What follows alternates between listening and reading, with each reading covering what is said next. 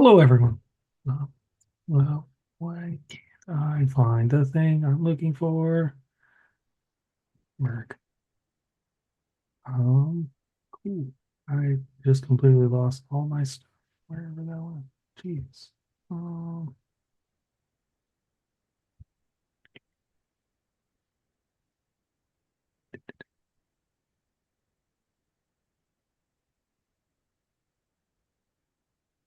Ring is off.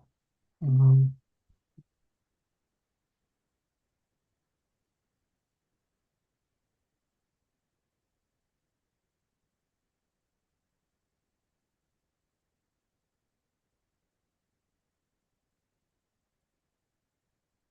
uh, yes and no.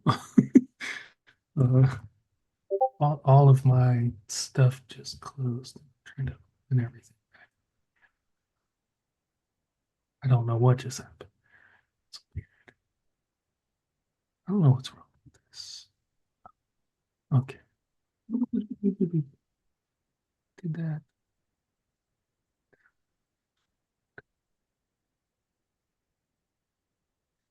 Okay. Um,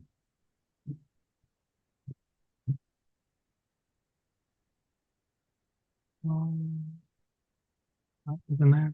Not open this. I am sorry, everybody. What in the world is life? All right. Um,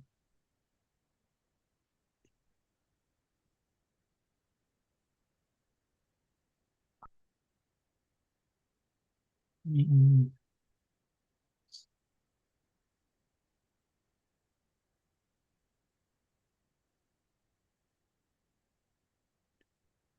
this.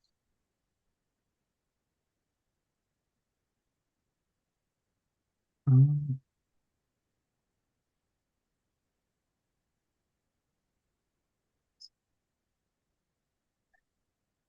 Cannot do anything.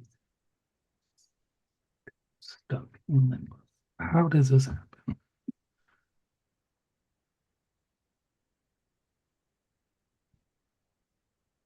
Okay. Yeah. If I could just get a second longer. I don't know what's happening.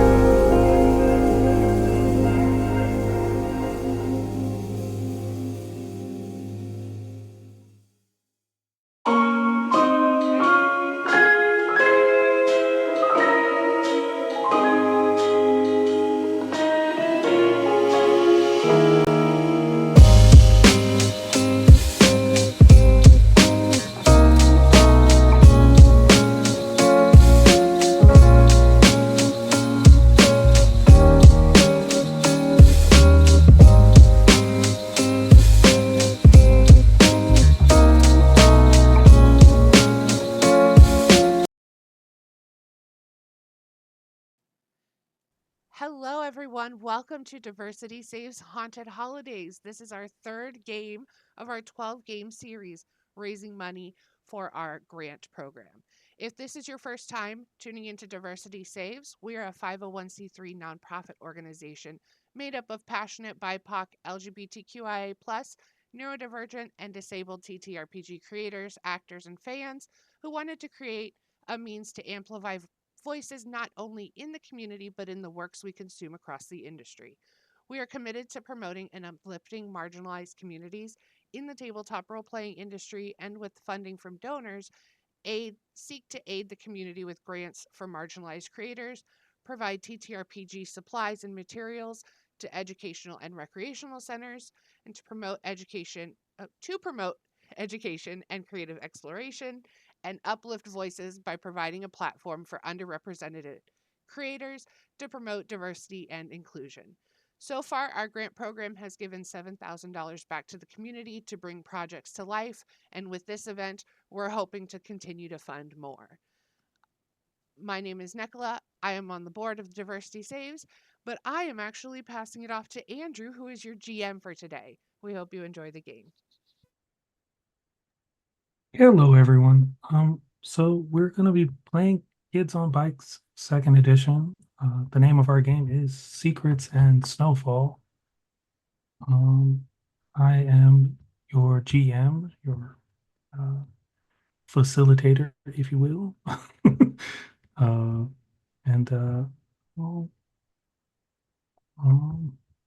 pass it on to another person. We'll popcorn this around. I'll throw it over to Kayla, close on my screen.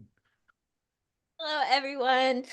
If you watched last night, because time moves in a direction, you enjoyed my chaos. I am back again to be chaotic. I'm Kayla, DM Dalliance. I have been playing in TTRPGs for 20 plus years. Again, time is nebulous, so the plus, I don't remember how long that plus represents.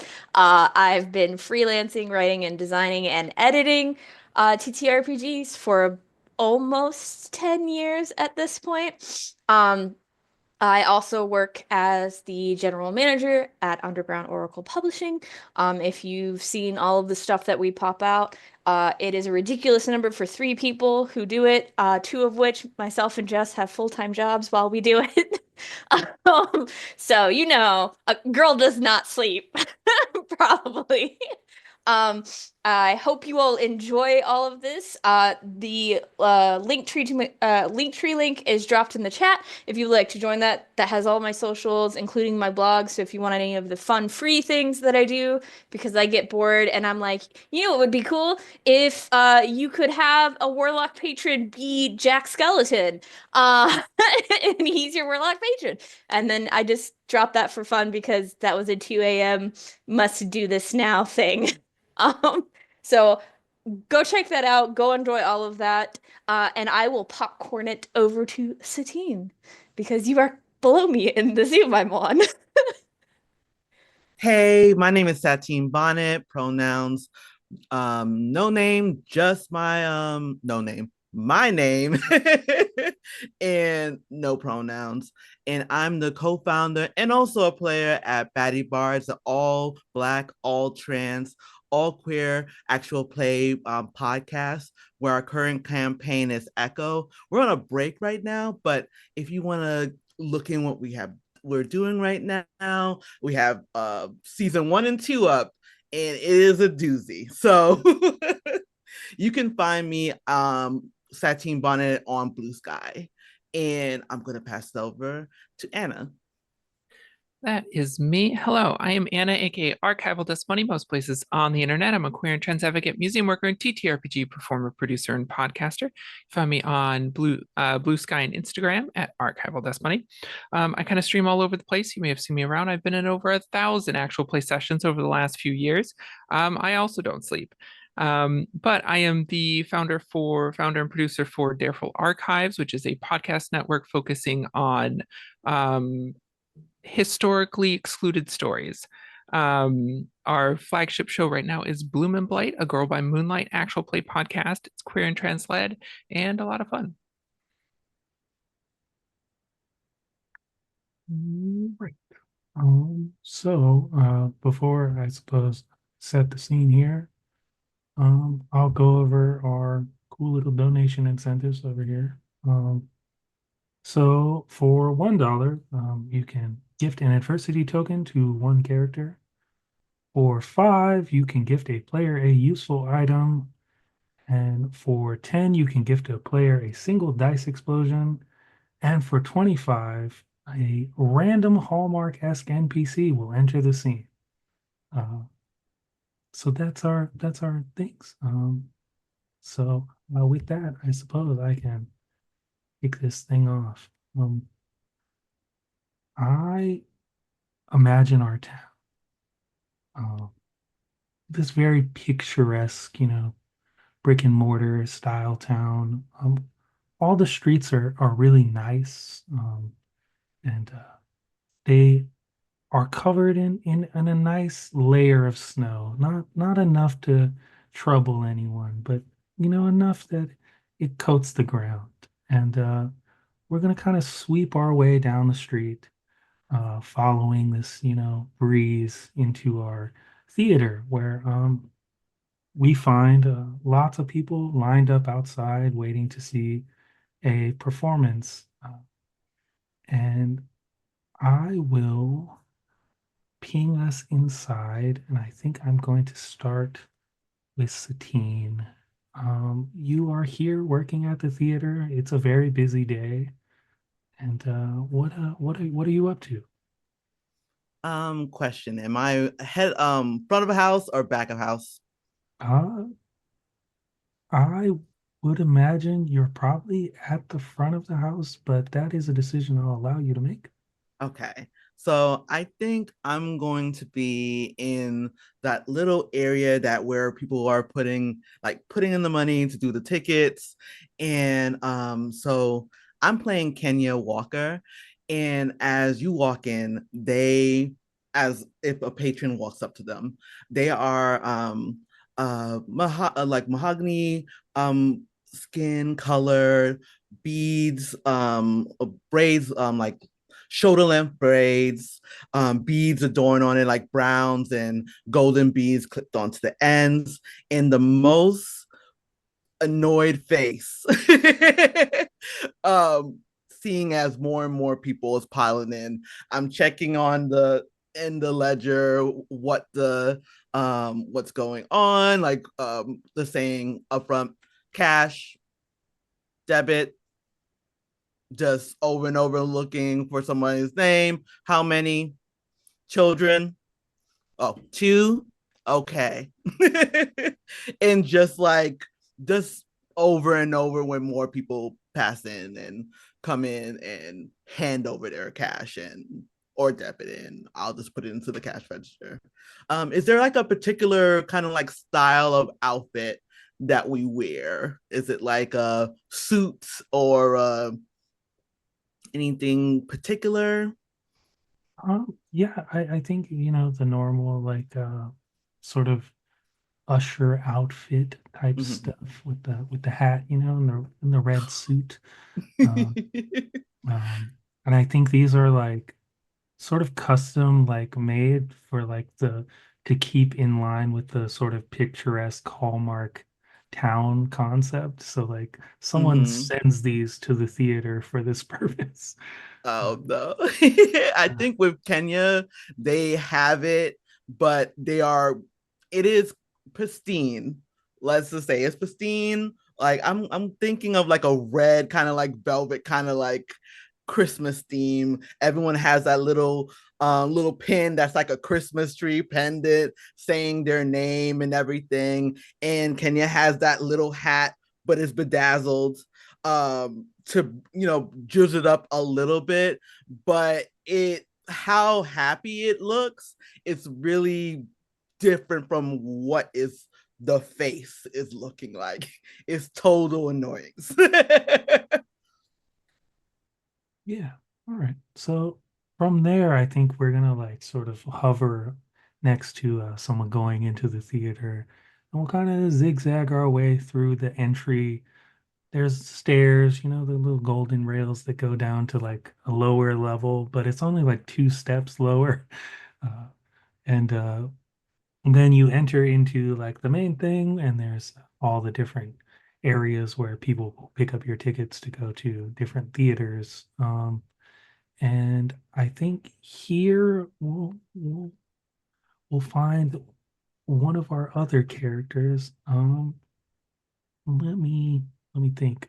Who who wants to be here? Uh, um, So I think we'll drop in here, and I will throw it to Anna. You wanna tell us how you got here in the theater? Yeah. So Kim is 18 years old, kind of pale, brown hair, pulled back in a ponytail right now because she's kind of working a case, but not really. There's not an active case, but there's always the case, capital C case. Um, I think her contact, the usher, who is who is just Satine's character, let her in the back door. And she's been kind of poking around back here because she doesn't trust Sarah, the manager of the theater, and thinks that the Creek family is caught up in the larger conspiracy that she has seen around town. But Kim is known as somewhat of a teen detective, very much the Nancy Drew type character. Um, the police hate her. A lot of people hate her, but a lot of people like her too. It depends on where you fall on some of the things that she has solved. She's been a nuisance to some people and a great help to others. She's kind of back here poking around, waiting for Sarah to leave. I think she wants to duck into Sarah's office eventually, if given the chance. But she's not going to push it because, like I said, there is no active case right now. All right. Then I am going to, because I'm not sure, throw it over to Kayla. Where do we find you in the theater? I am probably backstage getting ready, doing the whole like ridiculous like like purple people pickle eater, pick and I you see kind of a short 5'2", dark red hair, just really curly. If it was shorter, it might be considered like Shirley Temple-esque, like that kind of like extreme curly, but she keeps it a little longer. Right now, it's like pulled back and stuffed under a hat.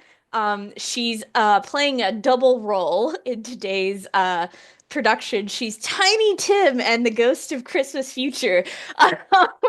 So she's got the like very stereotypical like vest going on. You get the hat with all of the hair stuffed under, like very obviously like bumpy because it has so much hair stuffed under it. Like fake smudges, fingerless gloves because for whatever reason every Tiny Tim has fingerless gloves.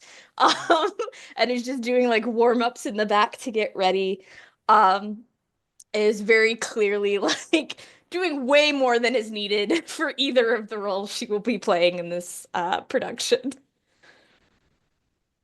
All right. Yeah, so I think we sort of focus in on the stage. We kind of pan our way out of the back of the stage and out to sort of the theater and see all the people sitting down, kind of gathering and getting ready. And there's a brief moment of everyone just sitting and waiting. And then I think the uh, Sarah is going to leave from the back, head out to monitor this performance.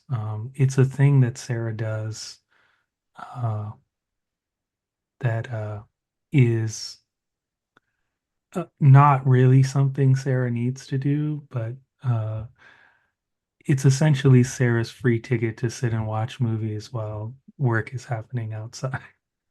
Uh, and so Sarah will monitor them to make sure everything is going correctly according to stage direction and all that, but doesn't actually need to be there. Um, And yeah, so Sarah heads out and locks the office, and heads into the theater. And I think we get there and we're a few minutes from the curtain opening, and people's phones start pinging. Oh, you get this ping, this noise. It's a blizzard warning. Um, and snow is has been falling all day, and in in absolutely no time, our theater is snowed in. And yeah, it's everyone is worried about the snow, uh, and also the the play that they came to see. I'm like very excited about that. Uh, and you start to get glimmers of panic, but I am going to go, I think, back to the front of the house at the ticket booth, and we're going to say, yeah, what is Kenya up to at this very moment as snow has just poured down, and you can see it's almost to the layer of where the glass is for the ticket booth. It's just immediate. We've gotten everyone in from outside because as the snow started getting heavier, I think we funneled all those people in, and we're sort of dealing with tickets inside uh, as a case by case basis. So yeah, where do we find you?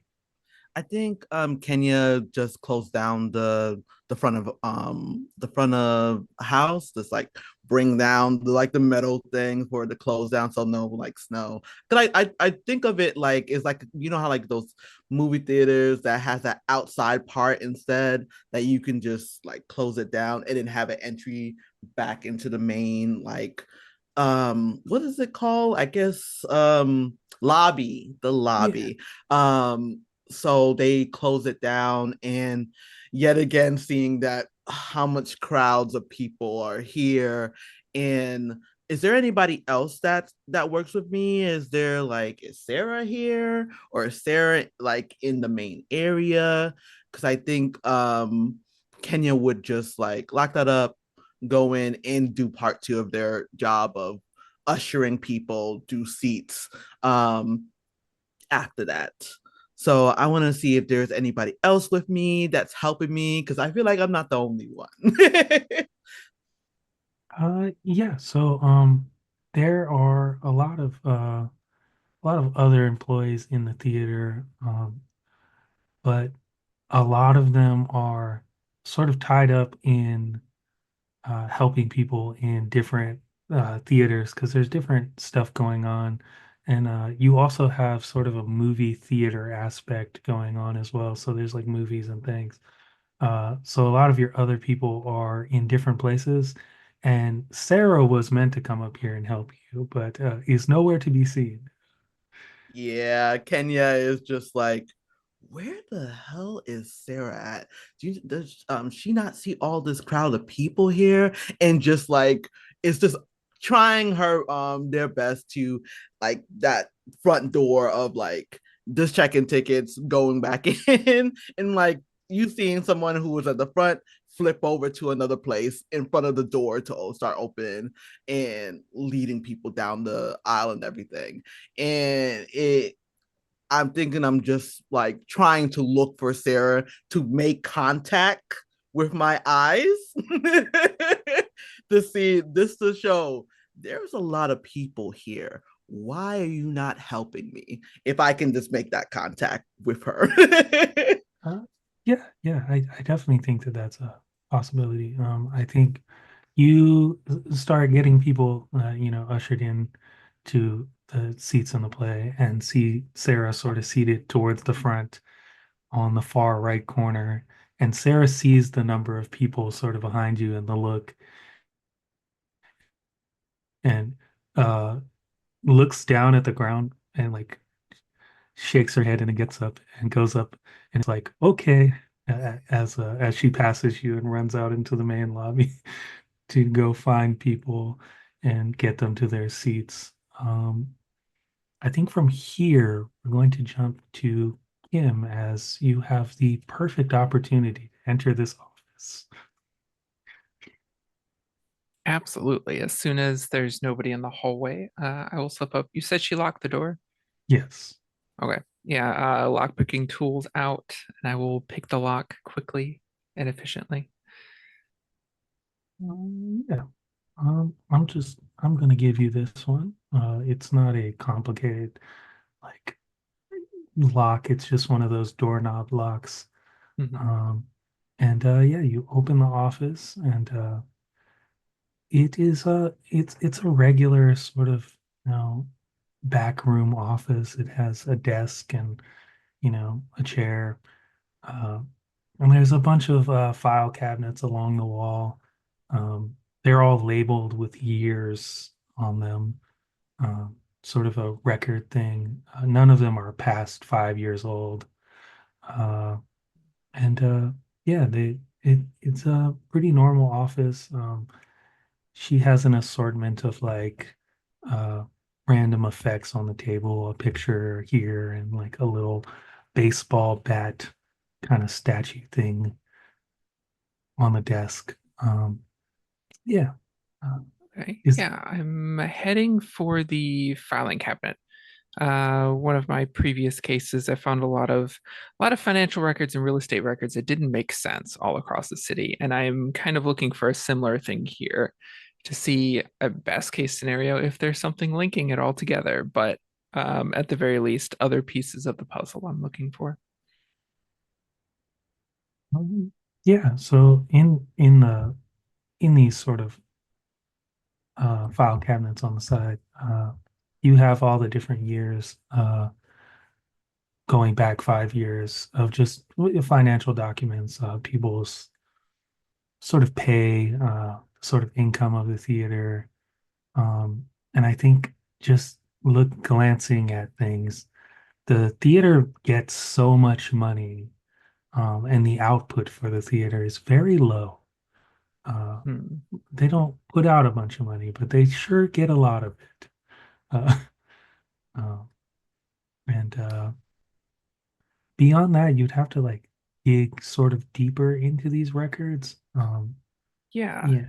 I think we see Kim shove a few of these folders into her kind of messenger bag that she has, and kind of hurriedly go over to the desk, looking for things that are hidden, maybe stuff taped to the bottom or the back of a drawer or something, things that somebody wouldn't want anybody to find. Uh, yeah. So I think under the desk, there really isn't, there's a garbage can under there. Mhm. Um, and I think looking around, kind of trying to find things stuck to the desk or like hidden in the desk, there's nothing there but a cluster of papers in the garbage underneath there. Do look like they're crumpled up and like tossed in there. Okay. Don't really look at them. Just kind of grab them and shove them in my bag, and I will quickly make my exit. Yeah. Uh, yeah. All right. And then we're going to jump backstage to uh, Elena.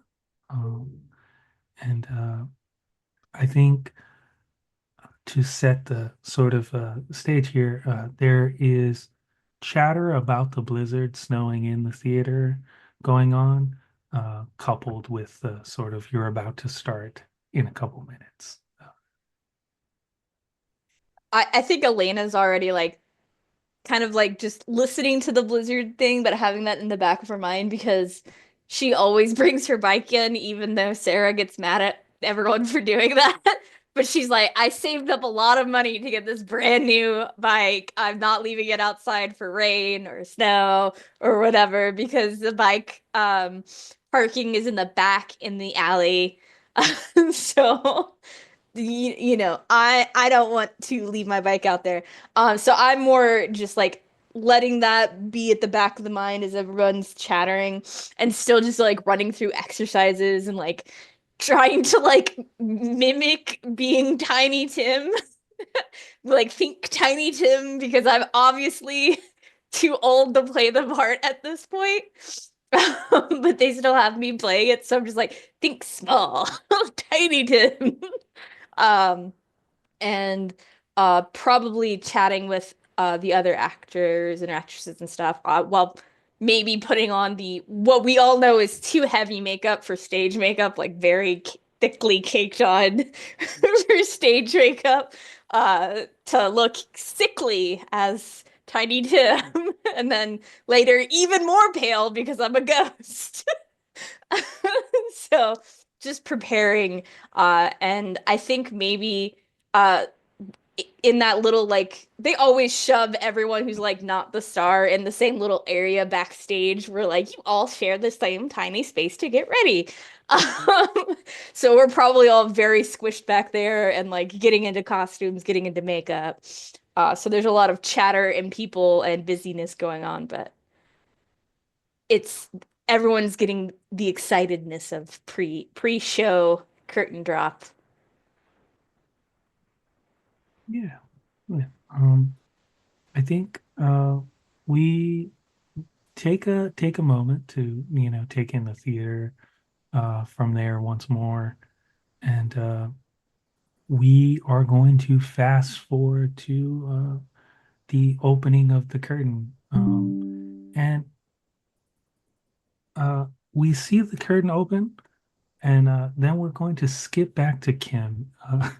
Um, and I think as you're sort of maneuvering your way out of the sort of back area where the office is, you hear a noise, and then you hear Sarah shouting for help. Oh, Well, I'm very nosy. Um, so I will immediately run towards where Sarah is shouting for help. yeah, Sarah is there, and there is a murder has occurred. Um, uh, is the first word Sarah says in a very calm voice, very, very calmly. A murder has occurred, and looks, and yeah, it appears that there is a person that has been murdered. They don't have any signs of injury or anything, but they don't appear to be living. It's an odd situation. Kim, I think, kind of steps back for a moment, kind of her stomach almost feeling like it's pulling up because she has solved a bunch of cases as a teen detective, but has never, I don't want to say been involved in because it sounds like she did a murder, but has never been involved in a murder case. um, this is probably her first time seeing, I don't know a better way to phrase it than a dead person in the wild. Um, she takes a moment and steadies her breath, quickly looking around before anybody else gets here and disturbs the scene. I would actually like to. I'm going to spend the first diversity token of the game to use intuitive, uh, which I spend it and I can ask about my surroundings, an NPC or the like, and the GM must answer honestly. Um, what do I see here that stands out that might be a clue? Is there something out of place? Is there something missing? Is there something not immediately obvious to this murder? I think the uh, the sort of uh, positioning of person is like they were just sitting here in front of like a doorway out back into the main lobby area. Um, yeah, but as far as like I guess indicators of what happened here, it appears that they got to how do I elaborate brain work? I'm gonna say that they don't appear like to have sort of any indicator of like how uh, they ended up being dead, but that they sort of were sitting back here on the ground and uh, then ended up dead. Uh, and there's no like indicator of scuffles. There's no like nothing's broken. It just looks like a person sitting on the ground by this door. Uh, so to, I guess, paraphrase that, it doesn't appear that a person interacted with them in this back room area.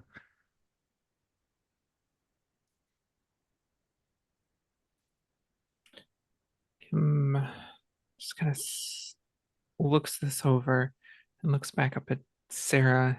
Did you see anything? Hear anything? Were, were you here when this happened? No, no.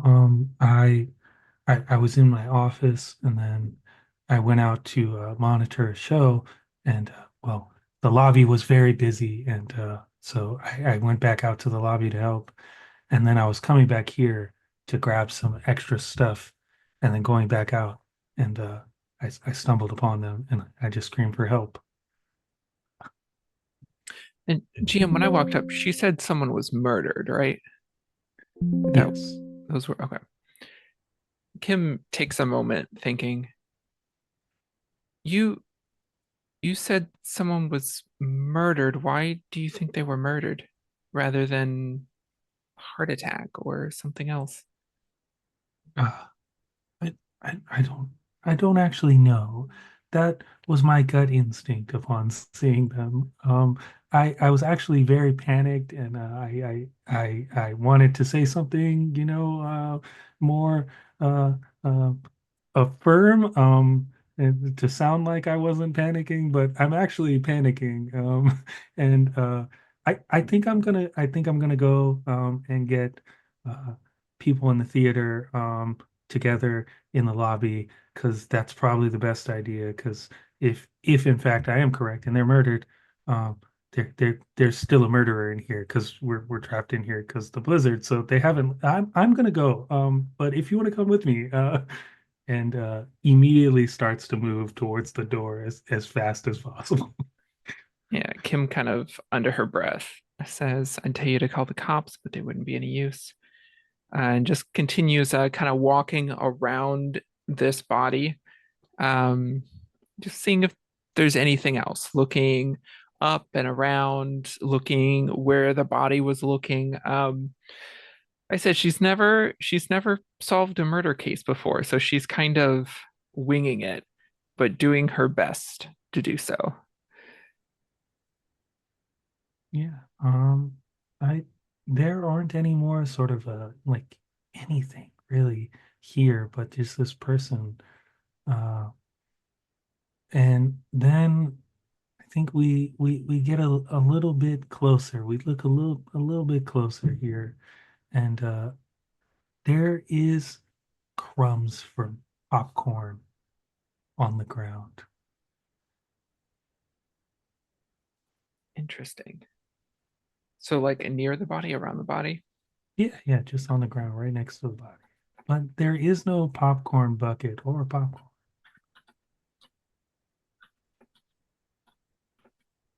Okay. Am I seeing any of it like on the clothes of the body, or could this have been popcorn that was, is it under the body? Like, am I seeing like, does this look like it was here after the body was here, or was it here and the body fell on top of it? It was here after. After. Okay. Interesting.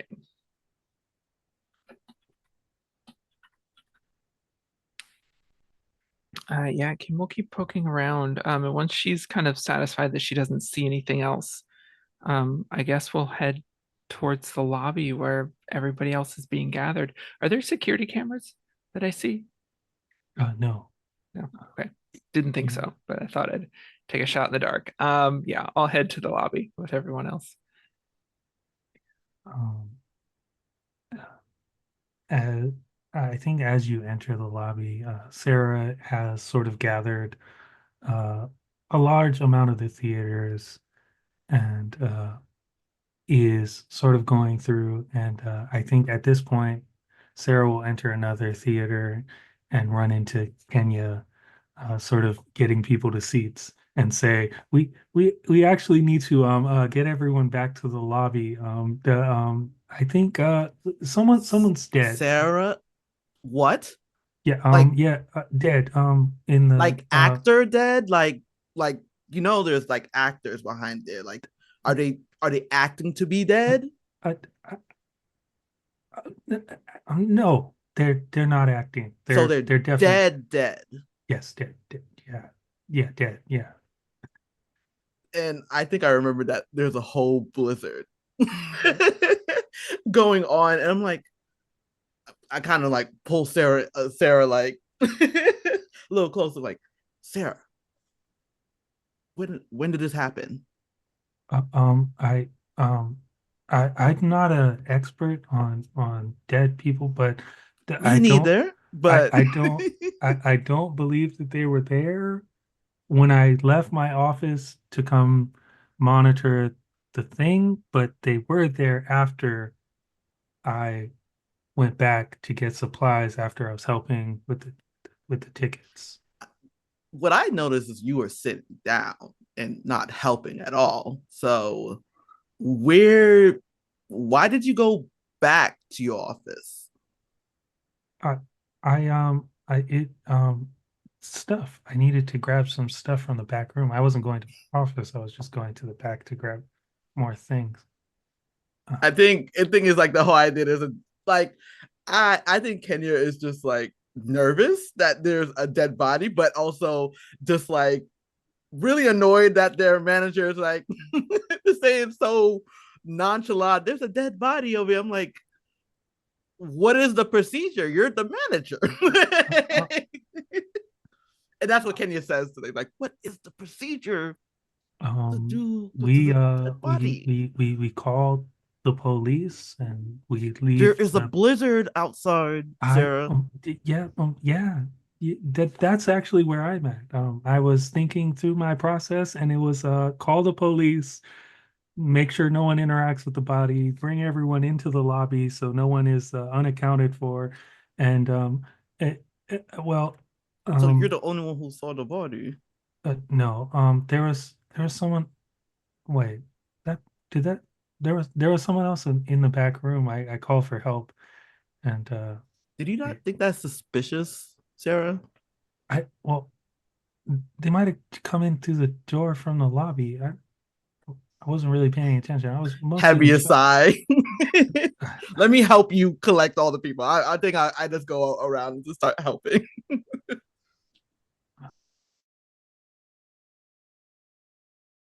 I think from there, Sarah just nods and goes on to the next theater, and I think that's where we'll find Elena. Sarah is emptying out the theater. We're mere seconds from the curtain opening, uh, and Sarah's just funneling people out of the theater and comes up the stairs through the door behind the stage and says, "We everyone needs to meet in the lobby because we're there.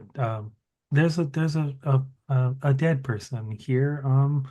And uh, procedure says that we gotta get everyone into the lobby so no one's unaccounted for. Uh, yeah. Are you? Yeah.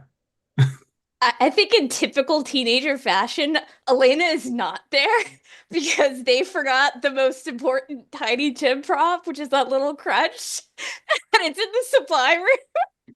So they've like panicked, running around in and out, going to the supply room, still doing vocal exercises. Walks in, doesn't pay attention to the dead body there, grabs the crutch, turns around, and is just like, "Oh wow, they really went all out for the Marley Brothers prop this year." Like takes a picture of it and sends it to the group chat with that, and then just like walks back out ready to get on stage for the performance. It's like, what is everyone doing? Um, I think I think this is a cool opportunity to get our group together. Um, and we'll sort of start I think Kenya, you're emptying theaters and getting people into the lobby. And I think you see Elena come out of the back room and head back towards the theater. I think Kenya is just like not saying there's a dead body, because that is not the best way to clear out a theater. I think I just say like, we have a issue going on right now. Let's clear it out. Clear it out, people. Let's get back. And I'm like seeing Elena go back in the theater, and just like, I think if there's somebody else there, I like nod to them and like clear them out. Cause I just think that Sarah, I hope Sarah is not going to everybody just saying there's a dead body. There's a dead body in there. But it seems like she yelling is. fire in the theater. Yeah. Yeah, that's what I'm like. I'm hoping, but it sounds like she is. So I'm trying to like, let's go ahead and see what Alana's doing. It's Elena. Elena's doing, because she's going back to the theater. I'm like, I think you see me coming out with the crutch under my arm, like mid texting the group, being like, "Oh my god, they got a great Marley Brothers prop this year." And I'm like, Elena, What? We're starting soon. did you? Where were you? And you hear that little like iPhone like message sent sound. I was getting the crutch. I forgot. Tiny Tim without the crutch is not really Tiny Tim. Like, it's like a more like, Oh, did you see the prop this year? And just like straight up turns around their phone. I don't know how the body looks. So I'm just looking at that. I'm like, so who is that?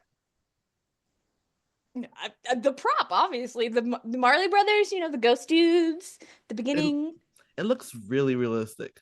We're Marley and Marley. Like, let me side note, I do not remember the play.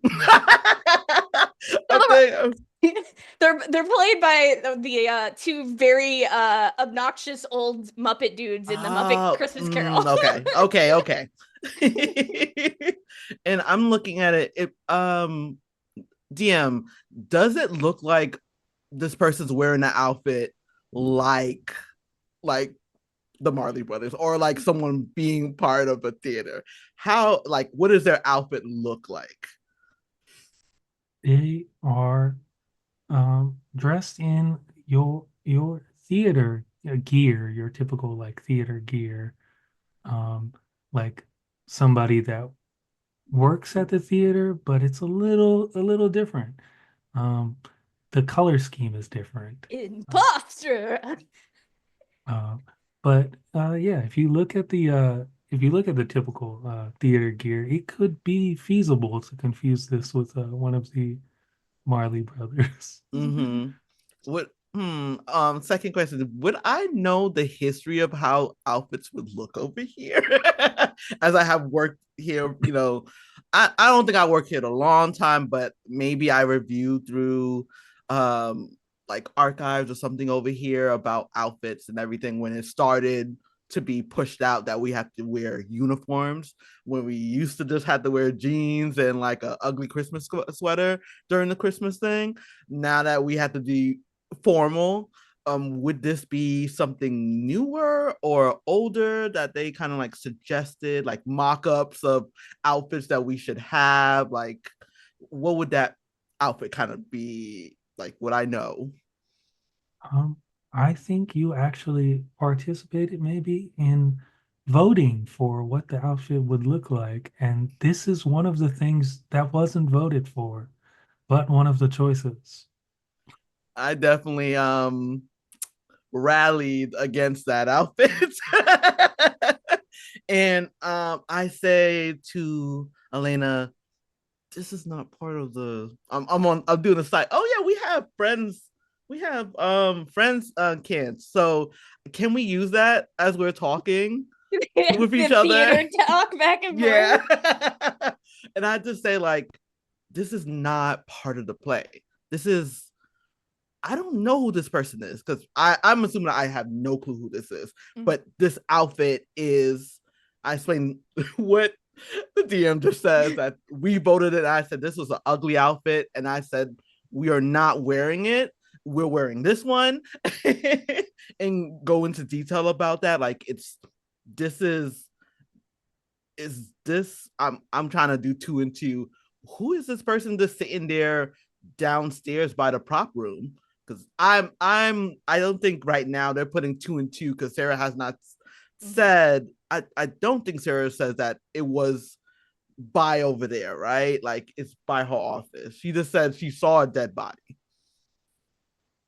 I have a question for the GM. Because I said that I took a picture of what I thought was a Marley Brothers prop and sent it to the group chat saying how great a prop it was, does anyone in the group chat recognize the person?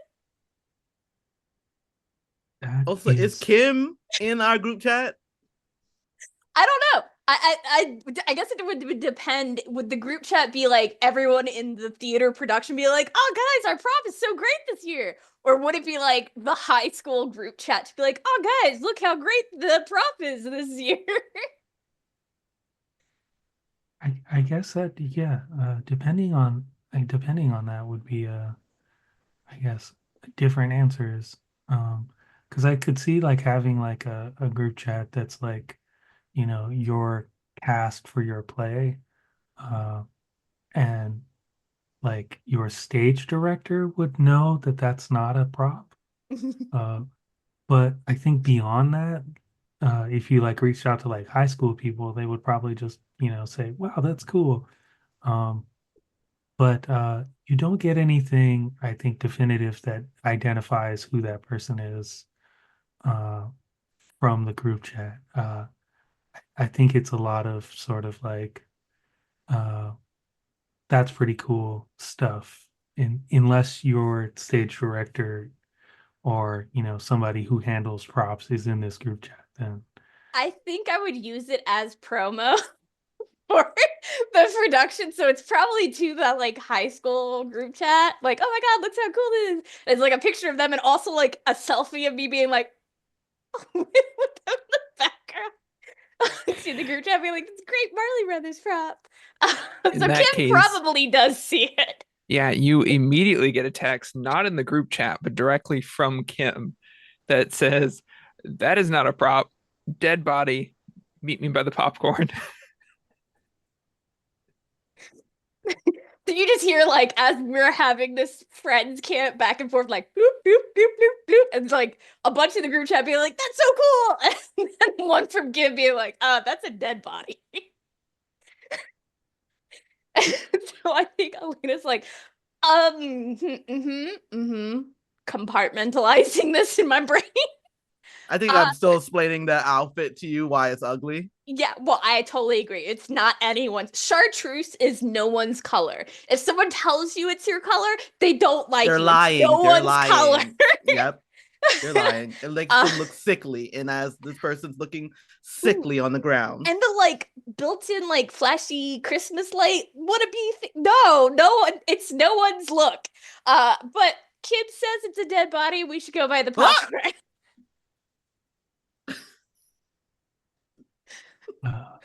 Yeah, I think at this point, Sarah has made it back to your sort of area, with the rest of the people from the theaters, and everyone is sort of gathered here in this lobby area. And Sarah goes to sort of give like a speech, and then says, um, I look, I think we all just stay here until I figure something else out. And yeah, and sits down on the two-step stairs down to the like the lobby floor, and just kind of looks at the ground. And it's like, don't know what we do here, but glad everyone's here. I think Elena's gonna like walk over to Sarah and be like, a great way to distract a large group of people is probably, I don't know, a play. Uh, uh, it- if this is a big if, If person was murdered, um, someone in here is a murderer, and if we keep everyone in the same room, uh, then they won't have the opportunity to murder people. But they'll also know that we know there's a murderer here. Uh, uh, no, I, I was clear. I was clear about saying that there was a dead body. I never said anything about murder. I'm only telling you because you're part of the. Wait, you could be the murderer. Oh my gosh. No murder happened here, and yeah, someone was found dead, and we need to figure that out. There. Before everyone can go back. This is classic Oriental Express, Sherlock Holmes, probably lists like another half a dozen detective-like shows and is like, if the killer thinks we might know they're here and we corral everyone they might want to deal with in one place, and they know that we know that they know that we know. I think then you just, oh, you could almost see the steam coming off their brain as they're trying to like do this. It's like, this looks obvious to me, like we know. And then they pause and turn to him and like, that made sense, right? Like, I think that made sense. You said you turned to me. Yeah, I was like, that made sense, right? Made sense in my head. Did it make sense in the? Yes, actually, if everyone's locked in the theater, I don't think keeping everyone in the lobby for hours is the best idea. But it's difficult to watch people if you have them. It's not good either way, honestly. I think Kenya jumps in and just shows Sarah on the phone. There's literally a dead person on our phone that's been passed through the groups. I feel like at this point in time, everyone knows there's a dead body in here. I think in response to this statement, we hear just a barrage of phones pinging throughout the theater and everyone looking at Sarah. Uh, and and then people sort of looking towards the door and like looking around, and just sheer panic has hit this like group of people in the lobby, but there's nothing for them to do. So they're just kind of standing here looking at each other and looking around like, we can't leave. We can't go back into the theater. What do and then they all sort of simultaneously turn to look at Sarah. What are we supposed to do here? You said there was a dead person, but that's like that's a dead person, an actual dead. That's really a dead person. Can I ask Sarah which theater is the biggest theater? Like which one is the biggest one? Oh wait, question. Would I know which one the biggest theater, and would there be a ability to put everyone in there? Yeah. So your biggest theater is in fact the same theater that our Christmas Carol production was in. Uh, and the reason why it's the biggest is because a top section sort of opens up and there's an upper floor full of seats. Uh, and so, uh, but in this iteration that we were doing the play in, that section wasn't open, but you could easily open that up and fit everyone in there. I think what Kenya says, if Pat and like says to Sarah side by side, if Panic goes in and there's only about there's you, me, and I'm thinking there's maybe at most, because if how the manager is acting, we are understaffed.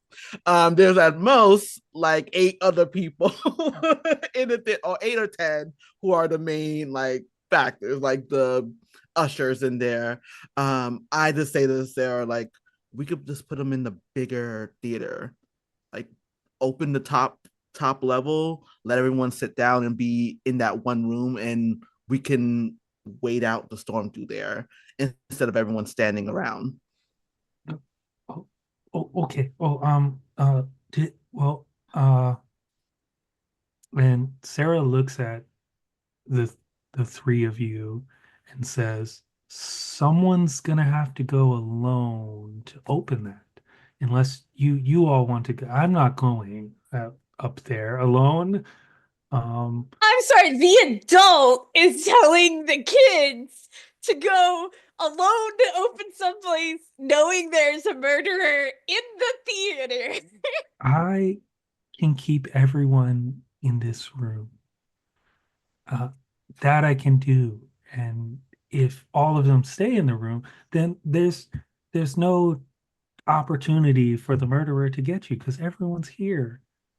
Uh, but I I have just no don't want to. trust in authority I any just don't longer. want to go by myself up there. I think like in the case of Kenya, Sarah has done this before to not to for like, oh, I don't want to do that.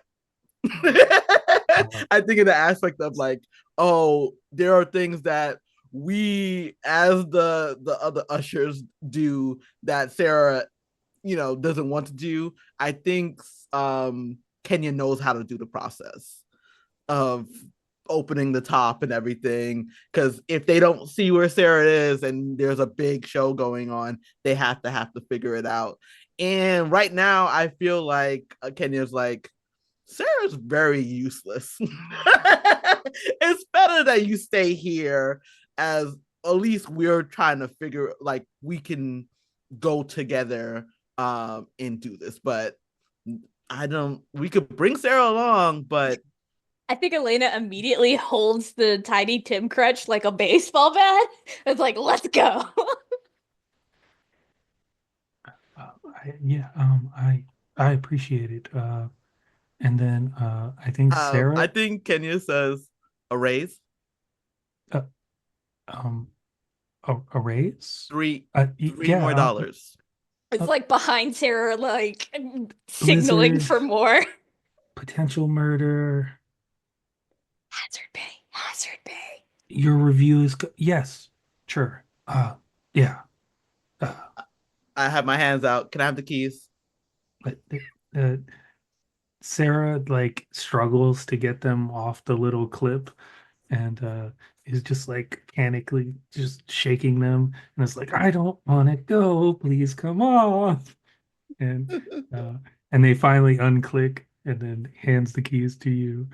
Says, yeah, good luck up there. I And don't need your luck, Sarah. And are we going? Have the keys in hand. I'll come with you. Give me just a moment. And I'm going to settle over to the popcorn stand, and just show them a picture of the dead body. Did this person buy any popcorn tonight? uh, no, I I don't recall seeing this person at all. But the uniform is the one that we didn't want. It's a god awful color. It's just I can't fathom why anyone would be wearing it, let alone be dead wearing it. Uh, yeah, Good I to don't know. know. Do you have any way to access card sales for popcorn? Like who it was? Yes, it'll take me a moment, but I can print it out for you. Yes, if you wouldn't mind, that would be wonderful. Yeah, no worries. That that seems fine. Yeah. Oh wait. Uh, Sarah, is it okay if I give this person the records for? Okay, I mean, because there's a dead person, and maybe the popcorn has something to do with it. That's what I'm thinking. Because I honestly, right? Uh, is that okay, Sarah? And Sarah just nods, and so they go over to the computer and they start typing things. While waiting, I'm looking at the group of people here. My knack is for recalling information, so I'm just storing this for later. I'm just taking mental notes of who has popcorn in this group of people gathered in the lobby.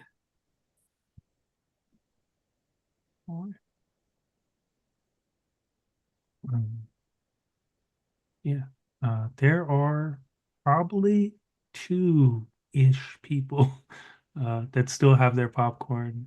And it appears that they have the popcorn because it's in a fancy sort of Christmas themed bucket that you pay extra for.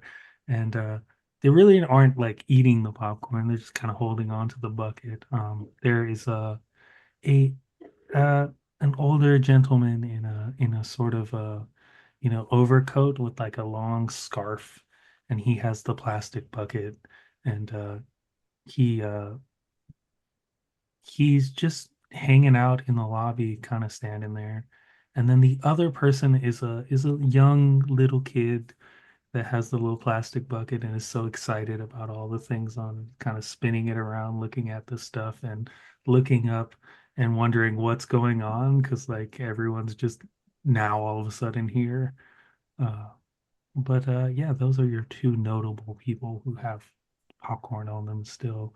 It looks like the mention of a dead person kind of just everyone got rid of their stuff and ran out the theater. Mm-hmm. Uh, That's fine. I'll wait for the receipts and then I'll meet up with the other two so we can go secure or go and open up the top level by ourselves with a murder on the loose. It'll be fine. Mm.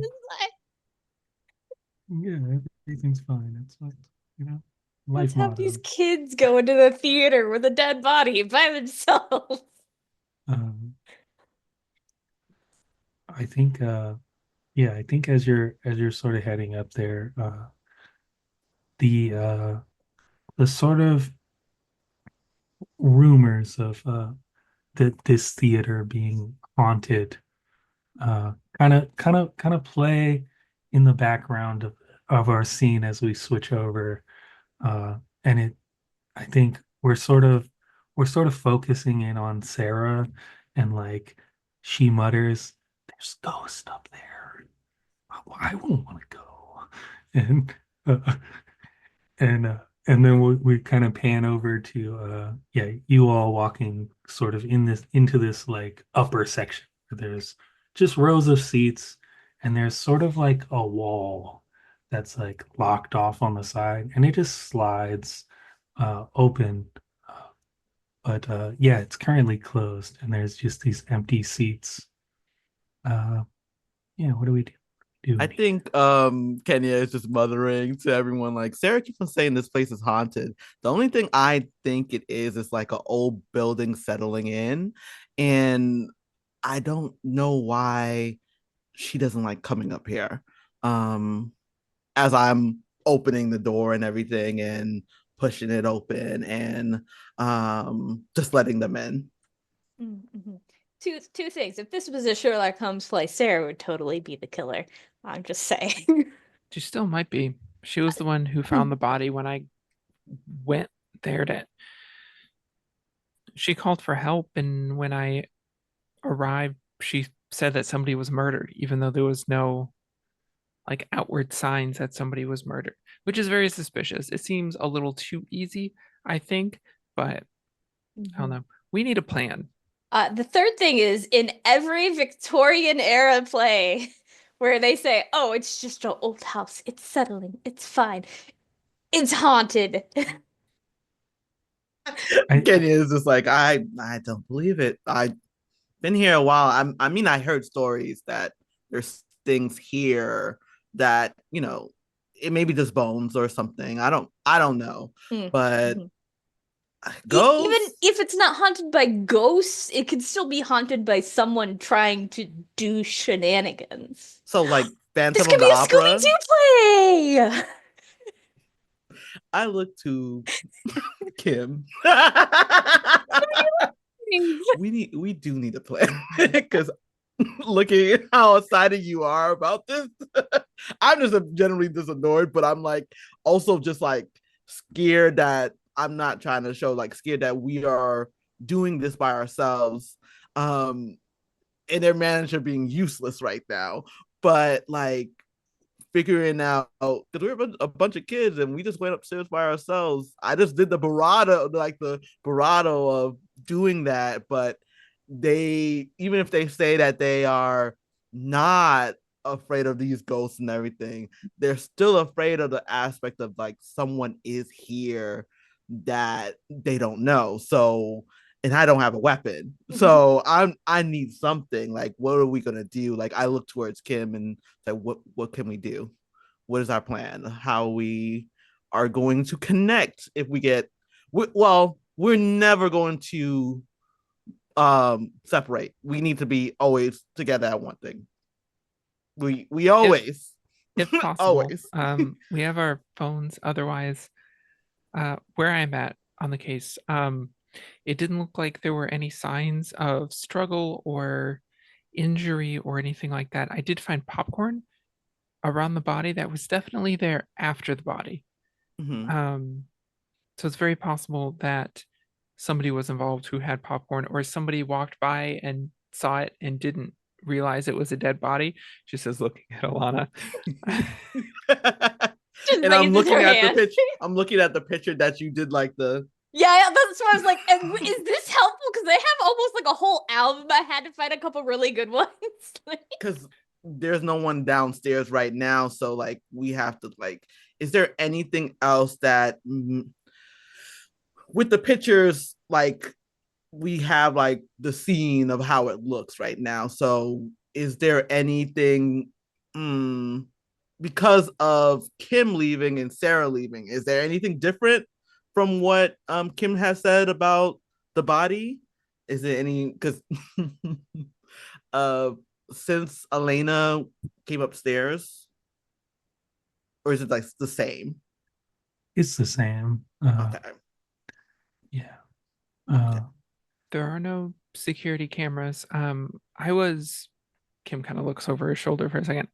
I was in Sarah's office. So I was nearby and I didn't hear anything until Sarah screamed for help. And then when I got there, she very calmly told me somebody was murdered, even though she didn't really have a reason to believe that. Mm-hmm. Weird clothes that shouldn't exist because you all voted them down Should may. not exist. Burn. Um, but who would have? I think like Kenya's put in a thing. Who would have designed them? Bef- I'm like Kenya's going through the process of like thinking. So this outfit was designed even though people vetoed it.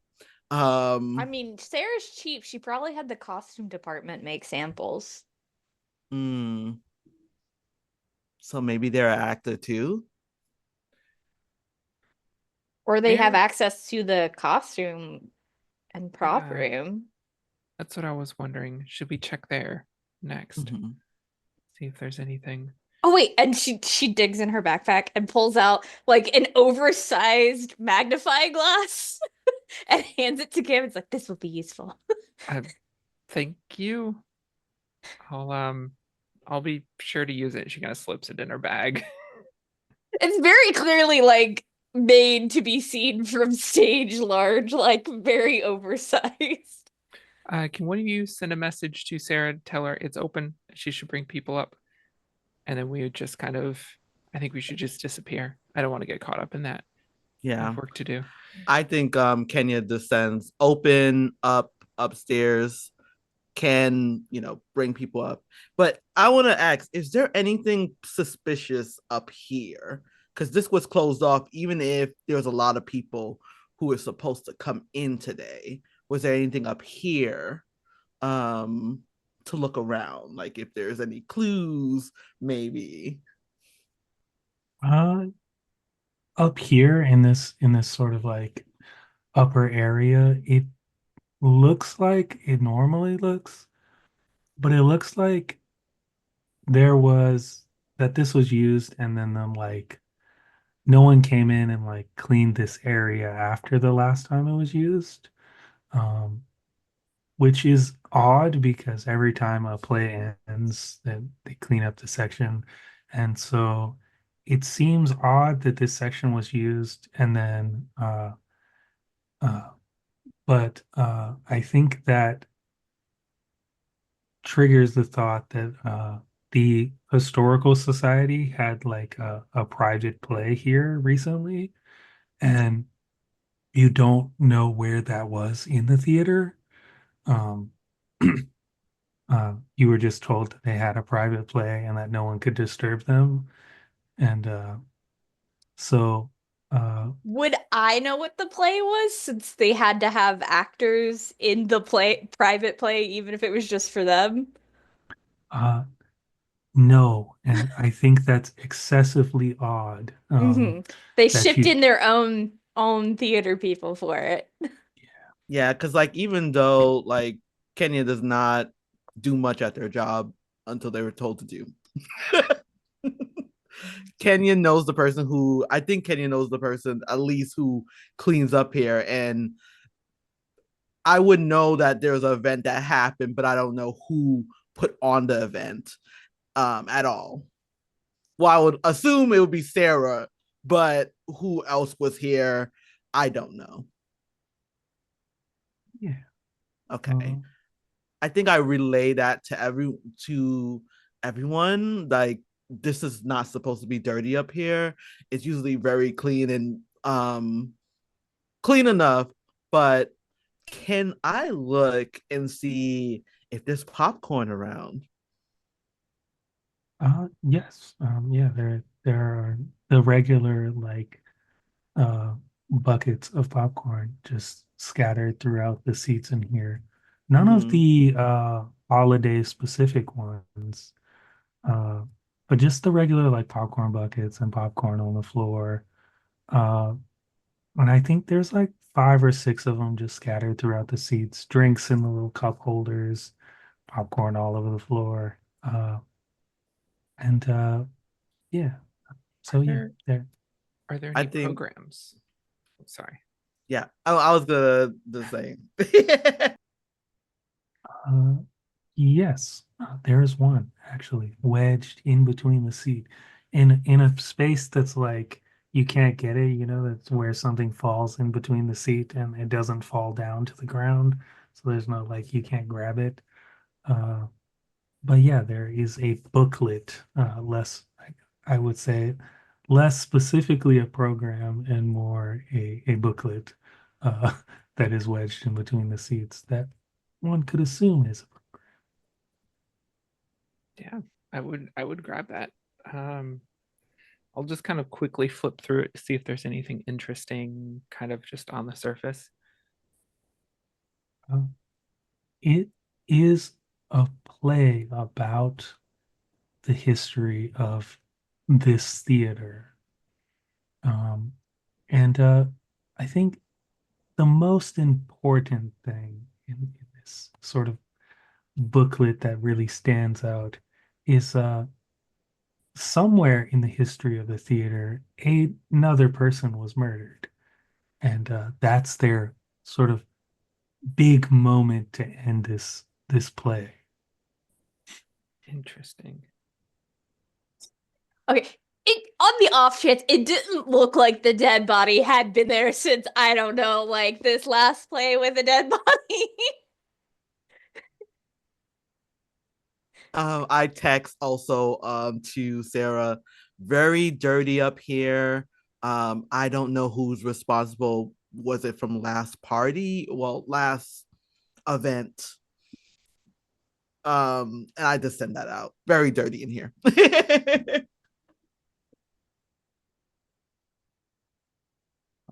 I think you get a text back from Sarah.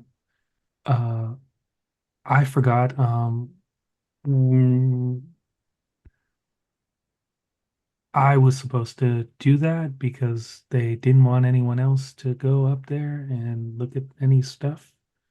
Um, just in case they left anything behind, they didn't want anybody else to have access to that.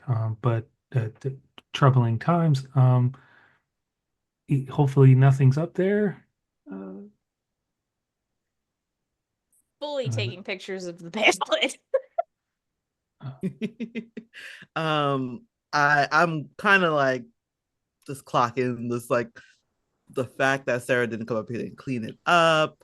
Um, like putting, I don't know if it's two and two, kind of like I'm scared to go up here and not supposed to clean up, like didn't clean up, is making Kenya very suspicious of Sarah. But they already have been suspicious of Sarah in the first place. It seems like this is just another thing to pile up of stuff that's very suspicious about you. Scared to come up here and clean, but like you're scared to, go up there in general, but you didn't clean up the event that happened. And I will text like, in general, would I know when the event will happen, or do I need to ask Sarah when it happened? it was about a week ago, and they had a sort of big thing at the historical society, like building, and then they had this play shortly after that. So about a week ago, it happened. Okay. When I think I tell everyone. I just tell everyone about it. when I was near the body, it didn't, like a week-old body would smell. Like it didn't seem like that, right? No, yeah. Knowing the historical society was here though, I'm gonna use my phone and look up the historical society website and check out their board and see if we recognize anyone. Uh, yeah, actually, I believe you will identify the person as a member of their board.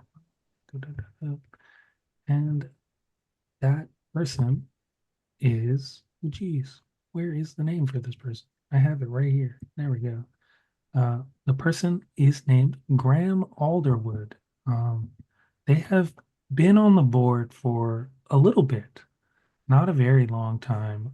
Fairly recently came in um, when the transition from the theater being sort of a historical monument type thing, uh, uh, also switching over to filming all the sort of Hallmark films. So like right in that transition, and also when the schools switched over to being an art program and left sports. So uh, Graham was brought in to kind of facilitate that transition and help with that. I think as soon as Elena finds that, they zoom, take a screenshot, and go, ooh, and like hold out the phone.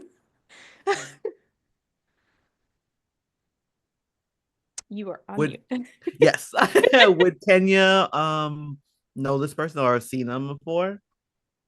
Yes, I believe Graham uh, is the type of person who would come into the theater and sort of peruse around and look at like different theaters and look at like structure and random things. So I think you would identify Graham as a person who comes in and says, "I'm part of the historical society, Kenya's and like, yeah, yeah.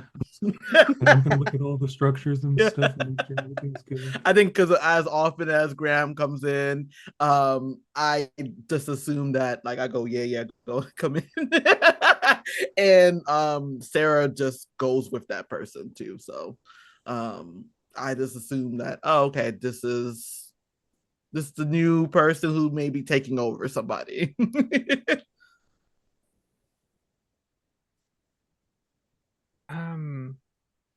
Pulling out the receipts from popcorn sales tonight, did Graham Alderwood buy popcorn? And do I see any other names on this list of people from the board?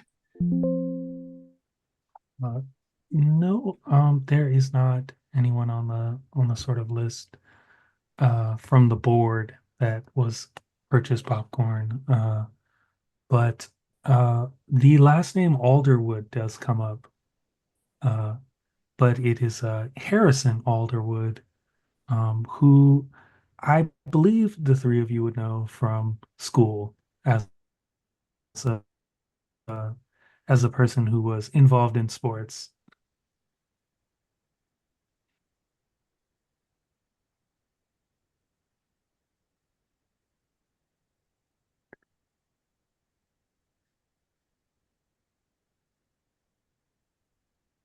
Uh, so they're involved in Bliss Forge High Sports or uh blanking on name of rival town.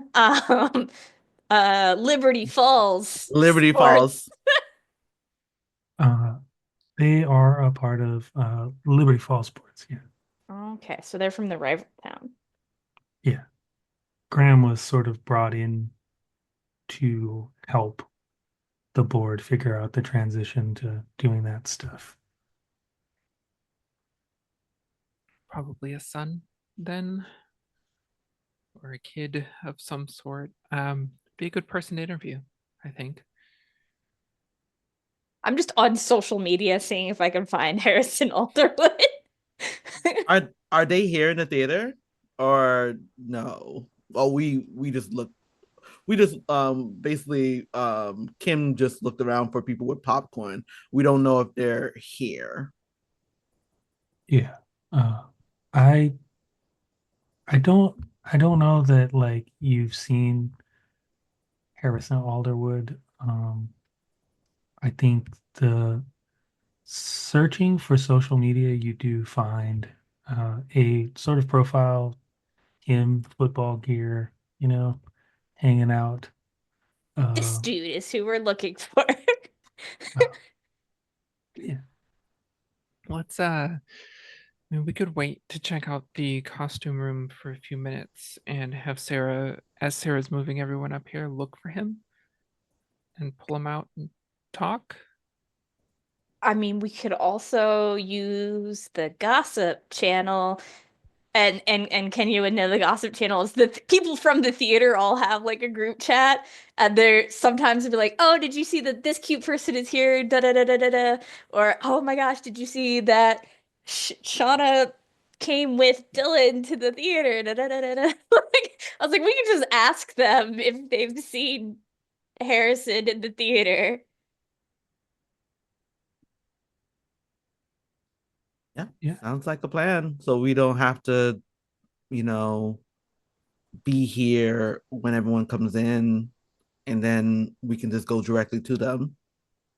Oh well, if they're all in one place, it'll be easier to find them if we know that they're here. If we do like send a text message, a mass text message. yeah. I'm gonna like find a good picture from their profile and like crop it in a way so it's not obvious it's from their profile. And then just be like, "Oh my God, girl, did you hear Harrison is cheating on his girlfriend? Do you know where he is in the theater? We gotta help him out. We gotta help her out. Like, come on." Like send it to the group chat. Uh, yeah, I think you get a bunch of pings and they're like short little video snippets of Harrison in the lobby, and people sort of funneling down the hallway, because this sort of short video clips that people are sending to this group chat is sort of like you can see that there's movement down the hallway towards the theater as Sarah's finally like ushering people into here. We have a beat.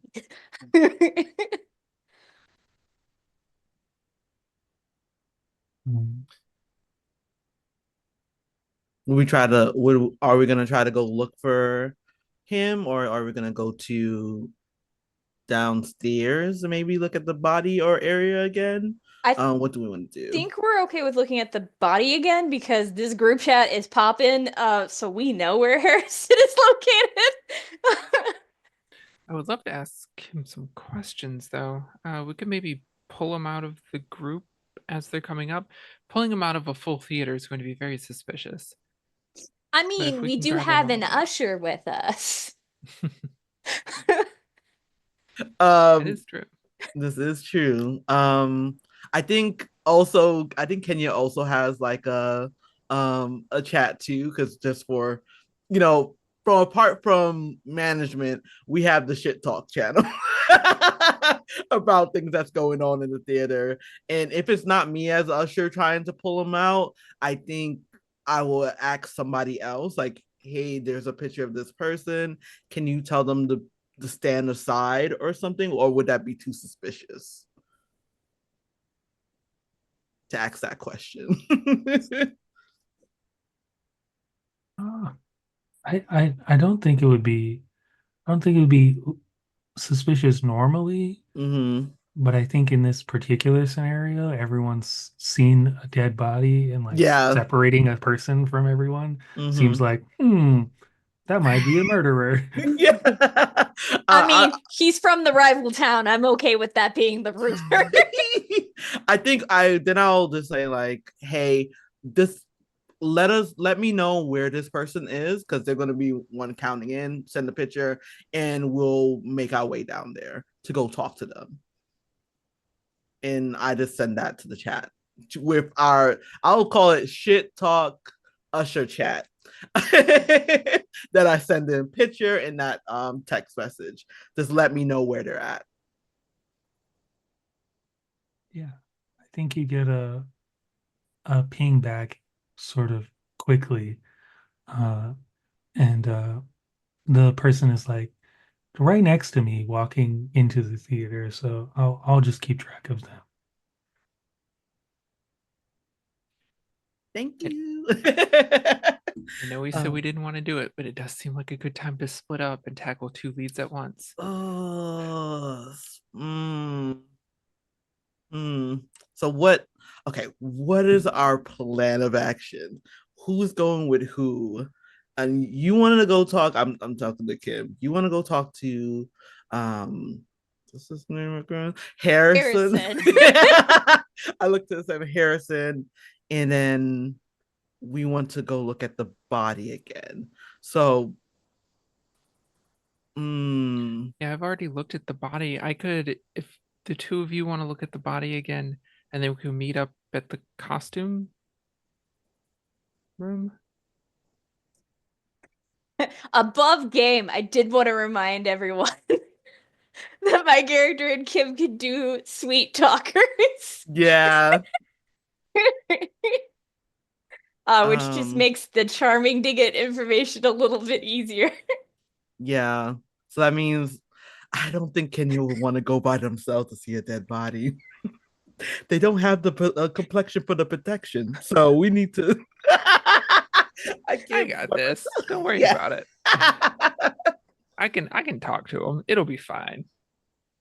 Okay. I need a weapon. Is there like something I could use? Is there a bat, a baton, or something I can carry if we go look down? And I guess we'll go into the costume area room, or we're meeting at the costume together. There's a Uh, lot in the prop room if you want to grab something. yeah, I think it was Kim going to question this guy, another group, Mm-hmm. either just Kenya or Kenya and Alana going to look at the body, and then we reconvene at the prop room costume room. Um, I'll just this is um wait, yeah, I think this is hard because I'm like I'm pro like we need to stick together in this, but at the same time it's mm, hmm. I also looking at Elena and like, does Elena has the ability to have my back if something goes down? That's also the other thing I'm thinking about too. I asked Elena, do you know how to fight? I know how to kick. And just like one of those high kicks. It's fine. Elena knows how to stage fight. You'll be fine. The heaviest side. Out of a D4 to a D20, Elena is a D4 in fight. Okay. Okay, I do have a D20 in fighting, so we maybe can make something happen. I can run. I have a D12 in flight. It's the all above table.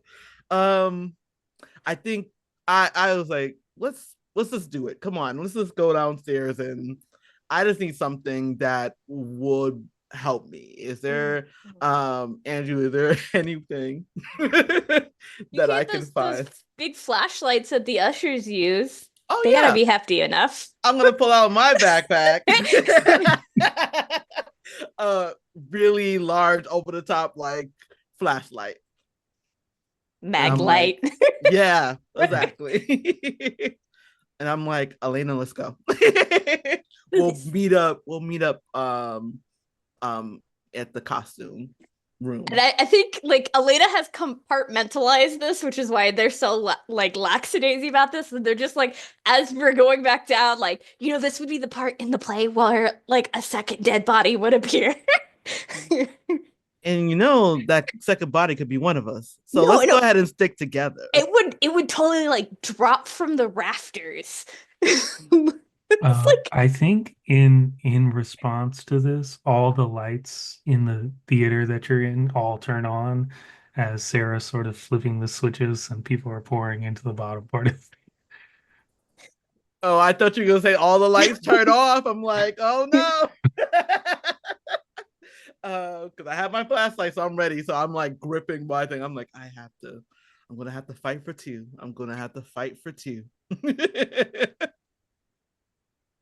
And make my way with Elena downstairs. Yeah.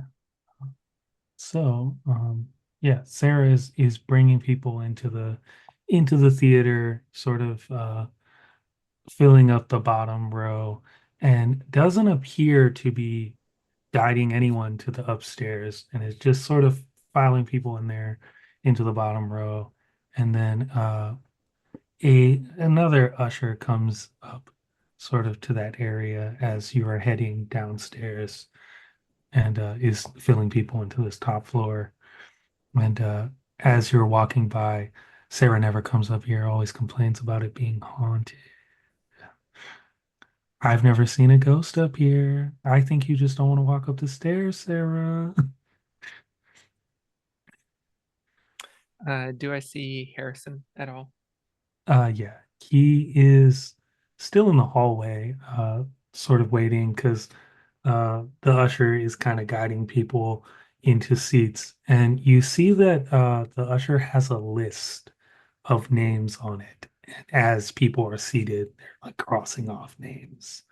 Um, and uh,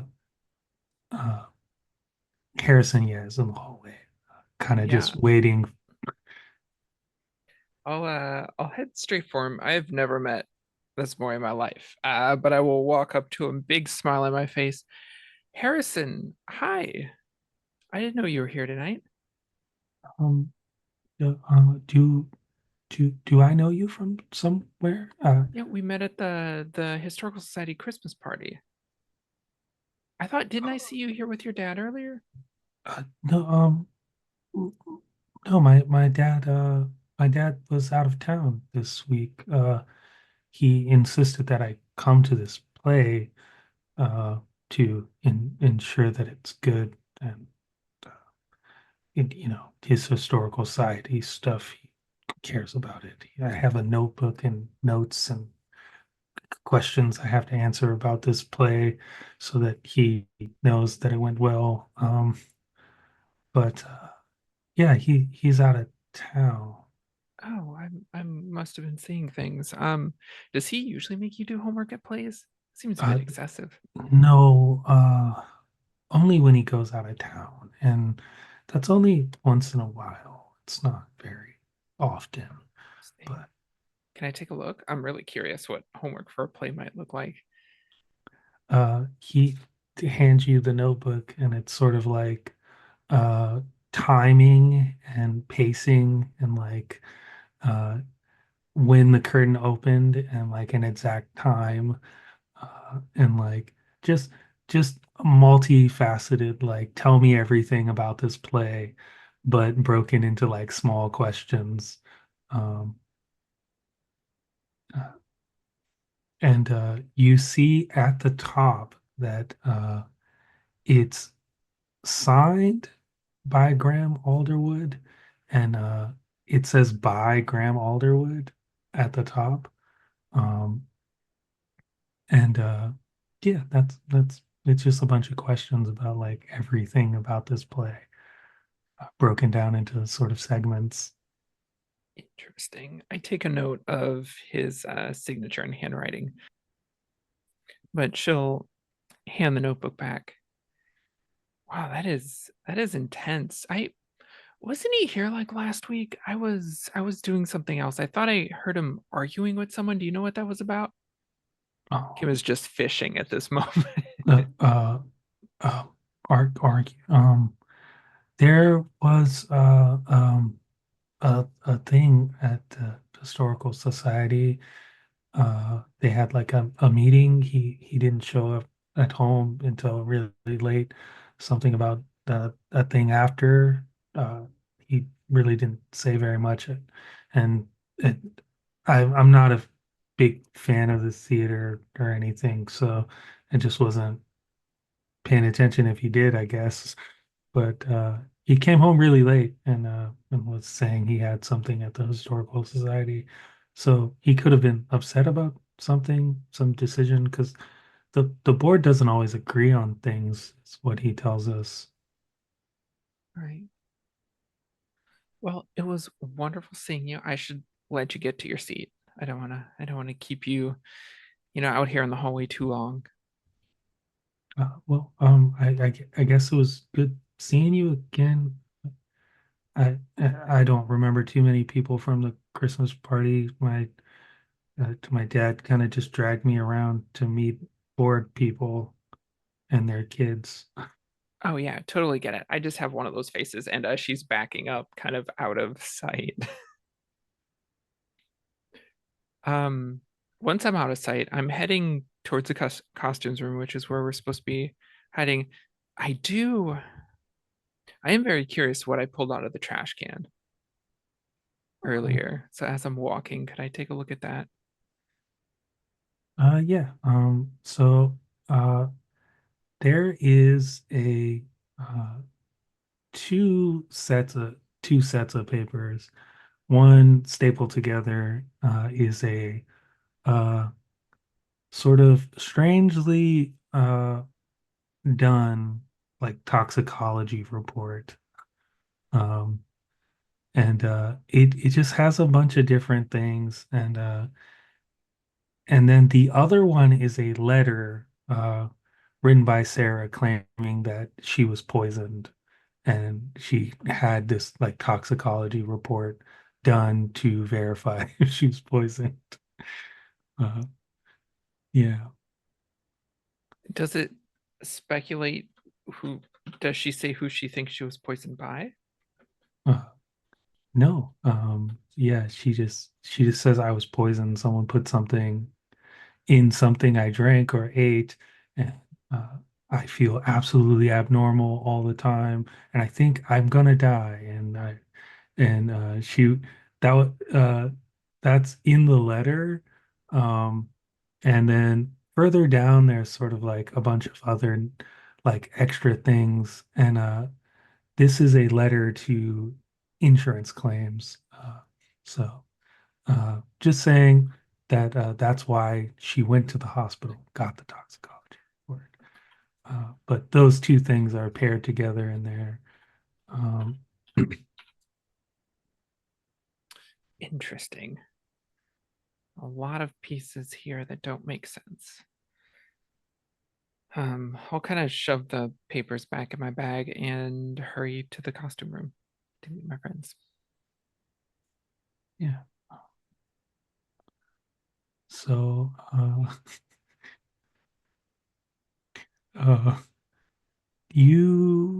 Kenya and Elena went to look at the body, right? Mhm. Yep. Yeah. So it's right through sort of the first door into that back room area. Now there are multiple sort of doors into the back room area, but it's like right through the first door on the left. I think Elena is like, "Don't touch the door," and like uses a cloth to open it. It's like that's what they say in all the crime scene stuff is gloves. Uh, and just starts taking pictures of everything because that's also something she remembers from crime scene things. Is there I'm like earlier we were talking about this body's just here. Like, is there like any other doors that we may have access? Wait, I do have the keys. Is there any door that I can I want to, if this is the outfit that they have now, and I'm thinking, we're gonna meet up in costuming. Can I just start opening random doors Yeah. as we Yeah. make our way downstairs? Yeah.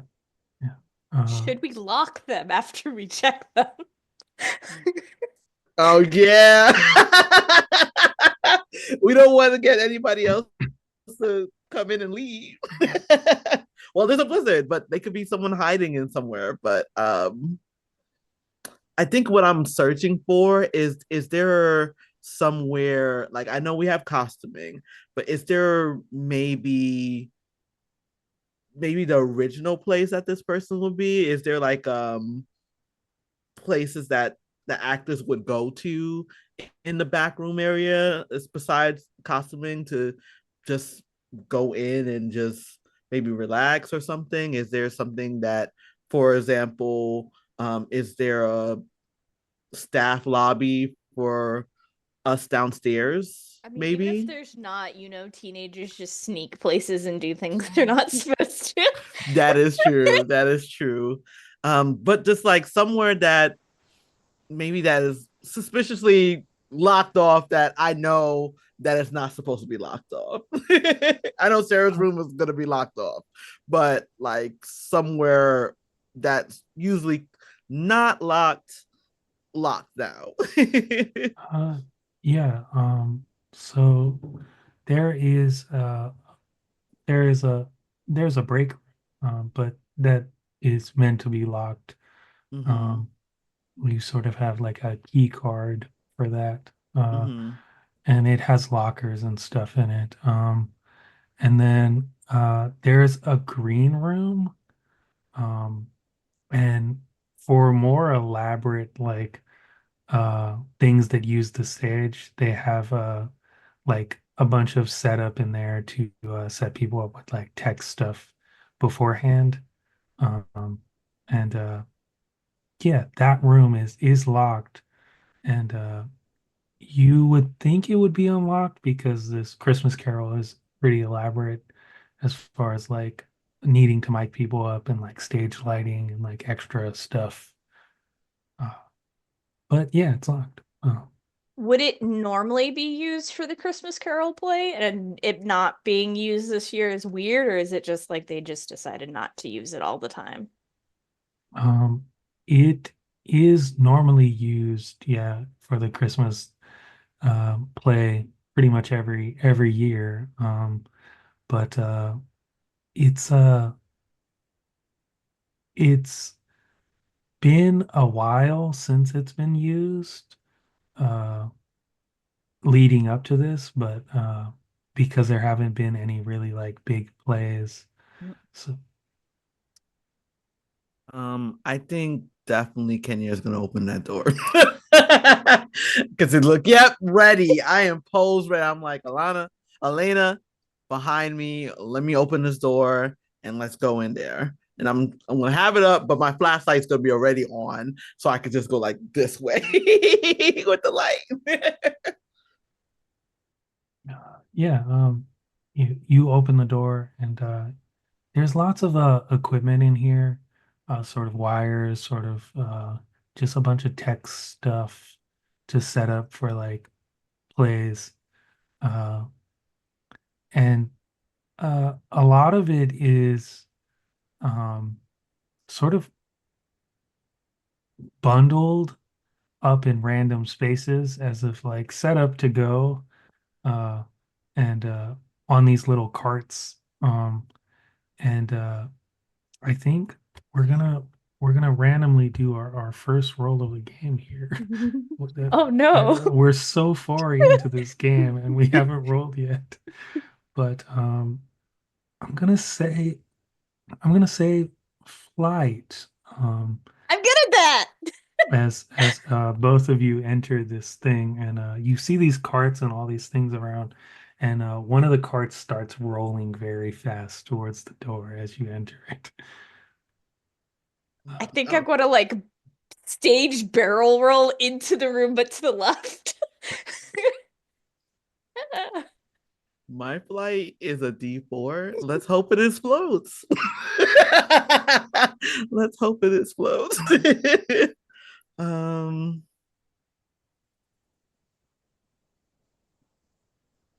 I got a 1 + 2. Three. All right. Oh, what was the challenge? Um, let me math here. Mhm. I'm gonna say six. I'm gonna say six sounds good. That is what I got. I got a 2. Yeah, this sort of cart just full of, equipment comes rolling down, and I think positioning wise, I think Elena gets into the room first, so is able to Mhm. get out of the way. Um, and yeah, this cart kind of barrels toward you, and I I'm gonna say that we can do a brawn roll here to sort of Mhm. mitigate Oh no. the effects of this cart kind of crashing into you in the doorway. Oh no. Okay. And what's the challenge? Uh, I'm gonna also say this one's a six. Six is Come solid. on, baby. Come on. I got a 7. Nice. Yeah. Yes. Um, so how do you, I guess, stop this cart? It's rolling pretty fast. They're meant to move really quickly throughout the theater to get to wherever they need to go. So uh, it's just been sort of like shoved and is rolling very fast towards you. I think like the original thing, like I'm like I see Elena and Elena's just going in, and I'm like, why is Elena just flipping over? And I'm going, boom! If it hits directly into me as I'm like, just like trying to like I feel like how high is it? How tall is it? It's like a regular cart. How is it? How big is it?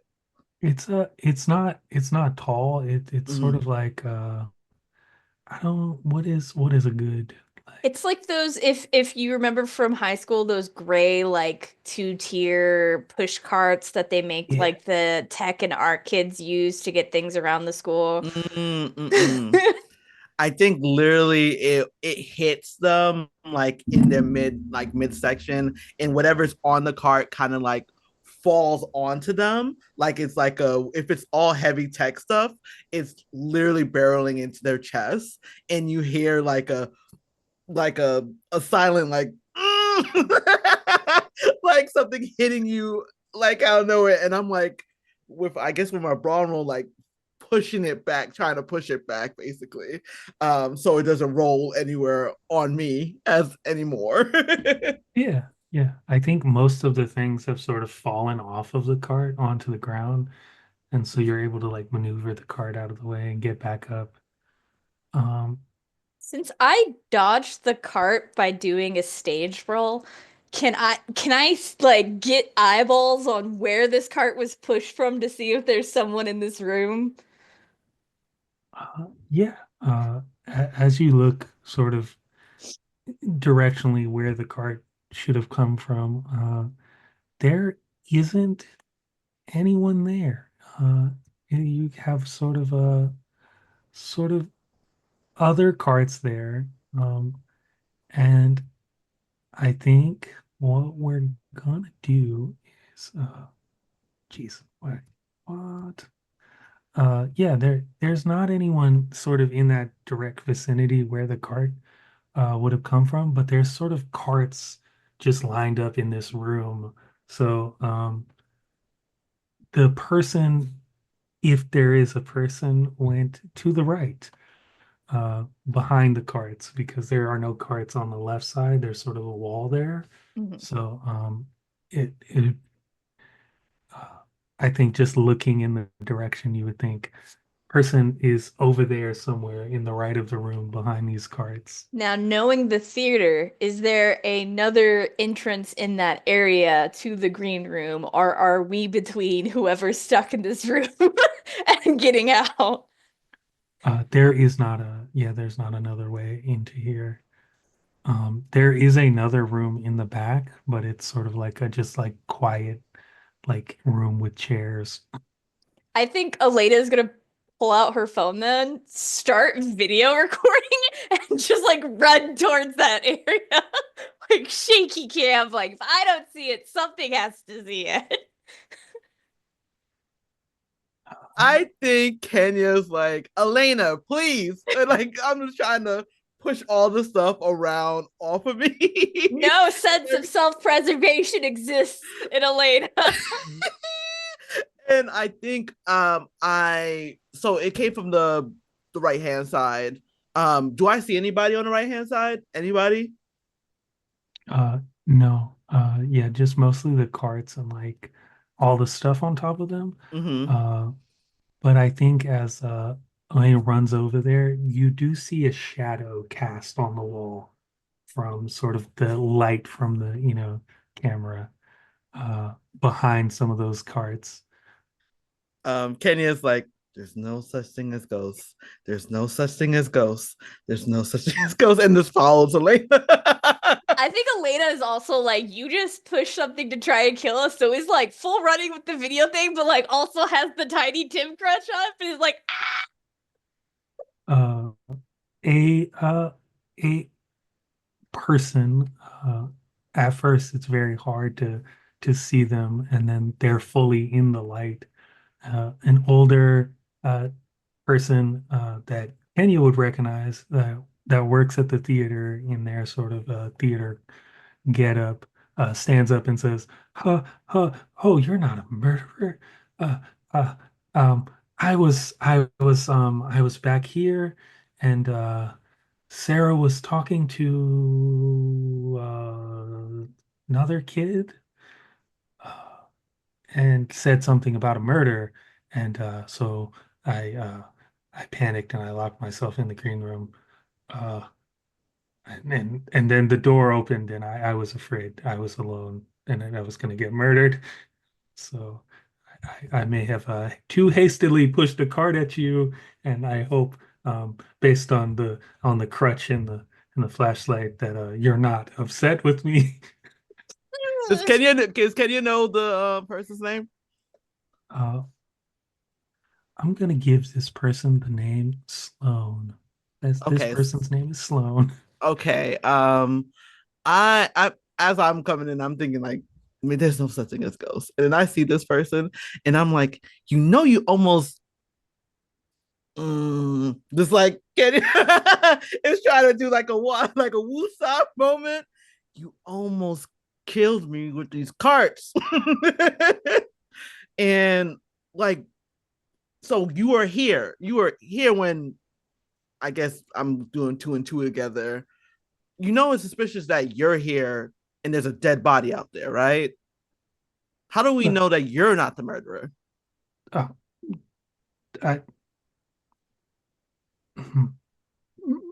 Murder, definitely not my thing. No, no. Dead people, no. Uh, all still of has that, the no. phone just recording. Just it's Flashlight on the person right now. it's a it's a Spotlight. it's a no across the board for me, and that's why I hid in this room Mhm. because I don't want any part of it. Hey, So you didn't hear anything else? I have a question. You were hiding back here long enough to hear Sarah and someone else talk about murder.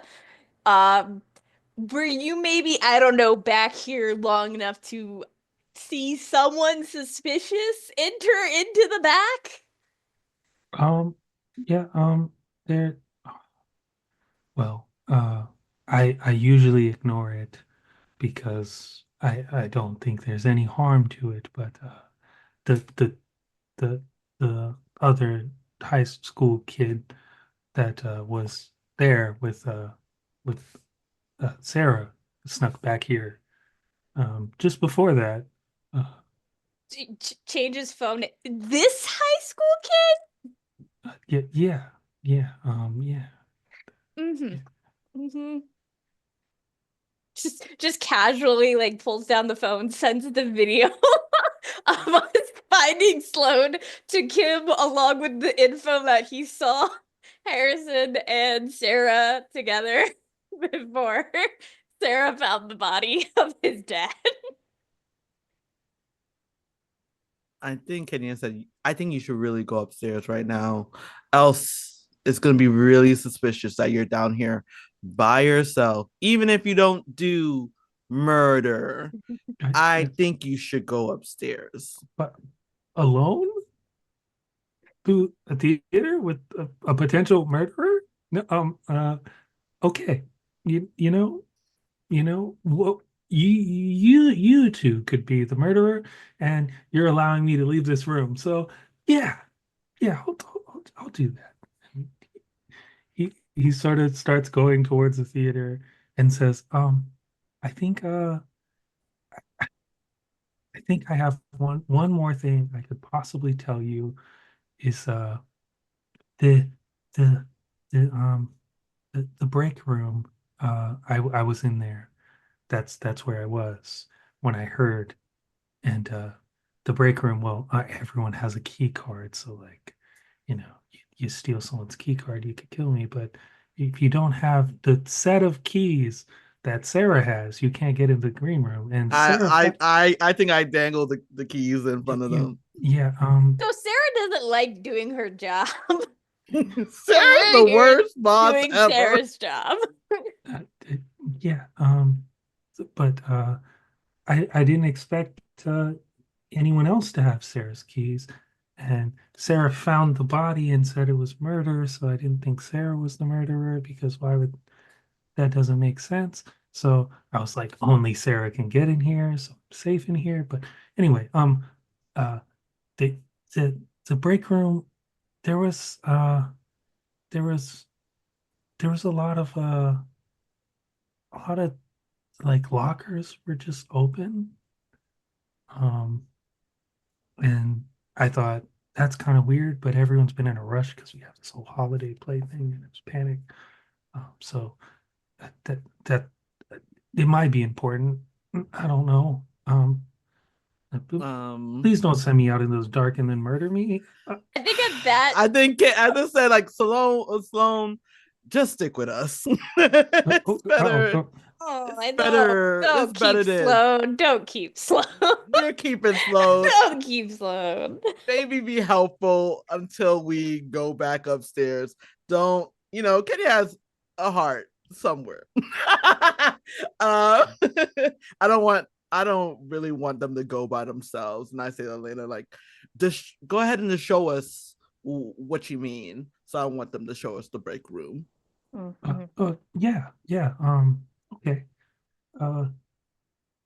Now I'm not leaving.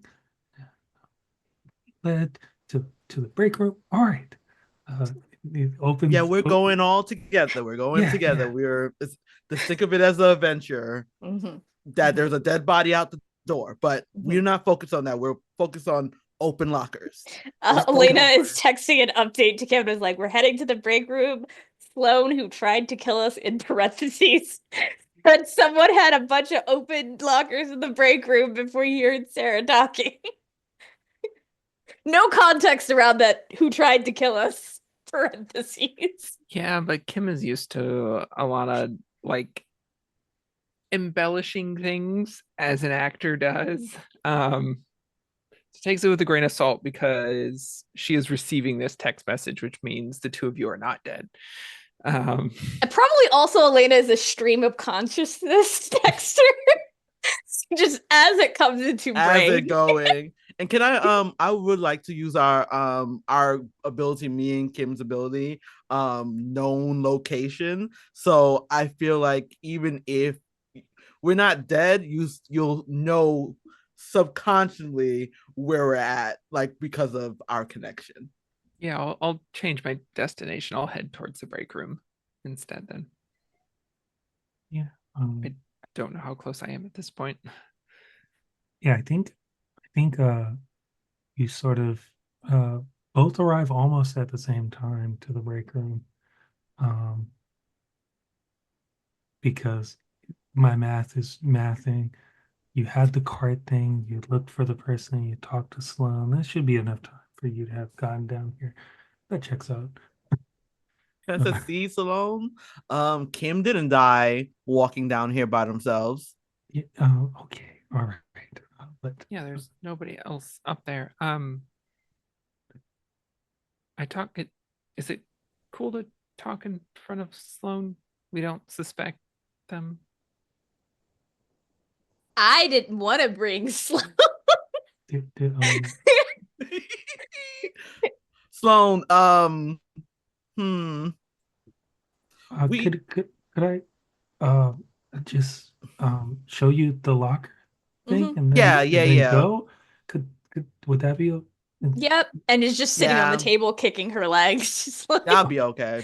To show us the lockers. I think awesome? what we can do is I guess we could text each other. Because we Mhm. know what we're looking for. I haven't said anything to Sloan about what are we actually looking for. We just need to see what the break room looks like. No look texting everything we're finding out in the group chat. Mm-hmm. Yeah, Sloan taps the key card against the little thing and opens the door. It's a seat, and a bunch of lockers are open, and all the people's stuff is in there. Uh, all the people working, their stuff is in there.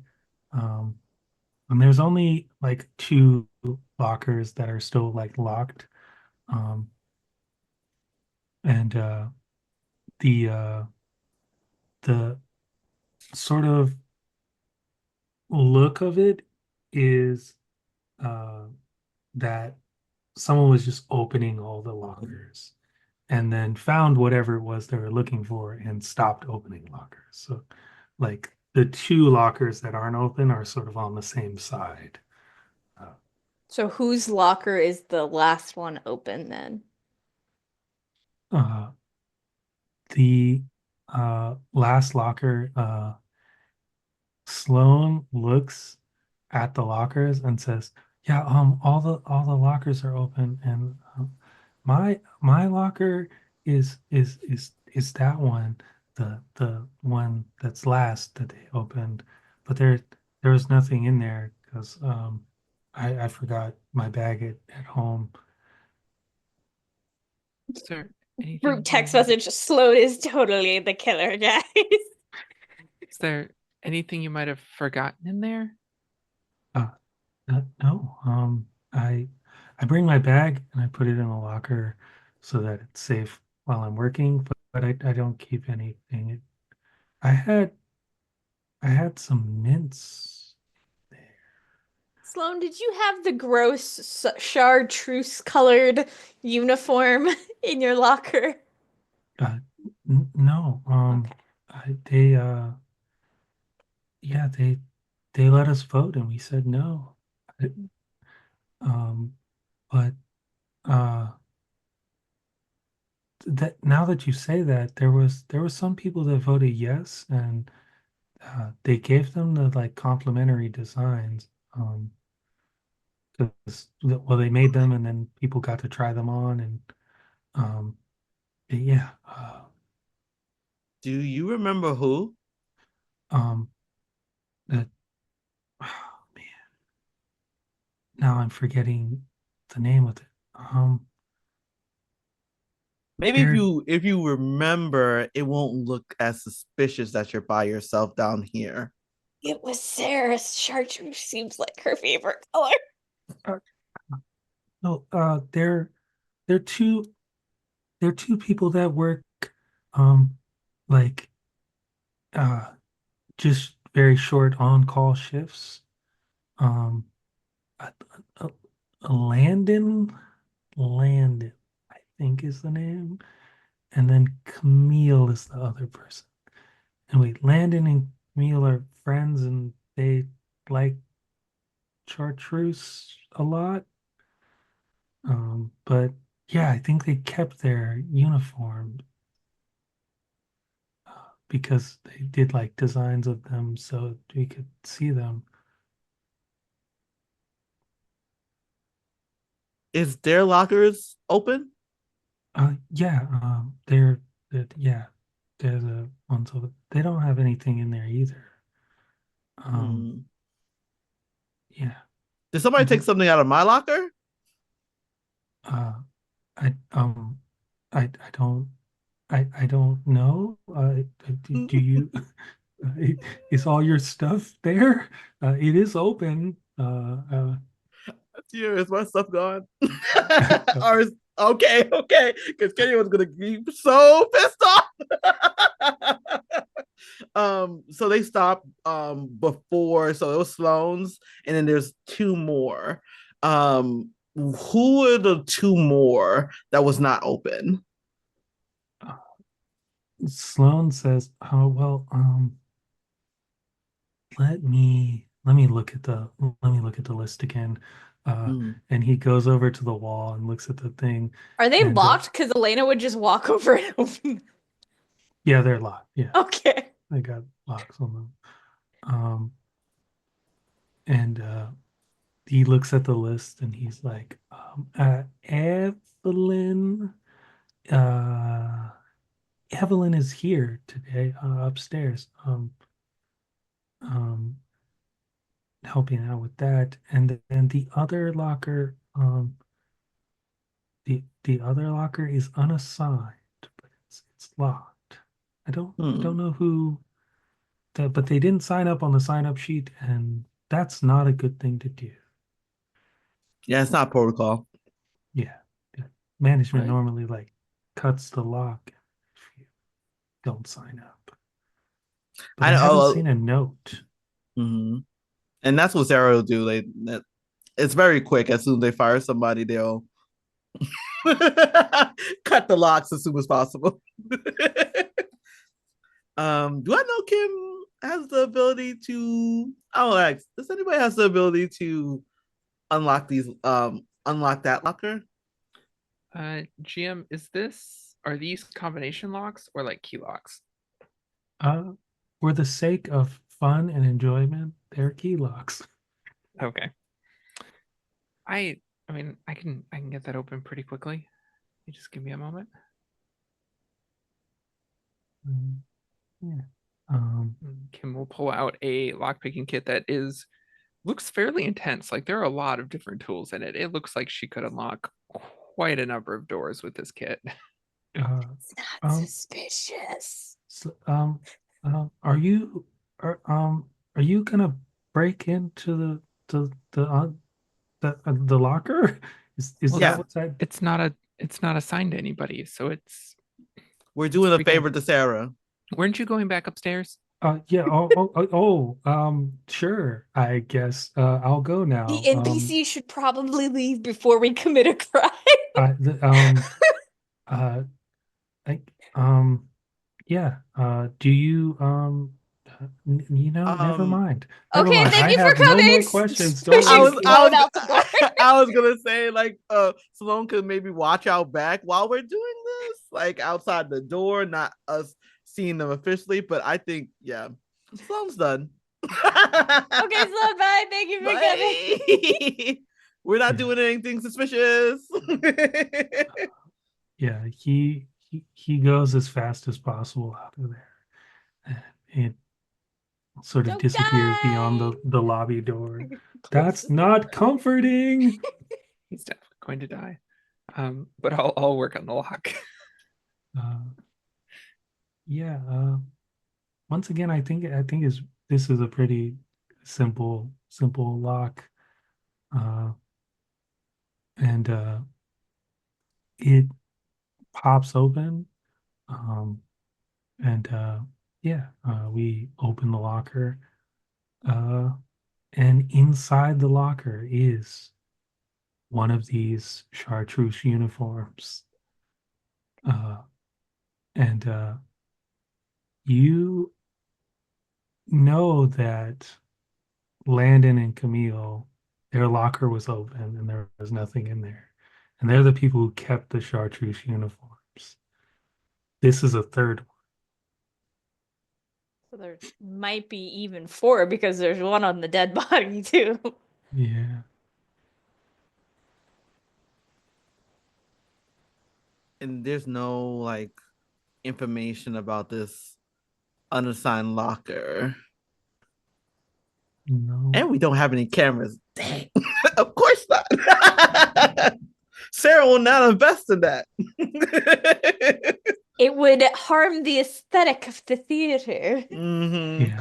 Too much wiring. Yeah. You flash back to a long speech about like people can't enjoy art if they know they're being monitored, and like then they make up fake responses because they know people are watching them. So then, what are we missing here? It's another uniform, but why was a board member in the uniform to begin with? That's a big question we don't know the answer to yet. Our another question is why was the board member's son and Sarah hobnobbing together in the back before the play? Oh yeah, we didn't tell you that. I sent it in the group chat. Oh, okay. Just stream of consciousness in the group chat is what's going on every time we're finding out something new. So extra uniform. One person's wearing the uniform right now. I have no clue who that person is. Oh, question, DM. Because I've seen the body, was that person young or old? Like, was there adult? Like, Graham is like mid-30s, just glancing at him. Okay. Would we know how likely it is for the costume department to make a blank number of things so we know like maybe there's like 5 of the chartreuse uniforms, so we now know where at least 3 of them are located? Or would we need to go to the like costume department and see if they have that info somewhere? So I think participating in plays, you would know that the costume department is sort of very small number of things most of the time. And there being a third or potentially fourth version of this is abnormal, that they would probably only make one or two, one for the main person and one for the understudy. Yeah, so Graham probably stole either Landon or Camille's chartreuse, again, no one's color, uniform. So I'm going with stole Landon's uniform. Because Camille is not the same body type as a 30-year-old male old dude. Uh probably most likely. So the unassigned locker is Camille's? Does Camille have an assigned locker in the list? Yeah. So why is she using the unassigned one potentially? Potentially, or it could be something else entirely. Can you show me where these uniforms would have been made? Yeah, it's the costume room. Sarah's too cheap to go anywhere else. She'd probably just make the costume room make it. Kim was looking at this uniform, but very specifically not touching it.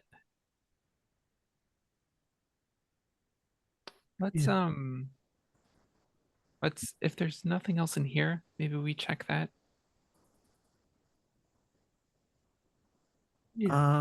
Yeah, let's go check because I'm like I need some more information. I'm trying to do maths, is connections. try to see what's going on.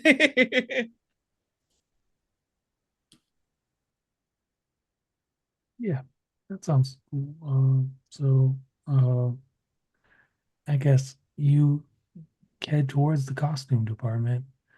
Um, and as you're sort of on your way over there, you hear in the lobby um, sort of people moving around um, just outside the door in the lobby.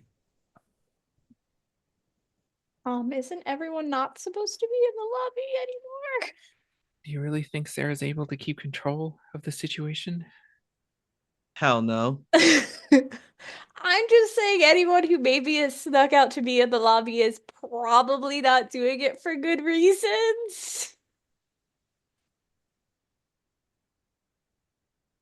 Oh, Hmm. yeah. Uh, I'll take a selfie with or snap a picture real quick and we can see who's out there on our way to the costume department. yeah. Who needs security cameras when you have teenagers with phones that It have with cameras? phones, yes, that we can live stream.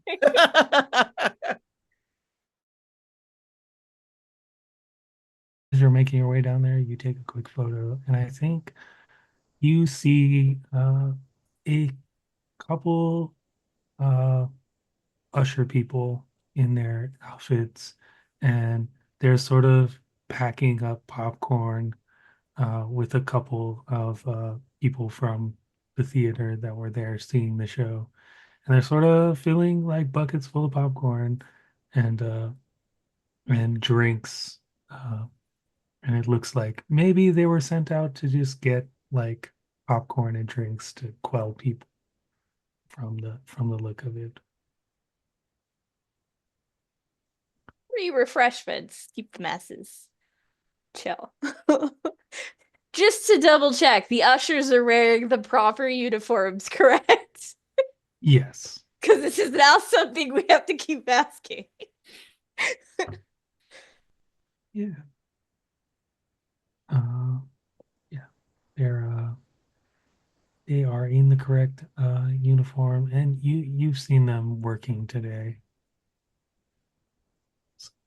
Uh, I think one of them is the Evelyn mentioned earlier, and they're sort of just gathering stuff. Um, do, do, do, do, do, do, do, do. Would Evelyn know who has the locker beside her? Maybe had encountered the person. Yeah, it would be possible. Mm-hmm. Because, Uh, I mean, Kenya, do you have a group chat with the ushers? Yes. I'm just like, I'm me right now, putting these connections of this and this together. And I think before I went, I did a snapshot of all the lockers being open and send it to the group chat and says, hey, someone broke into our lockers downstairs. And by Evelyn's, I said, by Evelyn's, there was a locker that was locked. What's up with that? yeah, I think uh, Evelyn says, you know, I've wondered the same thing every time in the text message, and yeah, no one has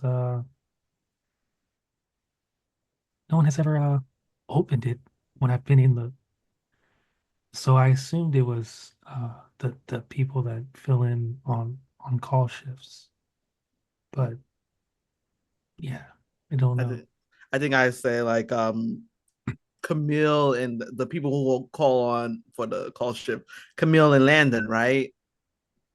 Yeah, yeah, oh, yeah, That their lockers were their lockers open. I'm trying to remember. Camille's was. I don't know if we asked about Landon's.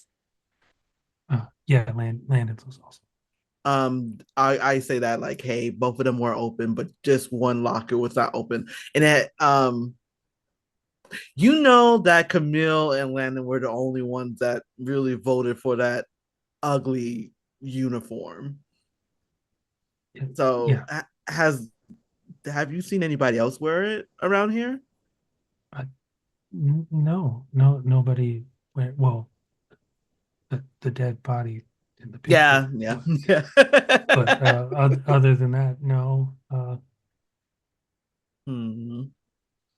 Um, it it's possible that do we know if Sarah has a locker? Yeah, that's what I was thinking. It was like if no one has it and Sarah likes to cut bolts off of lockers as soon as they're gone, this has to be Sarah. You know what? I'm about to be bold. Also, question, just what is the body shape of Graham? Because if Landon is also a teenager, even if he stole Landon's uniform, it's not going to fit a full-grown adult man, hypothetically, without looking weird. So was it ill-fitting or did it actually fit? It actually fit. So he got it from somewhere else. Probably. It was the design. It was like, oh, this is just how like sometimes it's like unisex. So I think they just gave all the it's not fitted just yet, but they gave a unisex like version so everyone can like, oh yeah, after a while we'll just fit it to your body. But this was like no one else wanted them, so here's the three that we can have, and here you go. I'm working on a theory though. I would like to see what's in the costuming room. Mm-hmm. Yeah. Yeah, I think you get there to the costume room, and the door to the costume room is locked. This is normal. Uh, it is sort of one of those auto lock type of doors where it's always locked. You have to unlock it to open it, and then when it closes, it's locked again. Uh, and I think yeah, you open the door, and as you open the door, you see that the costume room is in complete utter disarray and just looks like someone very hastily was making things in this room, and it feels normal as you had a play and like things had to be made for costuming, and that like that sort of like panic to get the play in time and get everything ready is a normal thing, but also it seems like it's pushed up a bit. Like there's more of a mess than you would expect.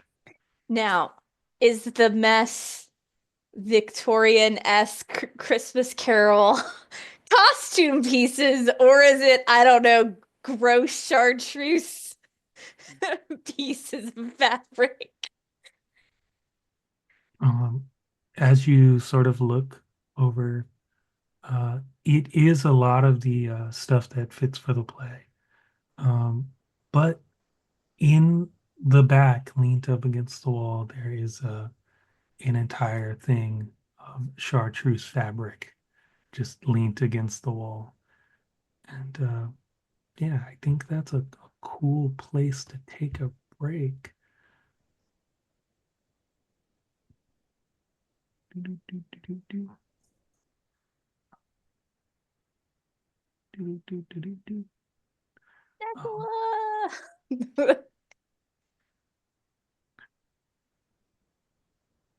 I think she's back from her computer.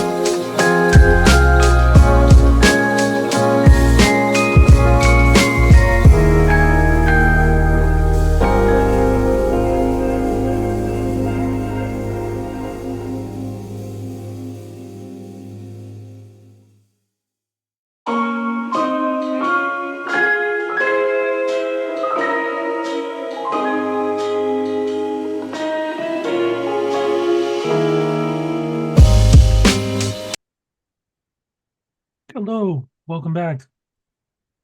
Back from our break. Uh, this is Secrets in Snowfall. Yeah, we are back. Our team of mystery solvers, if you will, found themselves in the costume room. It had some chaotic mess and chartreuse fabric where we left off. So I pick right back up there. Where, and I think we also got a $5 donation for a useful item, and we're gonna put it right here as in the center of the room on a table. A walkie-talkie goes off, uh, and the walkie-talkie says, Kenya, can you hear this?" It's Sarah's voice through the walkie-talkie. I pick up the walkie-talkie and just say, hey, Sarah, why are you not contacting me on the cell phone? Over. Uh, uh, all of my text messages, they say that they failed to send. Um, I'm glad we have this radio thing, but I didn't know if you still had the radio. You still have the radio? I'm talking to you right now with the radio. Over. Uh, uh, Awesome. No one else really kept all the radios are in my office. It felt like I was the only person with the radio, but This this is is great. reading very old person with technology. Uh, yeah.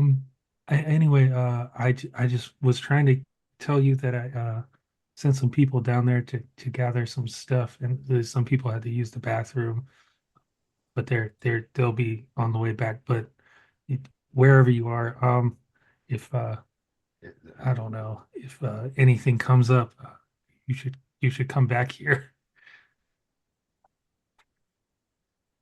I looking around, seeing all this chartreuse fabric and everything. Very highly suspicious of their manager right now. We'll let you know. Over. All right. Sounds good. I'm still in the theater, so I hope you didn't leave. I wouldn't understand how you would be talking to me right now, Sarah. I can. Over. Uh, I don't know what that means, but all right, bye. I will Oh. I'm gonna walk over to the chartreuse fabric. Is this does it look like it was bought like this or was it dyed here? Uh, How did they it get this green color? it looks like the fabric itself is that color. Okay. We're So good, but we're not that good. We don't dye our own fabric. I am working on a little bit of a theory. So I'm going to spend an adversity token for intuitive. And I'm going to kind of walk through what I'm thinking and ask a question about it. So I know that Sarah thought she was being poisoned. And she went, and then we found this body with no outward signs of trauma or any sort of injuries. So Kim's current theory is that the poison might have something to do with this fabric, whether it was cheap fabric that was dyed with harmful chemicals, or something like that. So she's inspecting this fabric, trying to see if there's any way she can tell if that might be what's going on here. I guess that's my question is she finding anything here, looking at the fabric, looking at the supplies used for these uniforms? She's getting the feeling that this, I don't know, chemicals from the fabric absorbed by the skin or something is what is at play here. You do have that magnifying glass that Alana That I Alana gave you? gave you. I will begrudgingly take out the magnifying glass. Yes. I think you just see a lot in the background, like, yeah. Yeah, I think examining the fabric, it it is a very cheap fabric, but it is in fact this color, and that is the reason why it's so cheap. But I think as you're sort of handling the fabric to look at it with the magnifying glass, you do feel that the texture of the fabric changes as it like warms up with your fingertips. It kind of becomes a little smoother.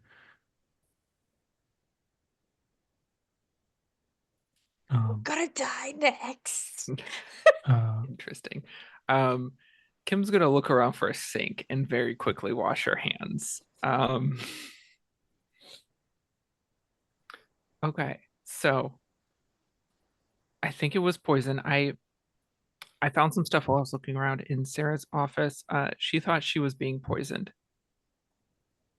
and I think it's this fabric. When I was rubbing it, it heated up and it kind of changed consistencies. I think it's leaching something into people's skin when they wear it.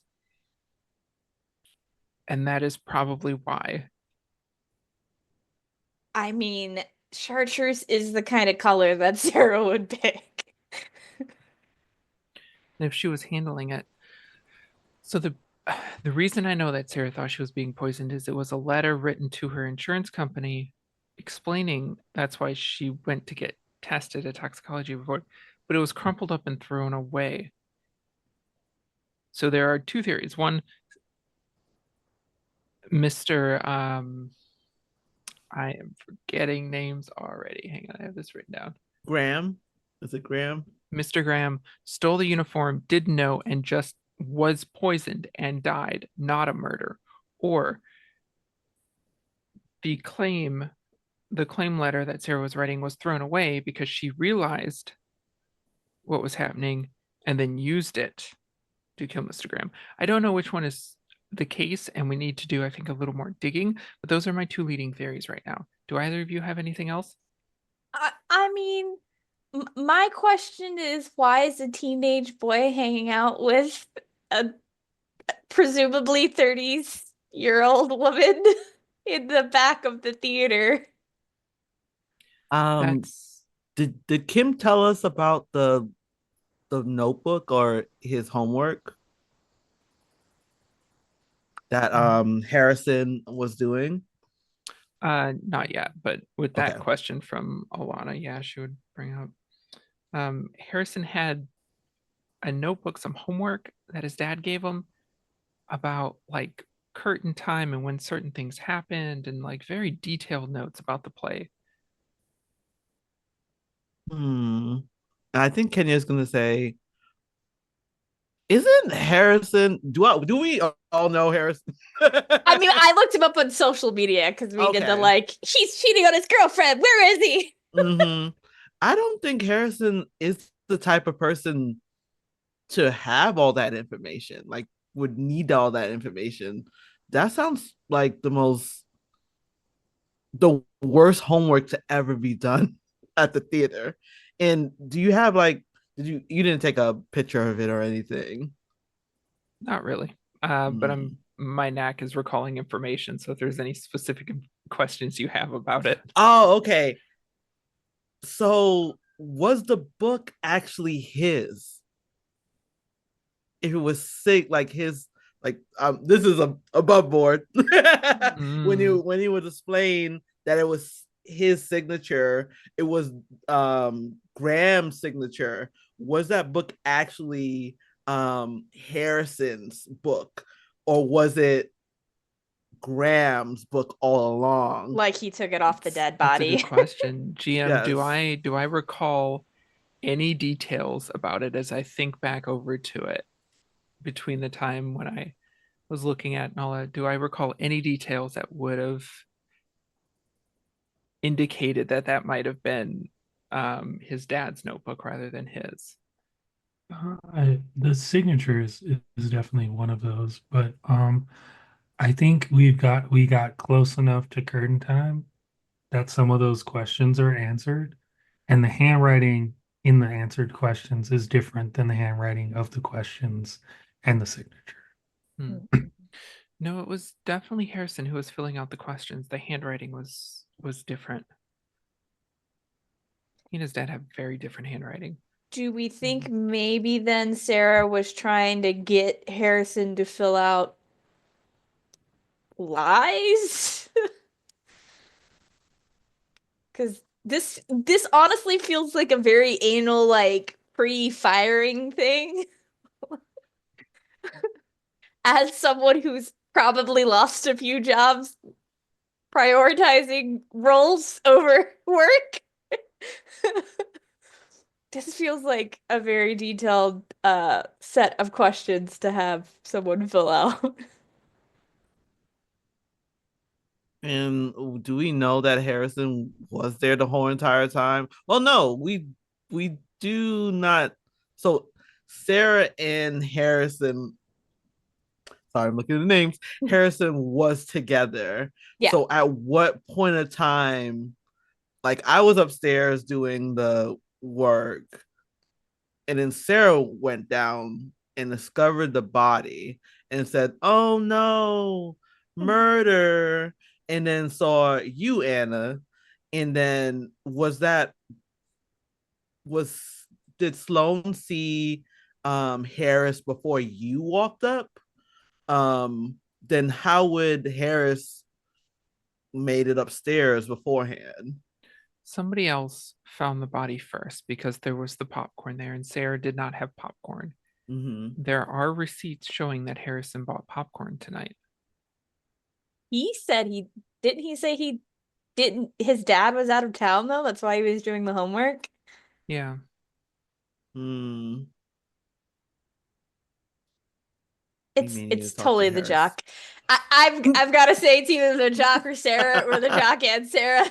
Feels very This is very suspicious. I'm like, But we're missing something. We can't just make accusations. We have to be able to prove it. I mean, I don't have to prove anything. I'm not a cop. we could just point like this. Yeah, I think Kenny is just like, what are we missing? Do we need to, would it be too suspicious to go talk to him again? While confronting him, he may be hmm. Hmm.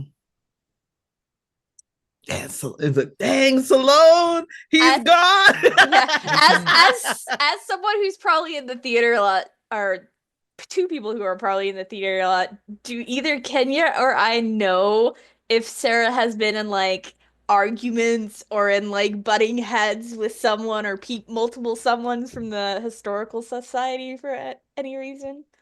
Because Sarah seems like a dramatic type that would probably get loud. No, nothing, yeah, nothing specific about Sarah interacting with anyone from the Historical Society. Both of you would know that Graham comes to the theater and inspects the theater and sits in plays often and takes notes towards the front of the stage. Uh, uh, but beyond that, that's really the only person from the Historical Society that comes to the theater. Does the Historical Society in any way control any of the funding to the theater? Yes, yeah, they definitely do that. Is that like the majority of their funding? Yeah, they're they fund it to maintain the sort of theater because it's your historical monument for this town. Because someone as anal as someone who has their jock son do homework at a theater might be anal about other things like money too. Yeah, no, definitely. Mhm. definitely that. Can I take another look at I have those folders of financial records. Could I take another look at those kind of with the information that we now have? And kind of as she opens them, she's flipping through them and kind of offhandedly says, we could also confront Harrison, try and scare him into saying something. I think Kenny was like, do we have to touch a dead body? I wouldn't, especially if the fabric is poison. Oh, yeah. Touch it. Because I was like thinking of maybe if he has something on him, but if we touch him, yeah, I don't want to be poisoned.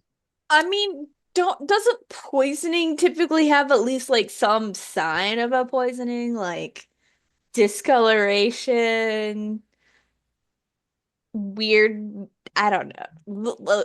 Depends on the All I know poison. is from plays and fiction. As I'm looking through the financial records, am I coming across anything?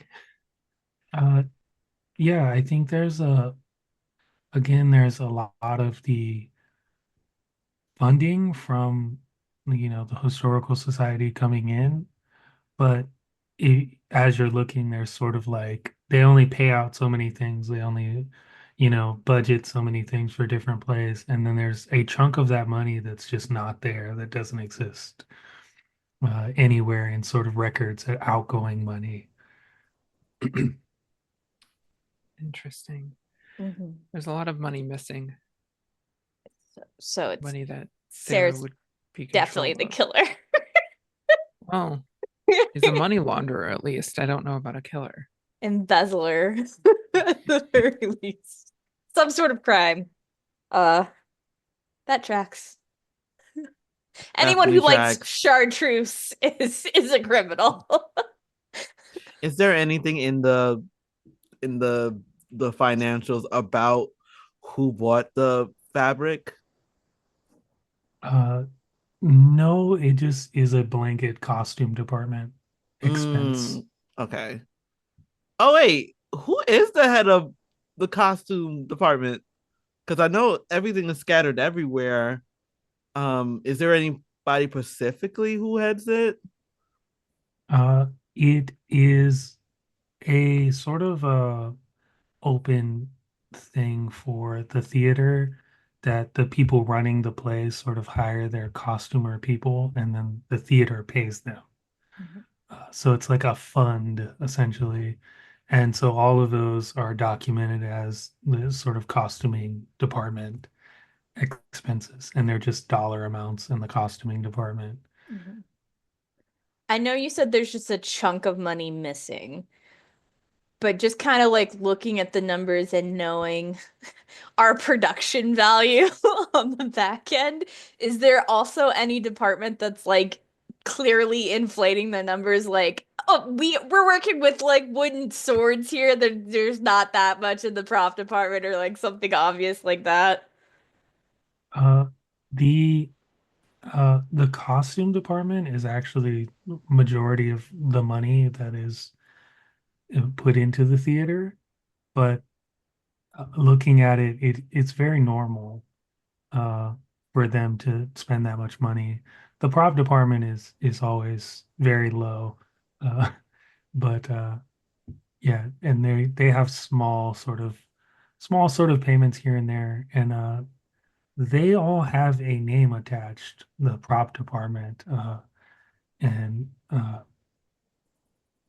in contrast to the costume department, a Chase Ashbury is the head of the prop department, and all the money that is for the prop department goes to this Chase Ashbury. But other than that, there's nothing sort of abnormal about that.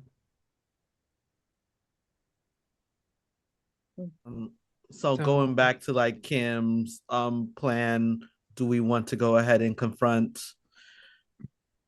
Harrison? Yes, but there's a question of how does the uniform fit Harrison's dad? And this room looks like somebody did last minute work. It would be great to know if somebody made an additional uniform And if so, who ordered that? Would I know, since there are always costumers, like we're changing costumers per production, if in this room somewhere under the piles of costumes and fabric and patterns, is there any sort of record keeping in this room that we could look at? Unfortunately, no. All of that is supposed to be kept by Sarah. Um, but Sarah just, as seen in the financial documents, just allots a sum of money to the costume department and doesn't do the extra work to figure out who's there. It's This just, feels you very need Sarah this much fitted. money. Here it is. We could ask around, see if any of the staff knows, because they may not have been involved. They may have just been told to make, a specific costume. Hmm. Um. Hmm. I'm trying to think if I should put it in chat about the. So, do we want to ask if anybody knows about who would have made that outfit? The theater kids would probably know. Mm-hmm. We could ask it like, hey, did you all see the gross chartreuse things that they're putting together in the costume room? You can put that. Go ahead and send that, and I'll also put it in my chat. Like, um, found the ugly chartreuse bundle. It has there and been. Do you know who make these? Like, who has been tailoring this? Um, because the room looks destroyed. Mhm. I would take a picture just to see how destroyed the room looks like. Does anybody know anything about it? And I think I'm gonna be like, oh my God, did you see this gross chartreuse fabric they have in the costume room? I hope they don't make us use it. Vomit emoji. Yeah. I think you both get responses, but nobody particularly notes that they know who was involved with that. And then a uh, a person is coming down the hallway. You can hear them sort of feet clicking down the hallway, uh, and they are sort of walking towards the costume room. Uh, do we do anything before they get there? Just I will Hide hide. to the side of the door, hide with the tiny Tim crutch ready. Like under a table or something that's like draped in fabric. I definitely want to hide too. uh, yeah. Walking into the door is a, an- a person uh, uh, who sort of has a strange change in how they're walking as soon as they get to the door. So you heard them walking right down the hallway and their sort of gait and the clicking of their shoes. And when they get like next to the door, it shifts to a slow, like kind of like methodic, like walk. And they look into the costume room and do we do anything here or are we just gonna stay I hiding? think we're like, so I think I'm like behind, or if we left the door open, I'm like behind the door. Can I see the person in that like crack that you have when you have the door open? Yeah, it is the uh original sort of keeper of the theater. They, what is their name? What did I name you? Oh man, Lyndon Carlisle is his name. And you recognize Lyndon Carlisle because he did what Graham did in the past. He would inspect the theater, so had sat in the front row at several plays, and uh, probably had been pointed out, and kind of looks into the costume room and says, this is a disaster. Like, what is happening in here?" Um, uh, and he just continues to move down the hallway, but just glances into the room and then continues moving down the hallway. Um, and appears to just be inspecting the theater and confused. Does he see the dead body? Uh, he doesn't appear that he is a person who has seen a dead body. No, did But he see the body while he passed by? so you're man, I'm gonna make a map in my head. So I know it's like there's something so. you have the door that goes to the back room, and there are other doors that go back there. And that door where the body is near Sarah's office and the break room, and then there's the green room, and then down at the other end of that hallway is sort of your costume room. And somewhere by Sarah's office and the break room is the prop room because we established that Lana went back there and got a prop and saw the body, so that those have to be together. Um, so it's entirely feasible that he came in through a different door and has seen the costume room and hasn't encountered the body, or he has encountered the body and is making no note of it.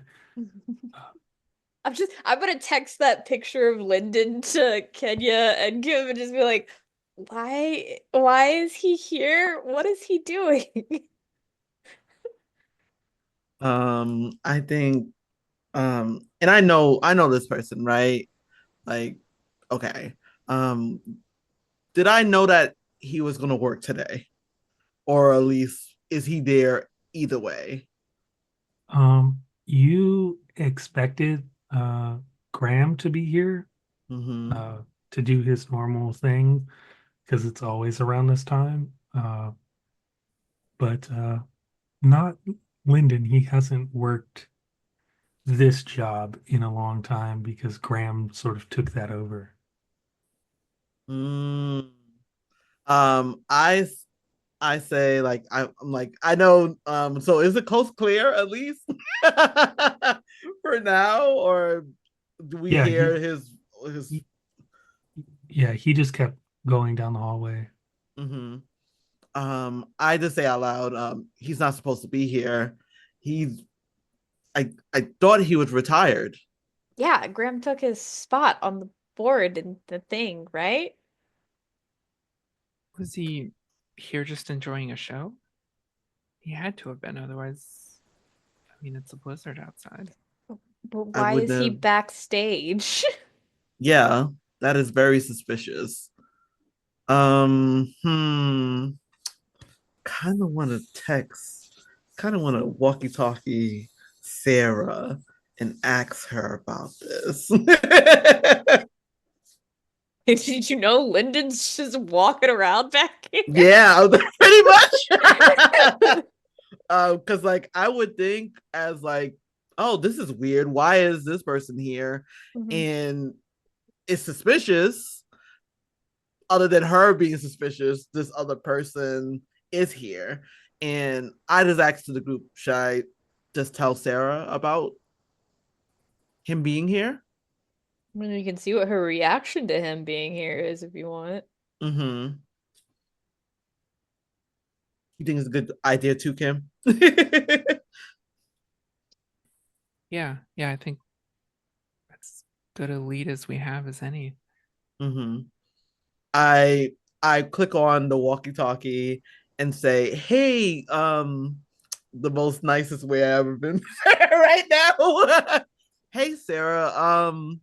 We just saw what is it? Lyndon Carlisle. Lyndon Carlisle downstairs. I thought he was retired. Over. Uh, well, Lyndon's not necessarily retired, if you will. He's sort of he still works with the board. He just doesn't work here in the theater anymore because um, the uh, the board is thought that Graham did a better job at ensuring everything was on the board that they wanted. Um, he shouldn't be here. Uh, So you didn't know that he was here today. Over. no, and where where did you? Because didn't we gathered everyone in the lobby? um. Hmm. Did you? I don't think we did. If Lyndon's down here, and I say down here meaning what the heck? I paused. I said down here over, and I don't click on the thing. Where should I say we're at right now? You just say backstage. It's vague Oh, enough. Kenya go says like we're backstage over. Mm, uh, uh, what are you looking for something back there? Is uh, what's going on in the wait? He's in the back room and you're in the back. I don't. What's happening back there? And I think Sarah, we have no ideas. That's why we're asking you the questions. You the boss. Sarah, well, over. I didn't know that Lyndon was going to be here, and he never said anything about being here, unless like he's filling in for Graham, because Graham's out of town for something, uh, and the Christmas play is important to the historical society. So maybe that's what he's doing, but other than that, I don't know why he would be there. And yeah, that doesn't make any sense. And I Kim, think you kind of hear slowly and then progressively louder uh the voice of Lyndon down the hallway screaming about a dead body.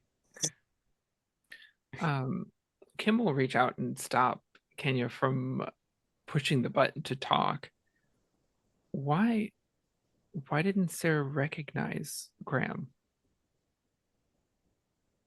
Why is she acting like she doesn't recognize that's Graham? That is the dead body. And didn't you say she told you it was murder? Yeah, that's been suspicious from the beginning, but she should have recognized Graham, especially if he's here all the time. She knows that's him. She knows he's not out of town. So we're definitely in agreement. It's probably definitely Sarah at this point, right? It kind of seems like she realized it was the fabric that was poisoning her, and then did she arrange to have Graham wearing it? I don't know. Is Harrison involved? Is Lyndon involved? Or is it Pieces are coming. negligence if she figured out that the fabric was poisoning her and then found a dead body with the fabric on it? It could all be unrelated. I mean, Sarah seems like the person that would like accidentally poison somebody with a poor product. Can you ask Sarah when the last time was that she saw Graham? I report right. Hey Sarah, when's the last time you seen Graham? Over. It was last week at the play for the Historical Society. Why do you ask? Um, was it during the time when you didn't clean upstairs? Was Yeah, he there? uh, yeah, he came in that day and was part of that play, not participating, play, but watching. Did he also had a notebook over? Yeah, yeah. He always has weird notebook thing going on. I think Kenya looks to the group. This is off the click. Let's look up the group. Sarah is suspicious. Mm-hmm. Um, what? How is Harrison part of this too? So, if I was writing this as a fictional story, right? Which we all know it's not, but go on. If I was writing this as a fictional story, right? You have the theater manager, some really annoying dude who is always up in your business, suspicious financials where you're probably embezzling from the theater, annoying dude who probably keeps track of that.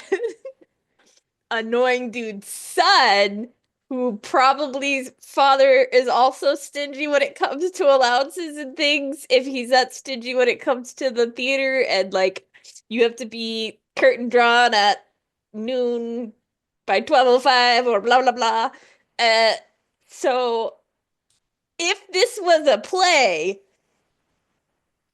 I would say it was Sarah and Harrison in the library with poison.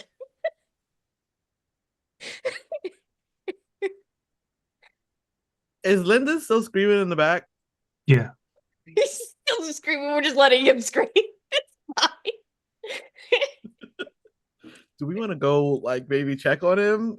It'd be kind of suspicious, but He uh he's begun shouting, "Is no one in this theater? Is there no one here?" I would like to know how he got here. He obviously wasn't part of the crowd earlier because he didn't know what was going on. Is the blizzard clear? And if so, part of me, we can't let Sarah know and Harrison know that we are onto them without some way to back that up. Because if we are trapped in a theater with them, we may very well become the next Graham. So part of being a detective is knowing when the right time to give your solution, your theories.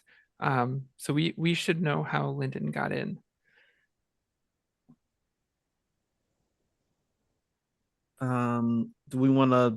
Do we want to talk to Lyndon or do we want to go backwards? Would I know? Can I use my knack for this? And my knack is directions. Directions. Would I have known that? Would I know there's a way to get into the theater without going through the front door? Would there be another way um, to come in Uh, here? no, there is not one that is apparent and like clear, but you do know that there are times where people end up in the theater that have not come through the front door. So there is another way, but you've never seen it.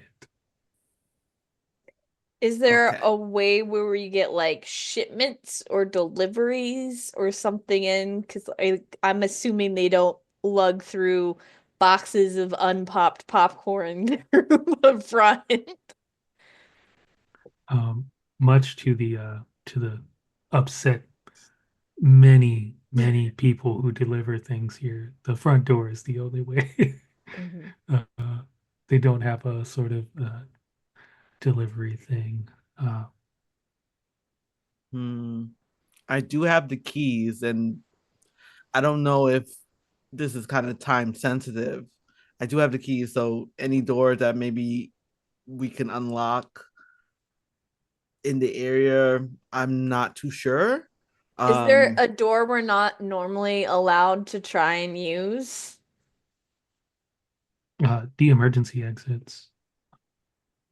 Yeah, those are the only sort of doors that, uh, yeah. Uh, and just because the alarm goes off. Could be I think it would be worth talking to Lyndon. Um but also just a hunch. Kim pulls out her phone and I'm gonna look up the if he's on the board, he probably has some other kind of job. Graham. I want to find his work email and email him and see whether or not he's actually out of town because the only people who have told us he's supposed to be out of town are the people we currently suspect of his murder. And I want to see if I get an away email, like an out of office email from his work account or anything like that. I'm just going to send a simple email that just says like test or something like that. Just something super simple. Yeah. You get one of those automatic emails, out of town, dealing with a family matter. Uh, and then the directions at the bottom say to email Lyndon Carlisle. Interesting. Okay, so the three people that may have something to do with his death all knew that he was supposed to be out of town. I think we should find out how Lyndon got in here. Is he still just screaming down the hallway? Just muffled white man screams.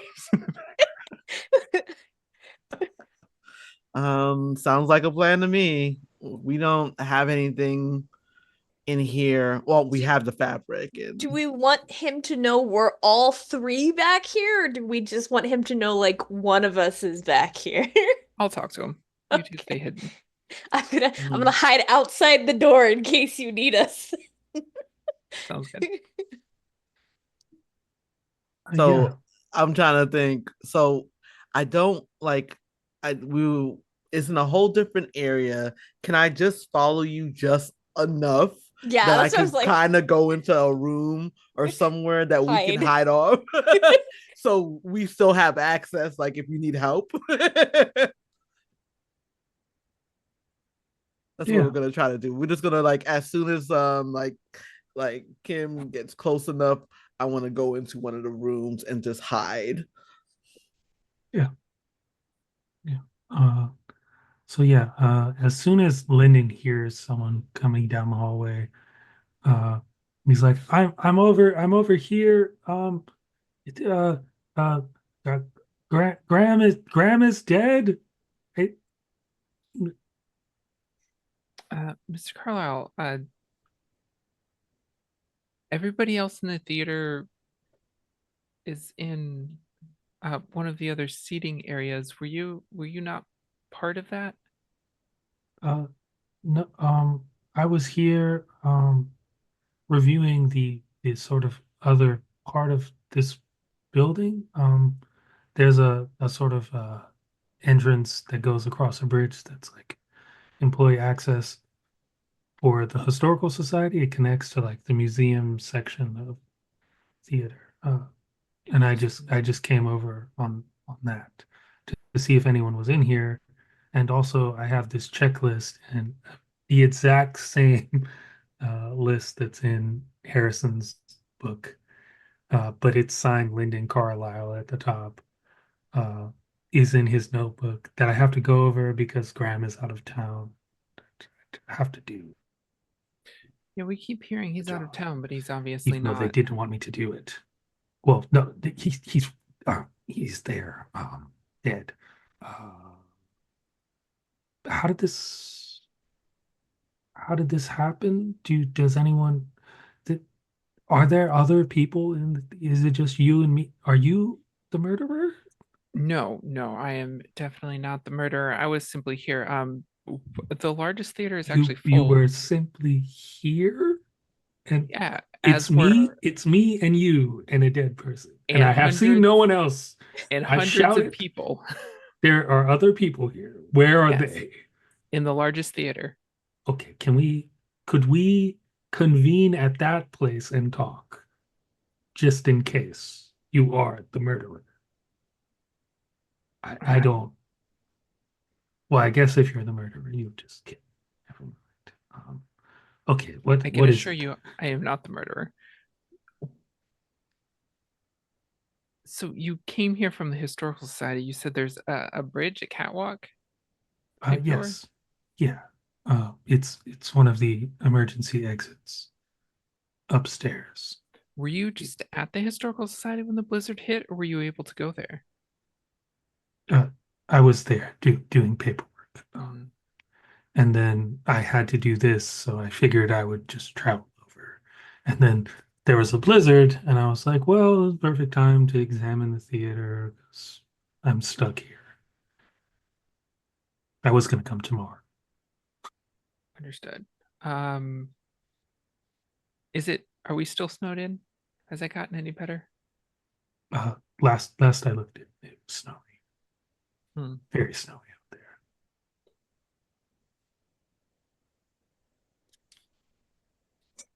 Is anyone else questioning why the historical society has a secret entrance to the theater?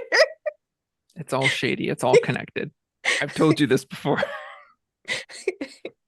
What is going on in this town? We're supposed to be making Hallmark movies. When was the last time you saw Mr. Graham? Um, just that last week. Well, he was at the play. We had a private play here. And then he informed me that he would be going out of town. I have to do this. Did the play involve those uniforms? The the these the uniform he's wearing. Yes. Uh, no, nothing like that.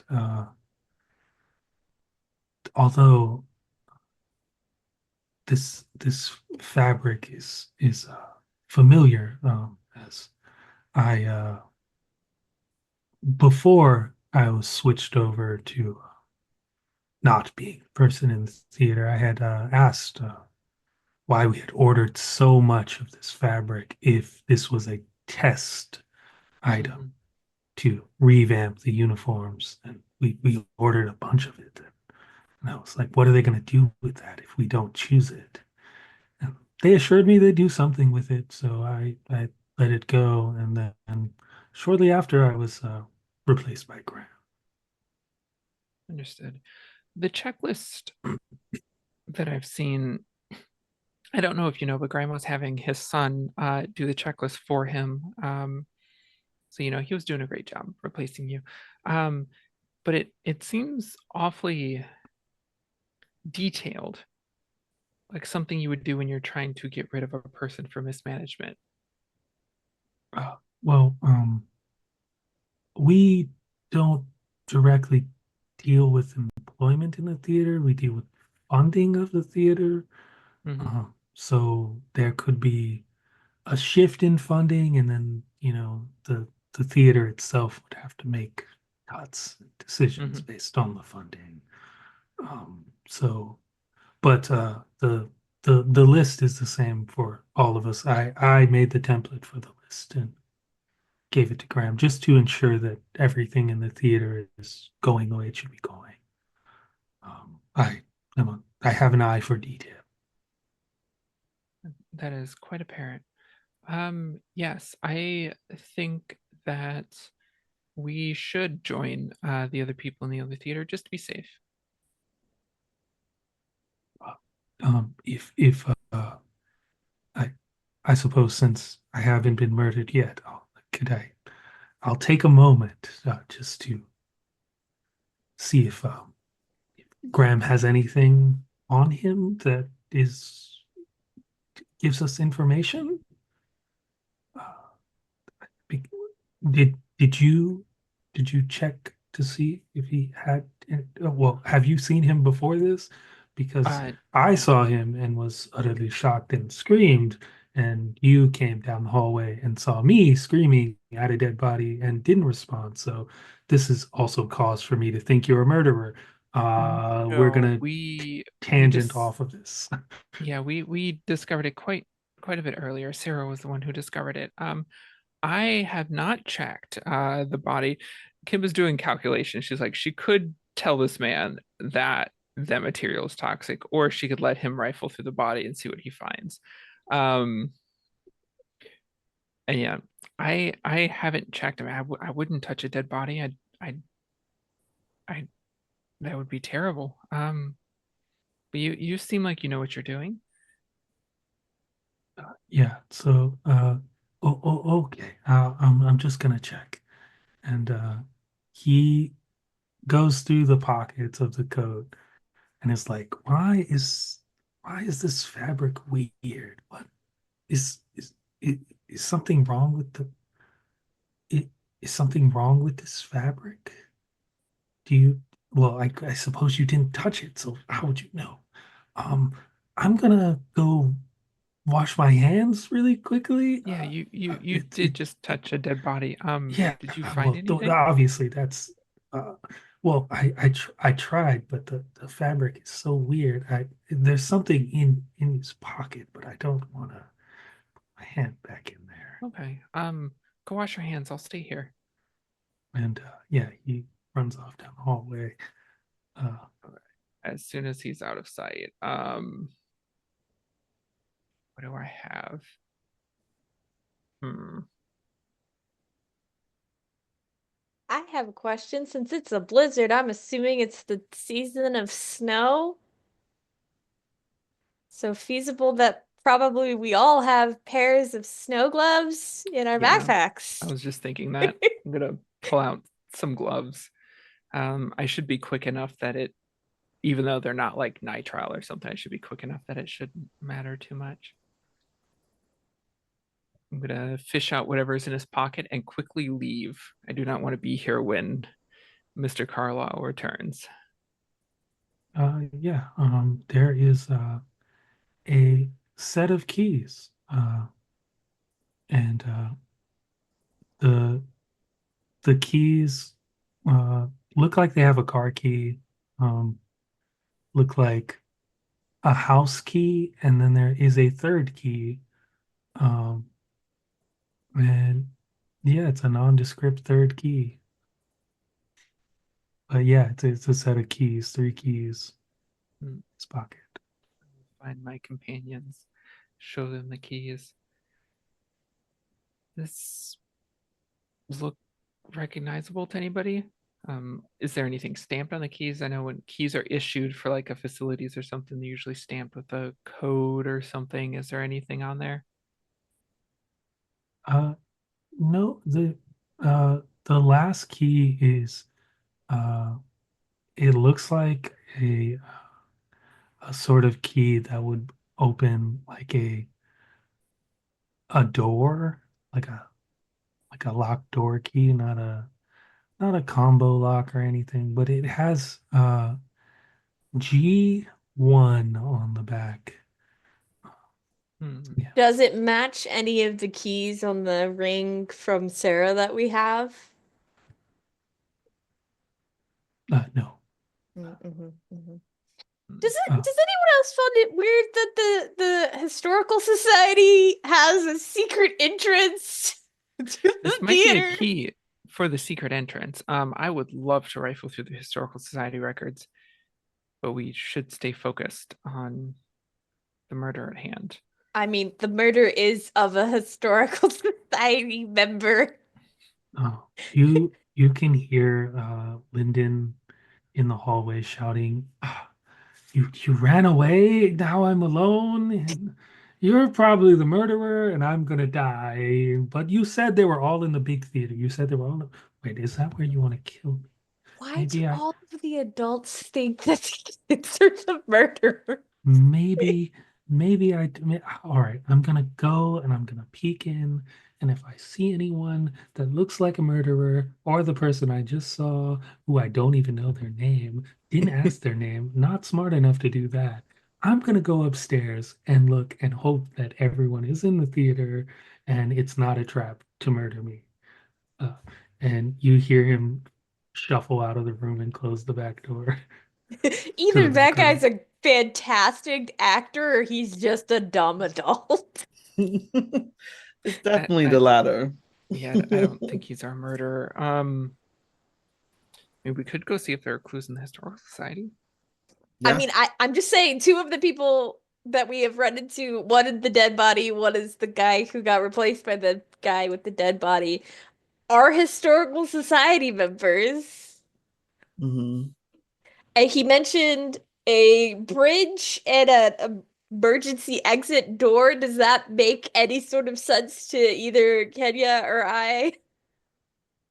Uh, there is an emergency exit that goes out to a sort of like bridge, but then there's stairs that come down, it looks like, that go out on the outside of the building. Um, but the bridge part of it seems a little strange that you don't think it connects to another building, or at least you don't recall it connecting to another building, that it's sort of an emergency exit that goes outside. Well, I guess we're gonna go out in a blizzard. The heaviest sigh. Well, there should be a bridge of some sort connecting. Hmm. It would be, and she kind of turns because like we would know what side of the building the historical society's on, right? Yeah. Yeah, so she would turn and kind of point. It would be on that side of the building. We could try the door you're talking about. Are there any other mysterious doors on that side of the building that you two have seen? Kenya's is like racking their brain. We can just check out the doors that are leading towards, the supposed, historical society. I guess what we could start is if Lyndon, that's his name, came towards us, we can go back to where they supposedly came from. We'll just go backwards.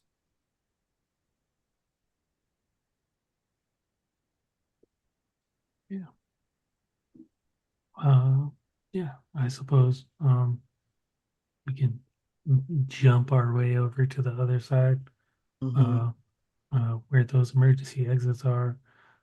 The one in particular that has the bridge, but then fall descends into stairs and goes outside, um, is pretty much in the middle of the building. And then there are two other emergency exits um, that sort of are on either side. So one, two, three, and then there's one in the middle that has this sort of bridge thing that goes down the stairs. Does the key fit the one with the bridge? Uh, yes, yeah, it opens the door. I guess we're going through. Look, if we go into the historical society and we find a bunch of people wearing robes with their hoods up, can we just like reverse out of there and pretend we didn't see anything? Yes, we leave very quickly. That's We Okay. will leave very quickly. Just go across the bridge then, I guess. Yeah. So uh, there are stairs sort of there that go down, but their wall is flat. There's no door that connects to those stairs that go out for this fire escape. You can see the stairs in the door outside, so it looks like it's a regular functioning fire escape, but there is no sort of connection to the stairs from inside this walkway, and it does go all the way across to a door on the other side. fake fire escape. That cannot be up to code. Probably not. I will pull a I guess it's probably something like a ski mask or something just to I'm used to doing B&Es while investigating. So I want to cover my face as we go into the historical society.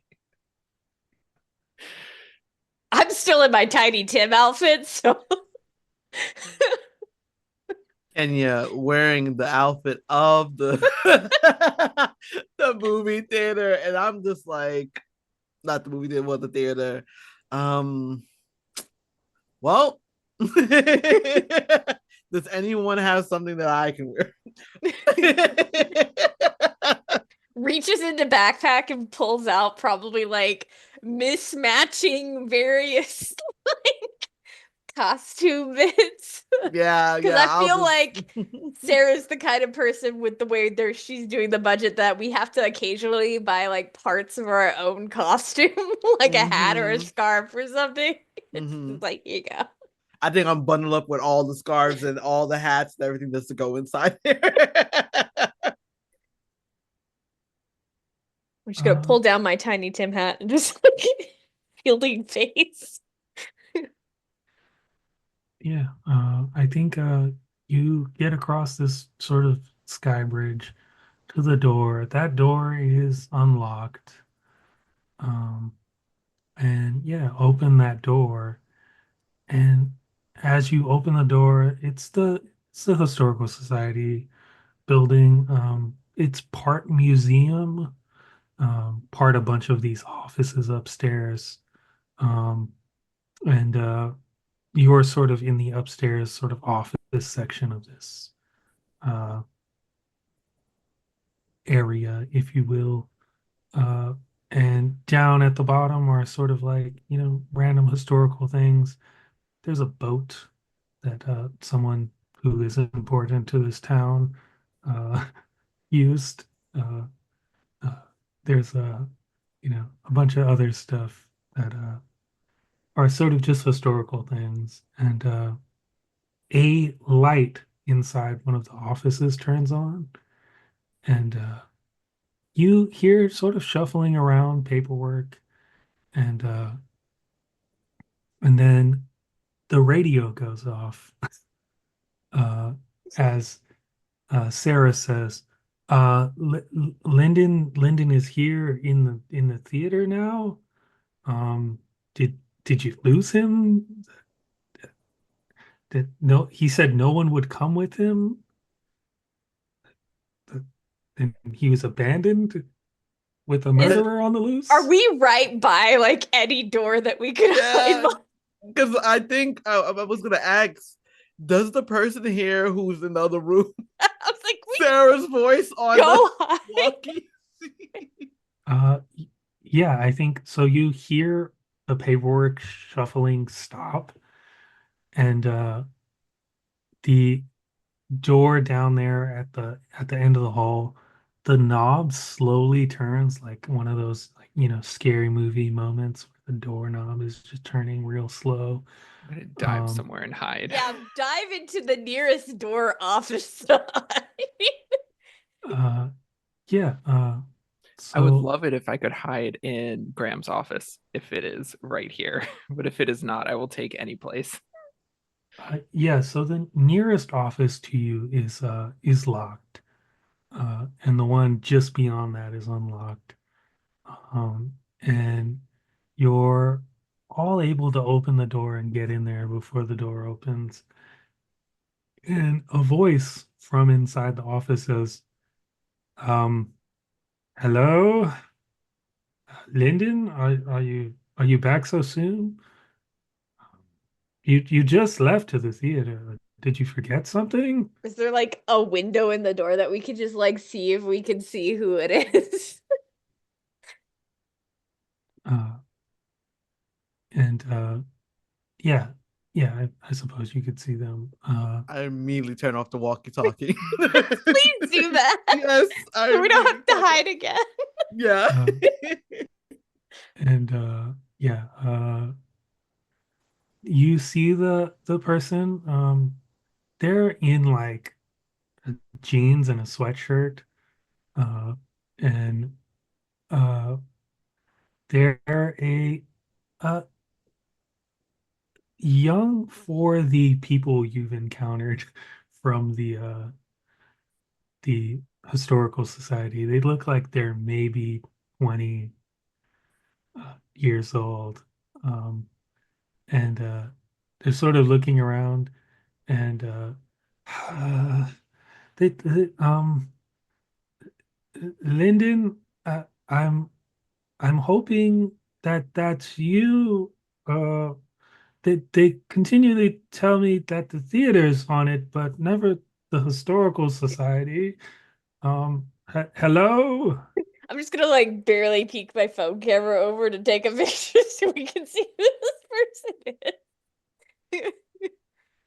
Uh, and then, okay, if you don't want to come out, I'll just go in my office and he scrambles into the office and you hear the door lock and then you hear the sound of like stuff moving. It's like moving stuff in front of the door and the sound of the constant clicking of the like lines on the window. If he has an office here, does he look familiar from that when we looked up the board of the Historical Society? Does he look like he's on there? Uh, there is a section. He's none of the pictures of the Mhm. board members, but there is a section of people listed that are like assistant people. And the only uh, the only sort of name that sort of fits from people that you've seen here and about is Graham's assistant, Rowan Delaney. Uh, so that could be Rowan Delaney, but Mhm. um, it's not a positive because you don't have like the picture matching.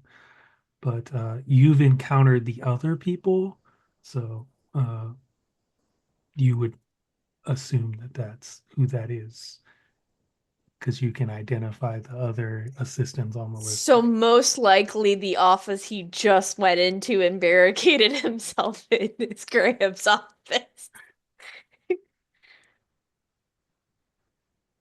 Mostly. Okay. New plan.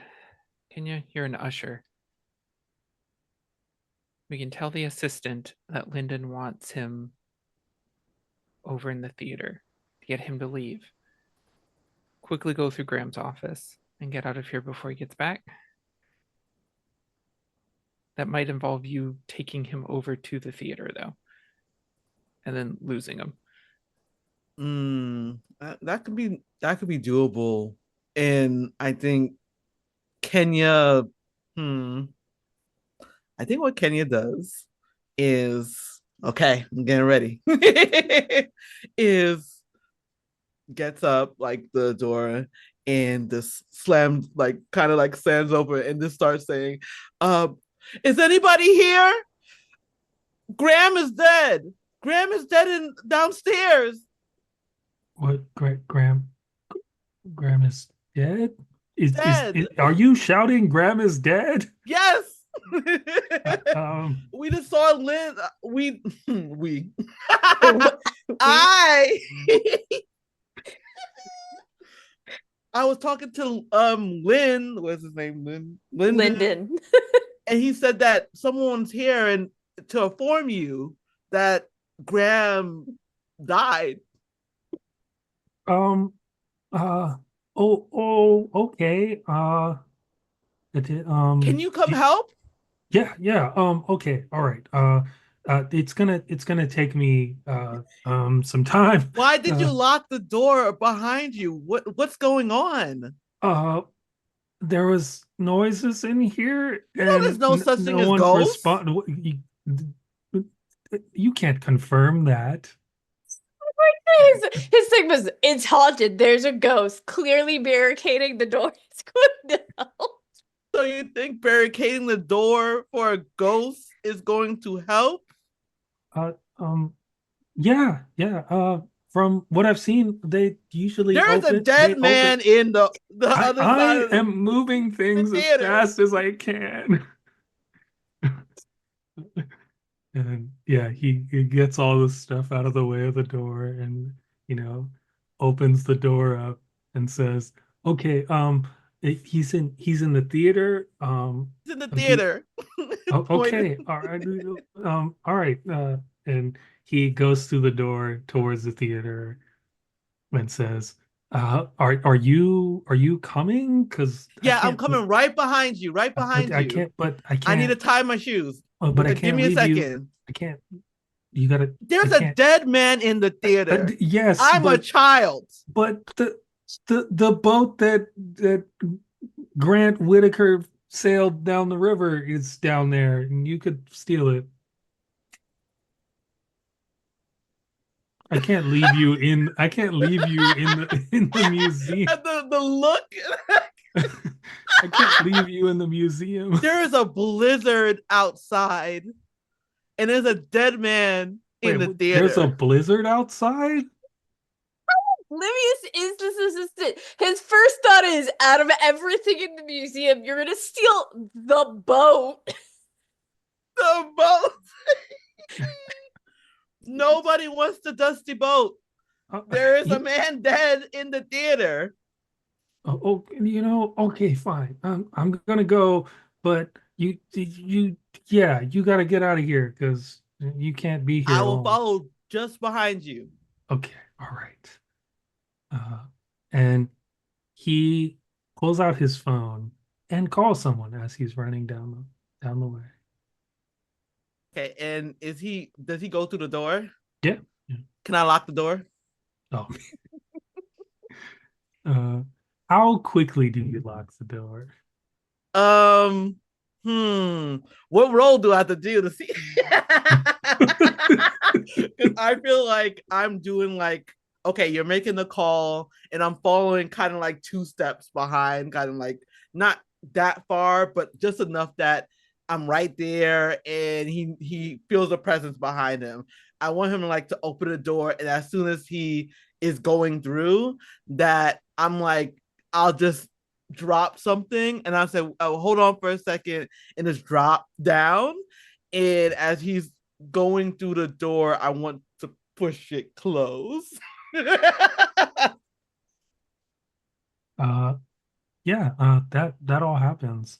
But he stops and turns around and you hear through the door him on the phone. Um,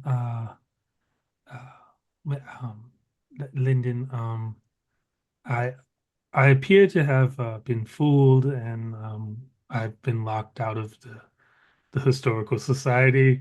I'm gonna And head straight to Graham's office since he's currently locked down. there's definitely someone in there. Okay. And Can I just start just automatically as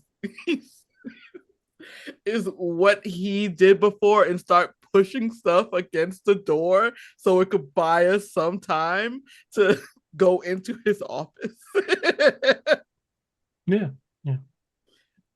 And everyone, I bet y'all heard it anyway. So I like that we can hear him being like, so Lyndon, I got locked out of the historical society. I don't say anything, but I just text it close, clear for now. He's calling Lyndon. I had intended for you to go with him, but I mean, this works too. I don't know how we're going to get out of here unseen, but presumably there's a front entrance here somewhere. There is we went to one way. There has to be where's the secret way that I'm texting this? I wonder where the secret way is, or was that the secret way? I think that was the secret way.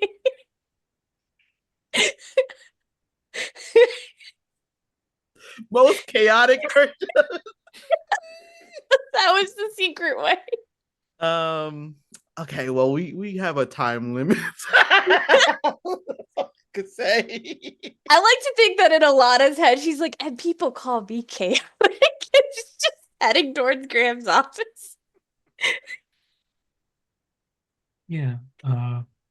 Yeah, Graham's office is open. Everything in the office is in complete disarray because um, all the stuff was moved in front of the door to prevent a ghost from Okay, coming not like he was also rifling through the office before he got ghost scared. No, no, it's just Okay. everything's out of place because he moved it all out of the way of the door. Yeah, I think we're looking for motive. We're missing what exactly connects Sarah and Harrison to a murder of Graham. So we're looking, I think, for the piece, the Financial motive. question? Yeah, so Graham's office is uh, very sort of uh, out of sorts because of the moving of all things. But when you get into like looking into like file cabinets and various things, it's very organized, like very specifically set in different ways, separated out into months and like uh, departments and various different things. This guy is super anal. And yeah, he has everything all laid out in there, all set up. And on the desk are a bunch of uh, a bunch of papers that have check marks and like notes written sort of in the margins. Um, and the notes all appear to be to a Rowan, and it's Rowan, check this, make sure this matches this number, and it's sort of guiding Rowan on to doing Graham's job uh, by doing this paperwork stuff. Uh, and so, but as far as like financial things go, in some of the month documents, he has check marks next to different dollar amounts and question marks next to it. Uh, and they match up with the financial records from the other thing with that amount of missing money. So he does have question marks and like check marks next to those things. Uh, and one sum of money, uh, the question mark is crossed out as if he figured that out. Like he had checked it and he wrote the question mark, then he crossed out uh, What the is that question mark. line item for? It's a large sum of money, $23,000. Well, $23,702. That's what we're gonna call it. See, that's a random number. uh, and yeah, that's the dollar amount, but beyond that, it's just a missing amount of money uh, that matches up to the other records, from the dollar amount to the funds of the theater, but he crossed out the question mark, so there's something to that. That is Right. an oddly specific number. It is. Does that match any of the numbers we saw in the financials we were looking through earlier? Yeah, it does. The month and well, the year correlates with the document, but the month is only on Graham's files. Uh, the record keeping for the theater that Sarah does is only yearly, and isn't itemized by month. But yeah, that dollar amount fits as one of the missing amounts of money. Graham realized somebody was embezzling and confronted them about it. It would definitely be a motive for murder. If he crossed out his question mark, shouldn't there somewhere in this anal man's office be the research or trail that he found that the money went to? I think as you sort of look uh, through the office a little more, I'm gonna give you a fun clue, an interesting clue, if you will. A picture of Graham and his son Harrison is on the table. It is not the murdered person.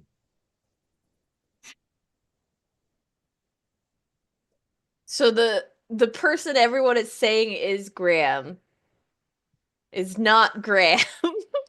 Yes. But we compared it to the picture that was on the website of Graham. That's how we figured it I'm out. gonna pull up that board member thing again and be like, is this picture and this picture the same person? Yeah, no, they are different people. And I'm just gonna hold them both up and be like, guys. And I'm gonna throw another kicker in here. You have seen the other person in the theater, uh, in the group of people in the lobby. Is Graham the embezzler? Is Graham the embezzler? Because he's trying to fake his Is death Graham or something. the dead? Is Yeah. Graham the murderer? Okay. Did I see it too? Because I'm gonna ask because I know Kim has seen it. At the beginning, there was a guy with an old guy with a scarf. Was that Graham? That was in fact him. That's the guy. He had the So popcorn bucket and he was in the lobby. Yeah. not Graham is dead, pretending to be Graham. Sarah, who we thought was suspect because she didn't recognize Graham and just said, Mud! Didn't recognize Graham because Graham isn't Graham. Yeah, but Lyndon said it was Graham. Yeah. So why is Lyndon calling not Graham Graham? Because he's involved somehow. He has to be. And does this mean that actual Graham actually did go out of town, but we're saying we saw him? So why would you kill someone pretending to be you after possibly investigating an embezzlement and then closing that case on embezzlement He could have and been telling paid off. everyone you're out of town? He could have been paid off. He could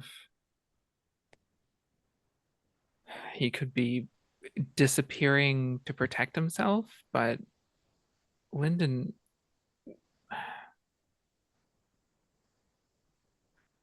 is involved.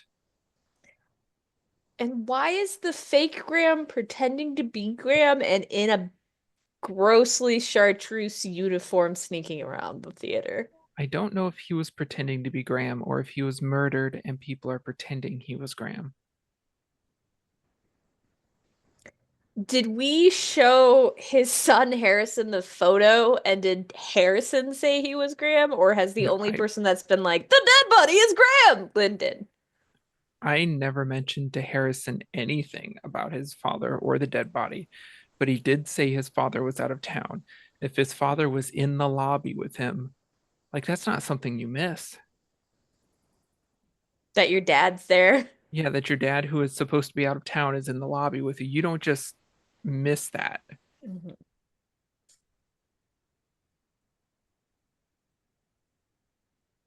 Mm.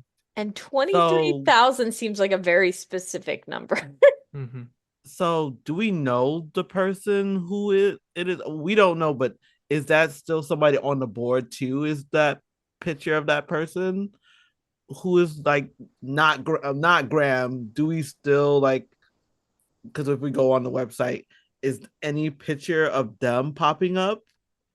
No. Since we have smartphones, I would like to do, I don't want to say Google, but an image search using the photo of the dead body we have to see whether or not we get a match just on a random search online. Is there anybody with a social media picture that the search engine thinks looks like this person? The first result is in fact Graham on the on the historical society Mm-hmm, site. mm-hmm. Um, and then below that it comes up with multiple like social media accounts that are just different people that all have this picture, and they have like 1, 2 followers. There's a ton of This is complex. Somebody put a lot of planning into this.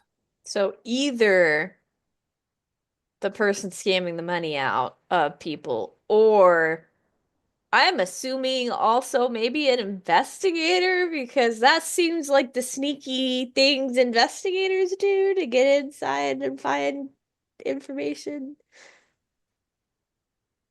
Like if you wanted to get somewhere you're not supposed to be, make a fake identity.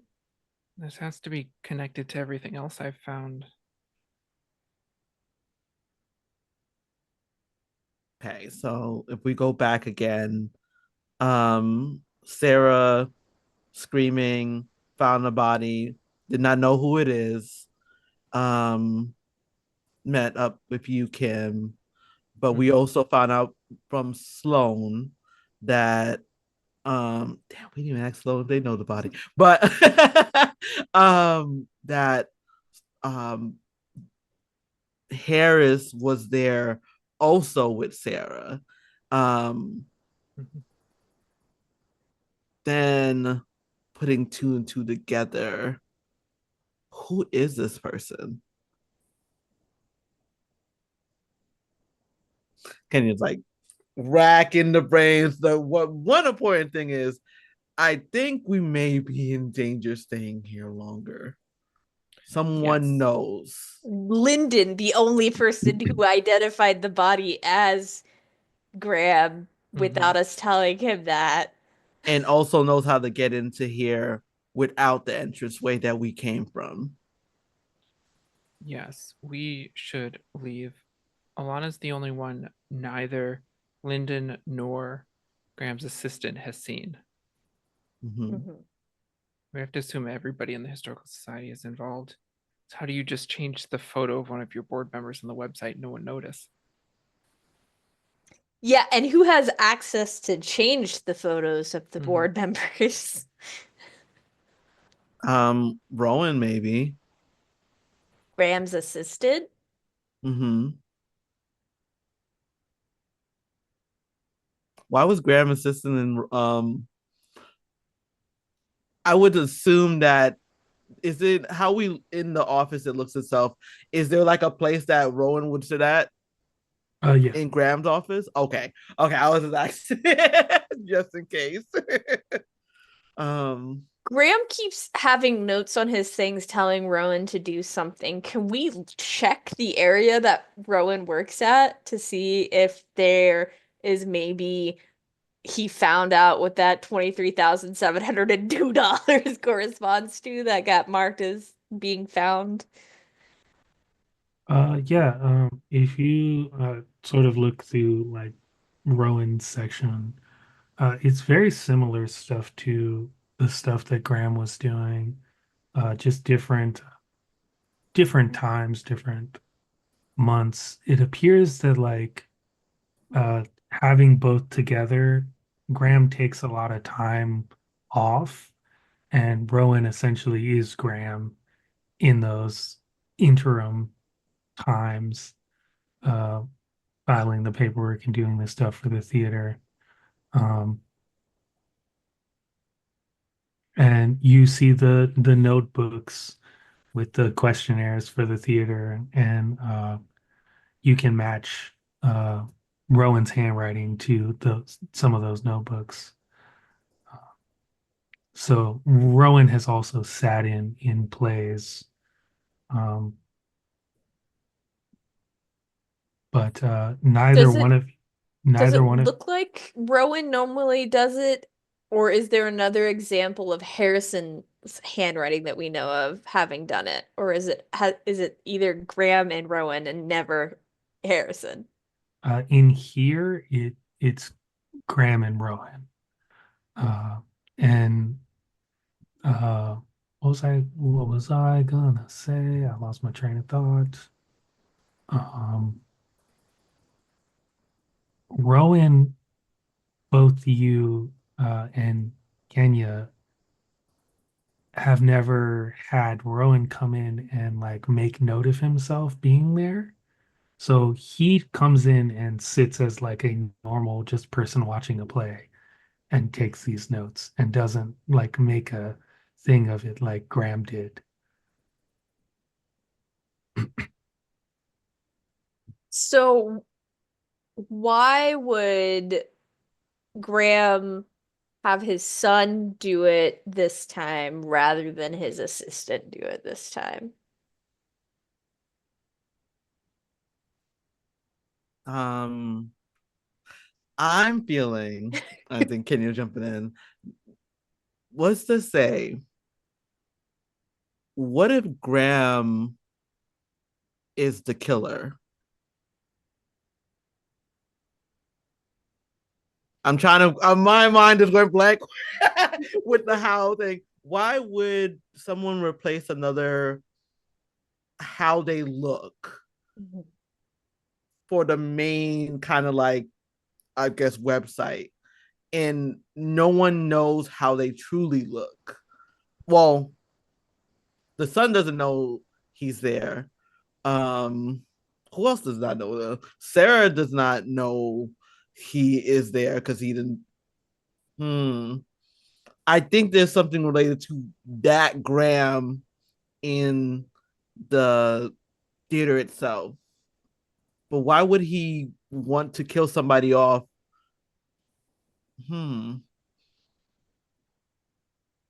Faking his death. Is it to run off with the money? Is it to hide?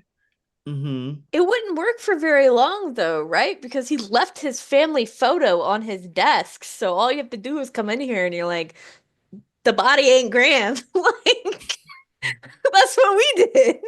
But why would Lyndon know that is Graham? Or at least say that it's Graham. He seemed Unless he kind of was shocked when he saw a dead body. Unless he was expecting it to be Graham. Or he was expecting to find the person and not the dead person. Because Lyndon got replaced, right? With Graham for his duties. Yeah.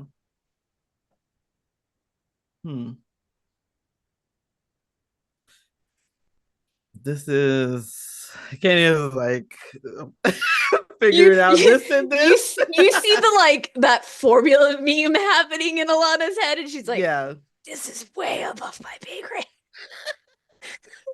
this is way above all our pay grades. I just should be I'm not being saying paid enough already. I should just be saying God bless us everyone right now. Like this is GM, does any of this connect to any of the larger mystery that Kim has been working on, the murder, quote unquote murder board that she has in her closet of all the financial real estate stuff she has found across the city that just doesn't make sense? There are sort of some amounts of money that equate to like property purchases throughout the financial records, but not all of them line up. But some of them do. And one of them is that $23,702. A property was purchased, yeah, for that amount. Can I remember off the top of my head what that property was? Yeah, it was Charlie's Diner. Kim kind of stops. This amount, the 23,000, that was the purchase of Charlie's Diner. And I think all of you remember a period of time where the ownership switched over and the diner was kind of weird for a little bit until they figured it out. Is the historical society buying up the town?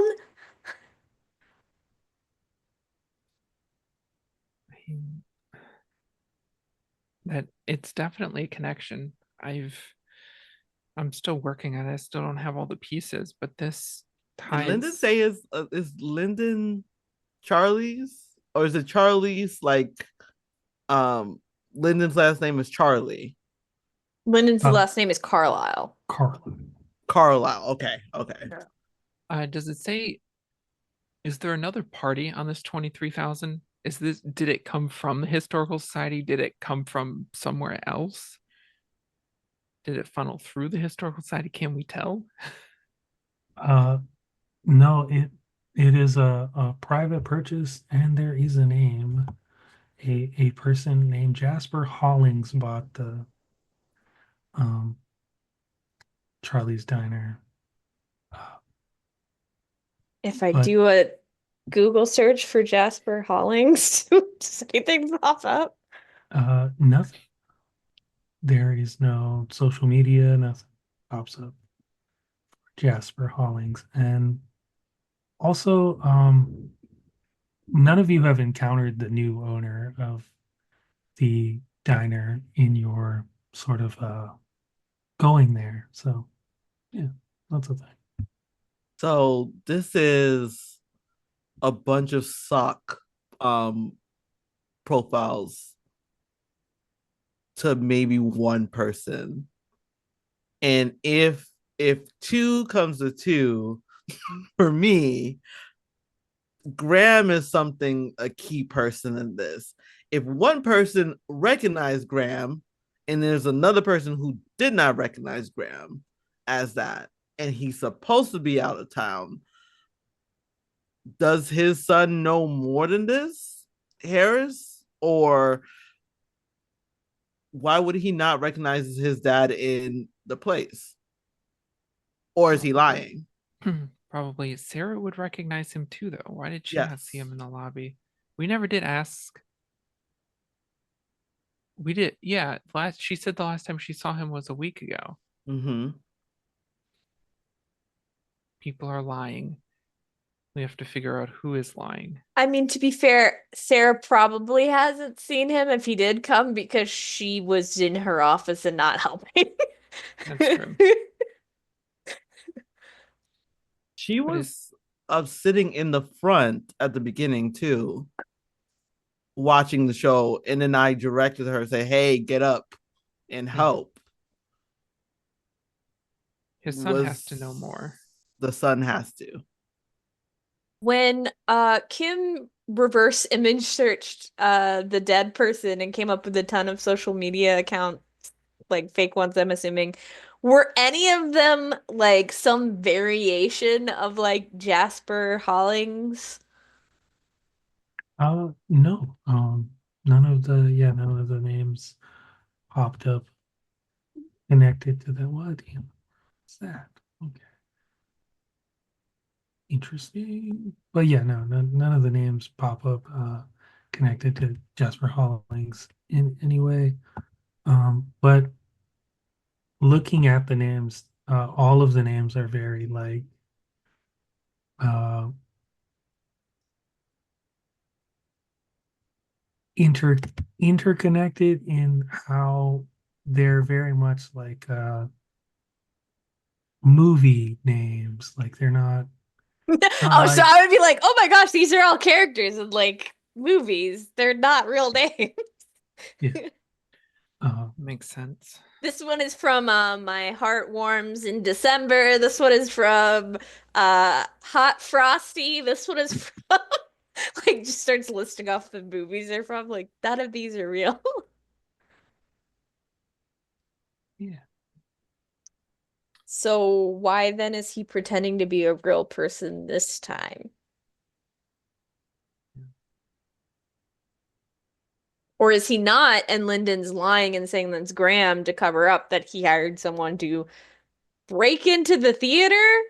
I'm still not sure why the mysterious person is in a fake uniform in the theater and dead.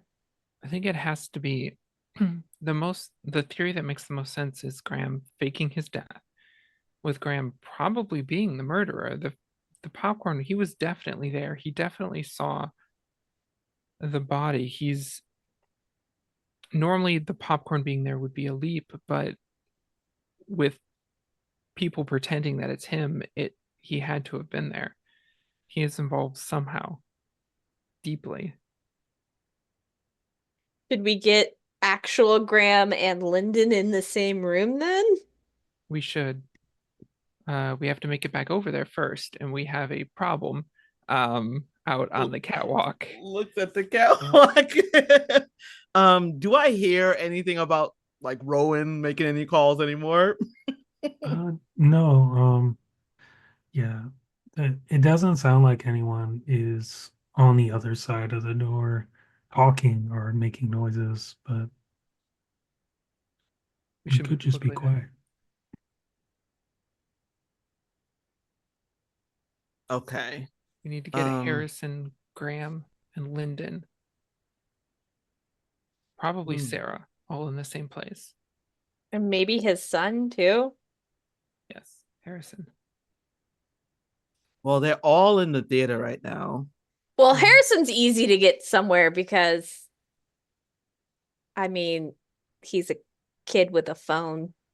We can make up something to get him somewhere. We can get the ushers to get these specific people into the lobby. We can confront them there. I think I got service still, right? In this side of the thing. I just put, but what would I say about Graham? The guy with the scarf? Yeah, you could describe what the person looks like. Okay. I think what I'm gonna say is like, hey, I don't know if I want to say solve the murder mystery. Can you get a eye on guy with what's it called? Guy with scarf, and I kind of put in the description of him. Lynn, I guess I'll describe that man too. Rowan would be, I would just assume Rowan went to Lyndon. And Sarah. Is there any way can y'all discreetly I can't even say the word. Bring them out into the lobby? And I know how to get Harrison there. I'm gonna check the same group I did the oh my god, he's cheating to find eyes on him and be like, oh my god, girls, Harrison's girlfriend is here and ready to confront him. We need to get him out into the lobby. I'm just continuing that line. That seems like the easiest thing. Yeah. Yeah, I think that all works. A mild, I guess, clarification just to make sure. Do we want Sarah to come to the lobby? I was going to if when we clear off the debris and everything and walk over back, if we're doing this, to finally talk to Sarah and said, oh, sorry, there was like I had to use the bathroom and over. But can you meet me in the lobby? We found some information that you may want to see. Yeah, yeah, we're not gonna hopefully it gonna get us out of the theater. Well, catch a murderer rather. I don't know if we can leave. I haven't looked.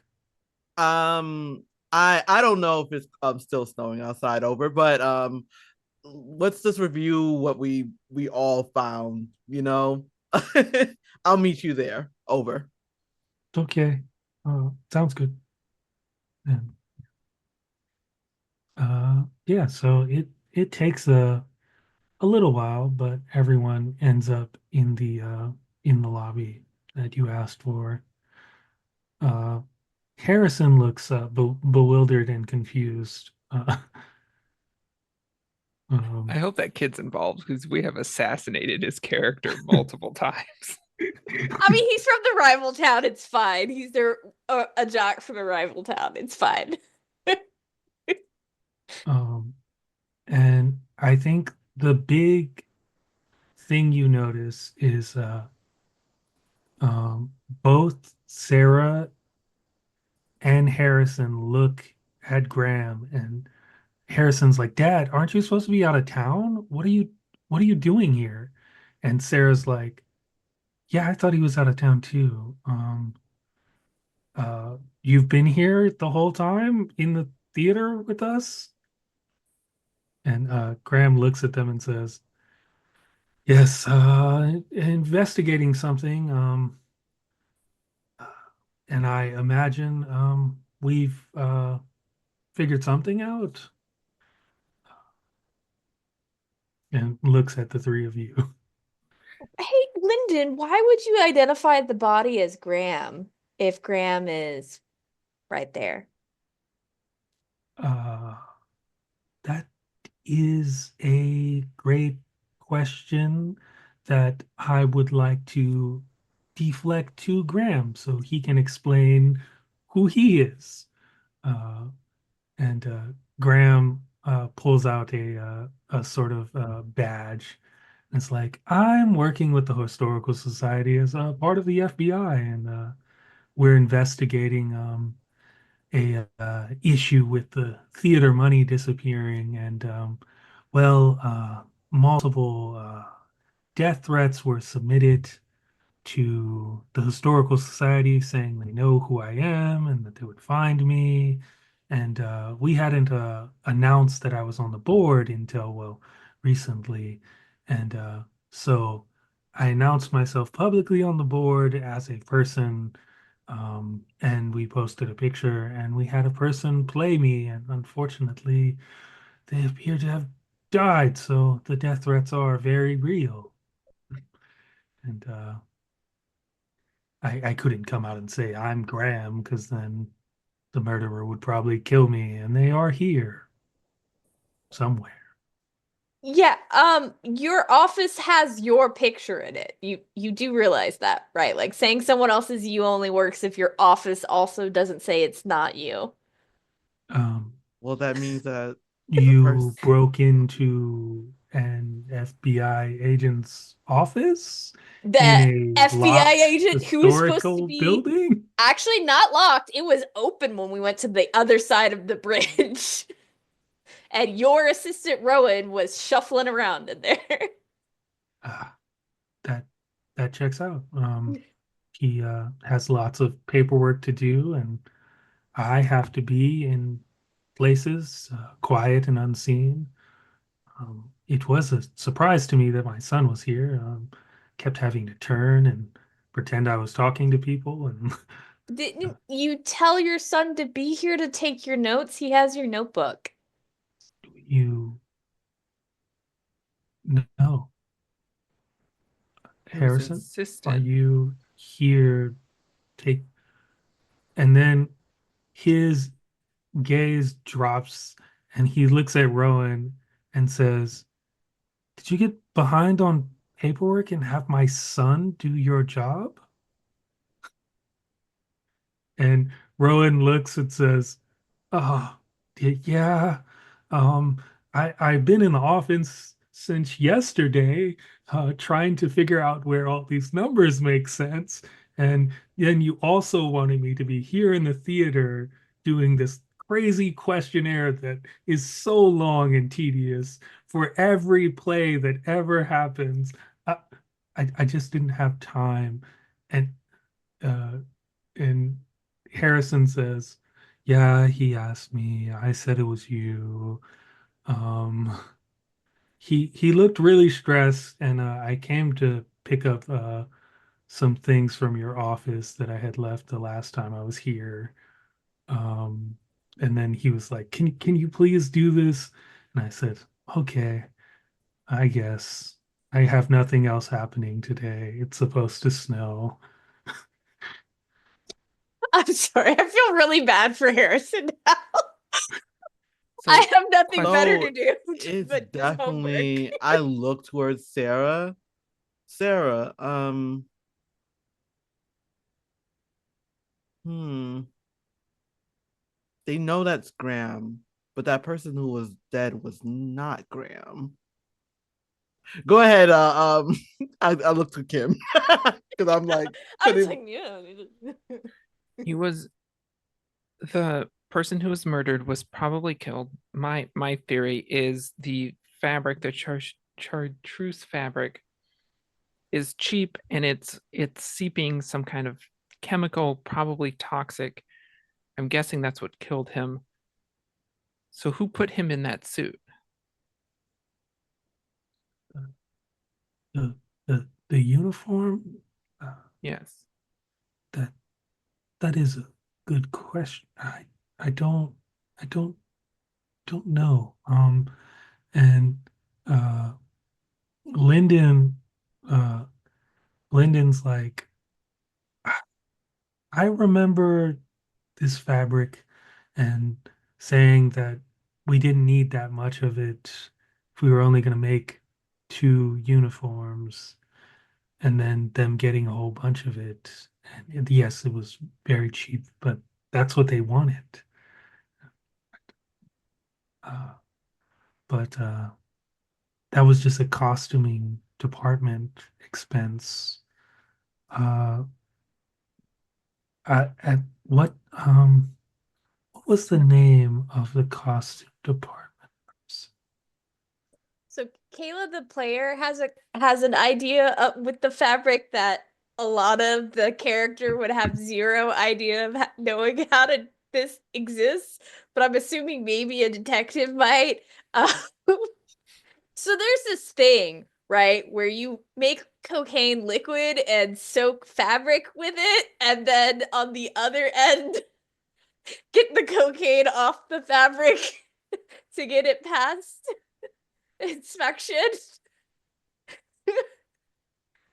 And maybe wearing a suit made of cocaine soaked fabric isn't great for you. It might make the fabric feel weird. So Kayla knows this, but I don't think Alana would have any clue on how to connect any of that. so Kim- is this person Chase Ashbury on the ground? Like the person who's dead? Uh, Chase Ashbury, I think, is the prop department person, right? Okay, yeah, I The think it's a prop prop department. person. I'm Yeah. trying to remember who was the name of the Uh, wait, there was no name. So Yeah, it's not consistent. They Yeah, hire we it don't for know. production. so I asked Sarah, who is the head of costuming? uh, that there really is. It's a by play uh, basis. But you're the manager. How would you Yeah. not know who is Well, making this fabric? the um the last person, the person we hired to make the uniforms, the two uniforms, Elliot Marston, uh, he made those two uniforms. Just gonna Google Elliot Marston while she's talking. Uh, and that's really it. Elliot Marston comes up Google search uh, with under a bunch of taglines for credits for theater in a different place that he's sort of based in LA as of recent. So he does costume design for a lot of things in LA, and he has credits on those. Just gonna click on his picture and be like, this guy? Yeah, that's him. He had to leave because he got a big gig or whatever. Sarah, if you thought you were being poisoned by this fabric, which I assume by now you figured out it was the fabric that was doing it, why did you keep it in the costuming department? Uh, the I don't the fabric is poison. When you went to the I thought hospital? that someone had poisoned my food or drink or something. I felt weird, but I've never touched or interacted with the fabric. The uh, the person presented them, Elliot, to everyone, and two people, Camille and Landon, wanted those uniforms to keep, and that was fine. But beyond that, I haven't interacted with the fabric or seen it, so that would be confusing. If it was the fabric, then where would I have encountered it?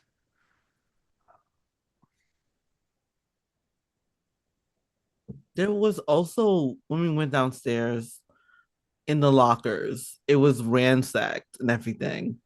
And we found another costume in one of the unassigned lockers. Was that Elliot's locker or was that yours? I don't have a lock. I just lock things in my office. That or I leave it in my car because I'm forgetful. But yeah, I don't believe Elliot had a locker either. He was only here for that. Uh, we actually, despite the constant and continual critique of our frugalness as a theater, we did hire him from outside the theater to make these uniforms. Okay, so there's supposed to be two uniforms, and Jasper or Landon and Camille have the two uniforms that were made. So how is there a third one on a dead body? And who is this person who is like the case of who is this person? Uh, the the detective, Graham, is well, I can identify the dead person. I if we need the that's Gavin Lockridge, my double, if you will. Um, we hired him through the FBI. He pretended to be me. Um, uh, but uh, I do have I guess, a question towards your theory about the fabric. If I, if the fabric is the cause of death, uh, then you would have to have put him in the fabric, or he would have to have willingly put the fabric on, Yes. which Yeah, That both is which both situations are confusing. yeah, he's in a fake uniform that's not the actual uniform and backstage of the theater. So that doesn't make sense. And I might just be a teenager, but none of this makes sense. Um, was there anything else? popcorn. Has anyone else touched the fabric? Lyndon did. I Uh, touched it as well. It became kind of greasy once it heated up. Sarah, you said that you sitting next to this person to touch on the fabric and your point, like you said you got poison, and were you touching it in some way? uh, no, yeah, I haven't encountered the fabric other than seeing it when it was made into a uniform. I hmm, Is it the lick? So it becomes a grease after a while when you touch it. Is that the grease in the popcorn itself?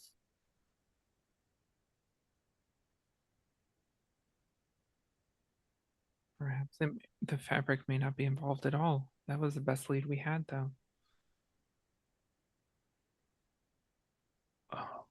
There, I suppose, there is a way to make that make sense. Like the fabric could be part of the poison. You said you had a toxicology report for Sarah? Did it list something that they found, or were they just like, you're crazy, there's nothing here? On the toxicology report, yeah, there's no indicator of poison um, uh, in her system.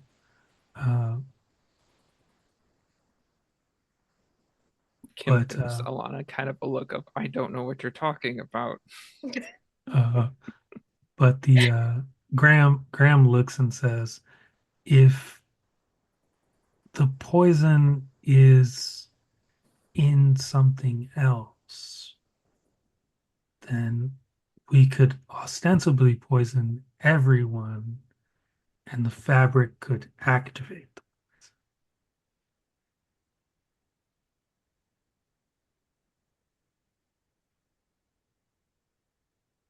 But that's really far-fetched.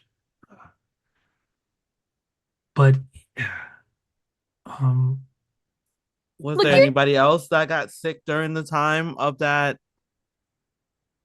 should we event? should we show the FBI agent the weird fabric and maybe the body? yeah, yeah, uh, I, it might be a good idea for me to take a look. Why Uh, haven't you done that yet? uh, I had to keep a low profile. And we gathered everyone into the large theater, so I didn't want to leave and the killer get away. Uh, a couple people went to the bathroom. I also had to go to the bathroom just to see if they tried to get out or run away, kill someone else. I mean, there's a blizzard. There's like It was no just running. keeping track of people was the reason why. And yeah. Um, Well, we know you're here now, so let's just show you the dead body and the weird fabric. yeah. Yeah. And he goes with you back there and looks at the body and says, "Yeah, that's him." Uh, And popcorn. above board, Lyndon was the only one that said this was Graham, right? Yeah. But he also knows that actual Graham is an FBI agent. Hmm.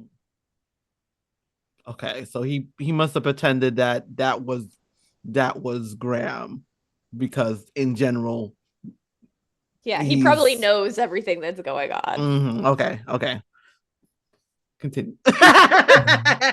Yeah, he goes back and he looks and says, "Yeah, this yeah, um I don't," and he touches the fabric and gets the sort of sensation and is like, yeah, this is some sort of like a chemical transference type thing, but uh, the it's I don't would you have to touch it for a long amount of time for it Like to maybe wearing it. that yes that could be it. Uh, he stops and he looks at Sarah and says, uh who is all working today? Are the two people who own this uniform working today? And Sarah says, no, neither one of them should be here. They both are. They work every once in a while uh, to cover on call. and he says, and they both kept those uniforms. Uh, do you think this is one of theirs? And Sarah examines the person and says, I don't think so. I don't think the ones that they have would fit. To be fair, there's a lot of this fabric we can show you in the costume room. Like, there's a ridiculous amount of this fabric. And the costume room is a mess. Like somebody very quickly made a last piece, last minute costume. Wait, So who's the costumer for the Christmas Carol? Because he was not in there.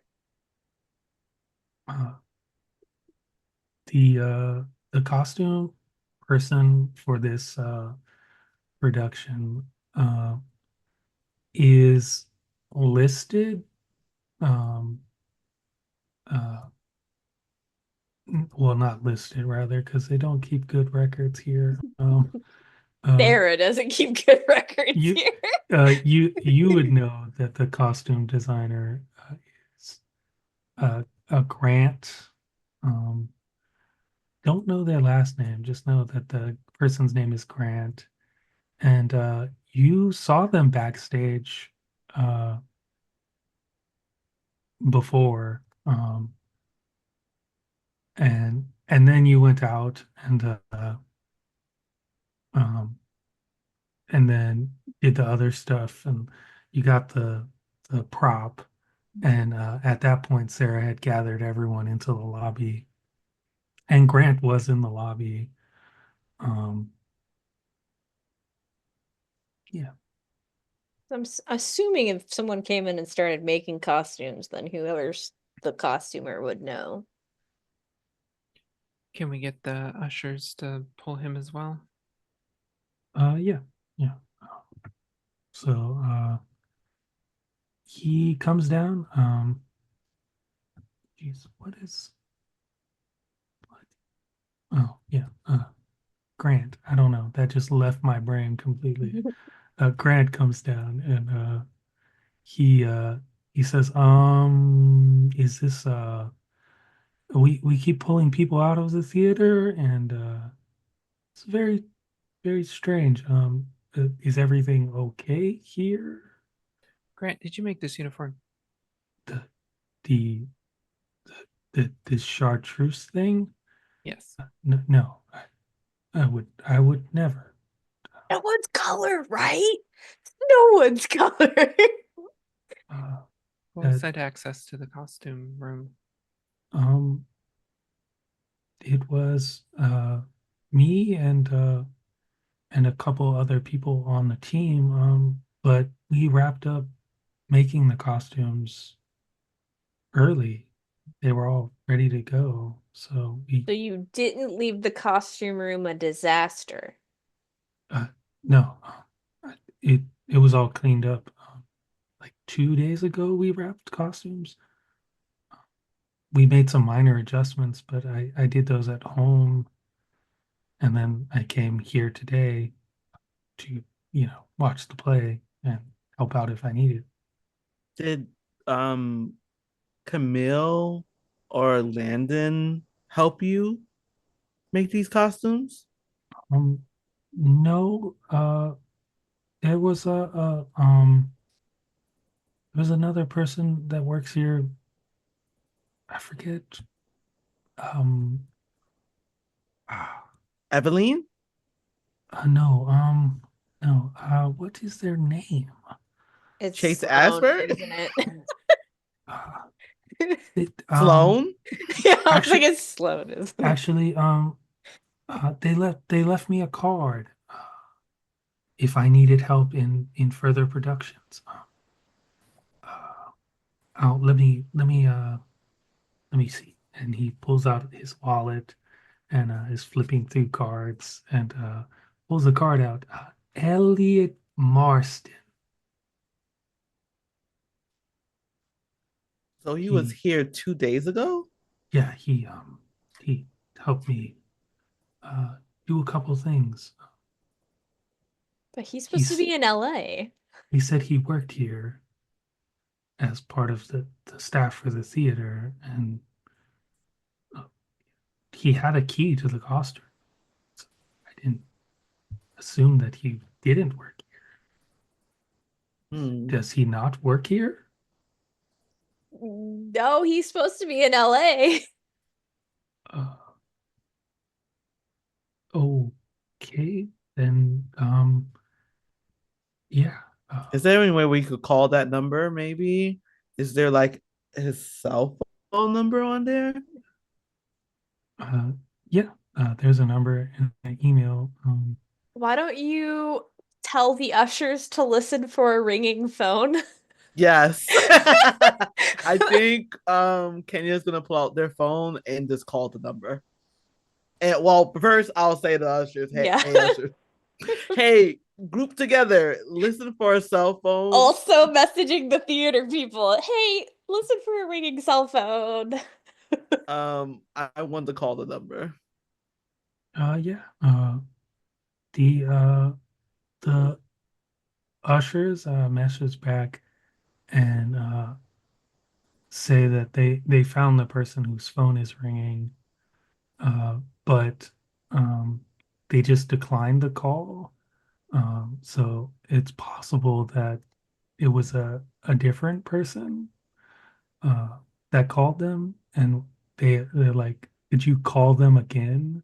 Yes, And, I call him again. We should all call him. Yeah, I'll call. That way it's a different number. yeah, yeah, it's definitely that guy. He's in here in the theater, mid row. Take Can FBI guy. Can you grab him? I would say that. I will say I will form like the the FBI agent, all that stuff. That he's still here and he's in the audience upstairs. Yeah, I think Graham is like that. That that makes sense. Because it snowed in, and the timing, there was no way that he could have left, and he wasn't at the historical society, so it had to be here. So I'm gonna go, uh, and I'll be back. And he goes to the back room and goes into the break room and opens that last locker that was locked still, not the unmarked one, the other one that belonged to someone. He's gonna open that locker and he pulls out some stuff and says, uh, so when he gets back to the lobby, he's like, so we're in a strange predicament where we can't call people to come and help us. And I'm also not armed. I'm sorry, you're an FBI agent undercover and you're not armed? Yeah, well, if I get arrested and I have a gun, then I have to explain that I'm an FBI agent to the police. So I don't have a gun on me. Not even in the employee locker you just went into? Just No, the sigh. So Why we are need a teenagers more poll. prepared than you are? I can flush him out. I mean, people know me to meddle in cases like this. I'm Sure, if he saw me here, he probably expected it. I could confront him. I could also fangirl because if he's a big costumer who made it big in LA. He could be faking who he is. He could, but if I Google him and it says he's a big costumer in LA on all of these movies, I'm a theater kid. Don't y'all have like a match thing that y'all can do together? Oh yeah, we get bonuses for charming together. Bombard him. Oh my god. We can flush him out. And then you could, I don't know, tackle him when he runs out, whatever you police do. Whatever you FBI agents do. Yeah, but more or less we tackle people, and Mhm. yeah. Usually we have weapons. I didn't expect a person to be murdered today. Okay, that does not match with you having someone pretend to be Mhm. you because you think someone's going to kill you. Yeah, you kind of set this poor man up to die for you. And you don't I- seem very concerned about that or very I- sad that this man is dead No, in I your am. place. I am very sad that this. Why man is are Mhm. children solving your case for you? dead. I would have figured it out eventually. Sure. That's what they always say. Alana, let's go flesh the murderer out. Alana's the whole time just muttering, like, is this what it's like always like? Always. Those are Every so time. stupid. They're all the same. I think you get a message back from the theater group, and the theater group has an interesting little note that the person that is Elliot is also Oliver Prescott, your stage director. These two people? Elliot also. Oh, he was just saying that he was saying he's Oliver. He made me be. We don't even know what this man's name is. I don't think We it gotta matters at this confront him. point. We I'm gonna gotta go Yeah. confront him, Yeah. flush So him out, make him run. I'm gonna do it even more now because if I've learned that our stage director or everyone that theater kids think is the stage director is a famous LA dude, I'm going like full manic theater kid. I might have a connection to be an extra in a big LA Hollywood movie. Like, oh my God. I'm also gonna let all of the theater kids know because if he tries to escape, he's gonna get mobbed by theater kids trying to get it into being in a movie. Like, oh my God, did you know that he's actually like big in LA and in all these movies? We really shouldn't send unsuspecting people towards a murderer. I'm just throwing that out there. Look, the FBI agent is already having two kids do his job for him. So I think we just flush him. You can fangirl over him. I will confront him about being the murderer. He will probably run. They usually do. And that's why you have a bunch the of FBI theater agent kids can tackle him. blocking his way. He's We not gonna. we don't want the theater kids blocking his way though. Well, it gives the FBI guy time to tackle him.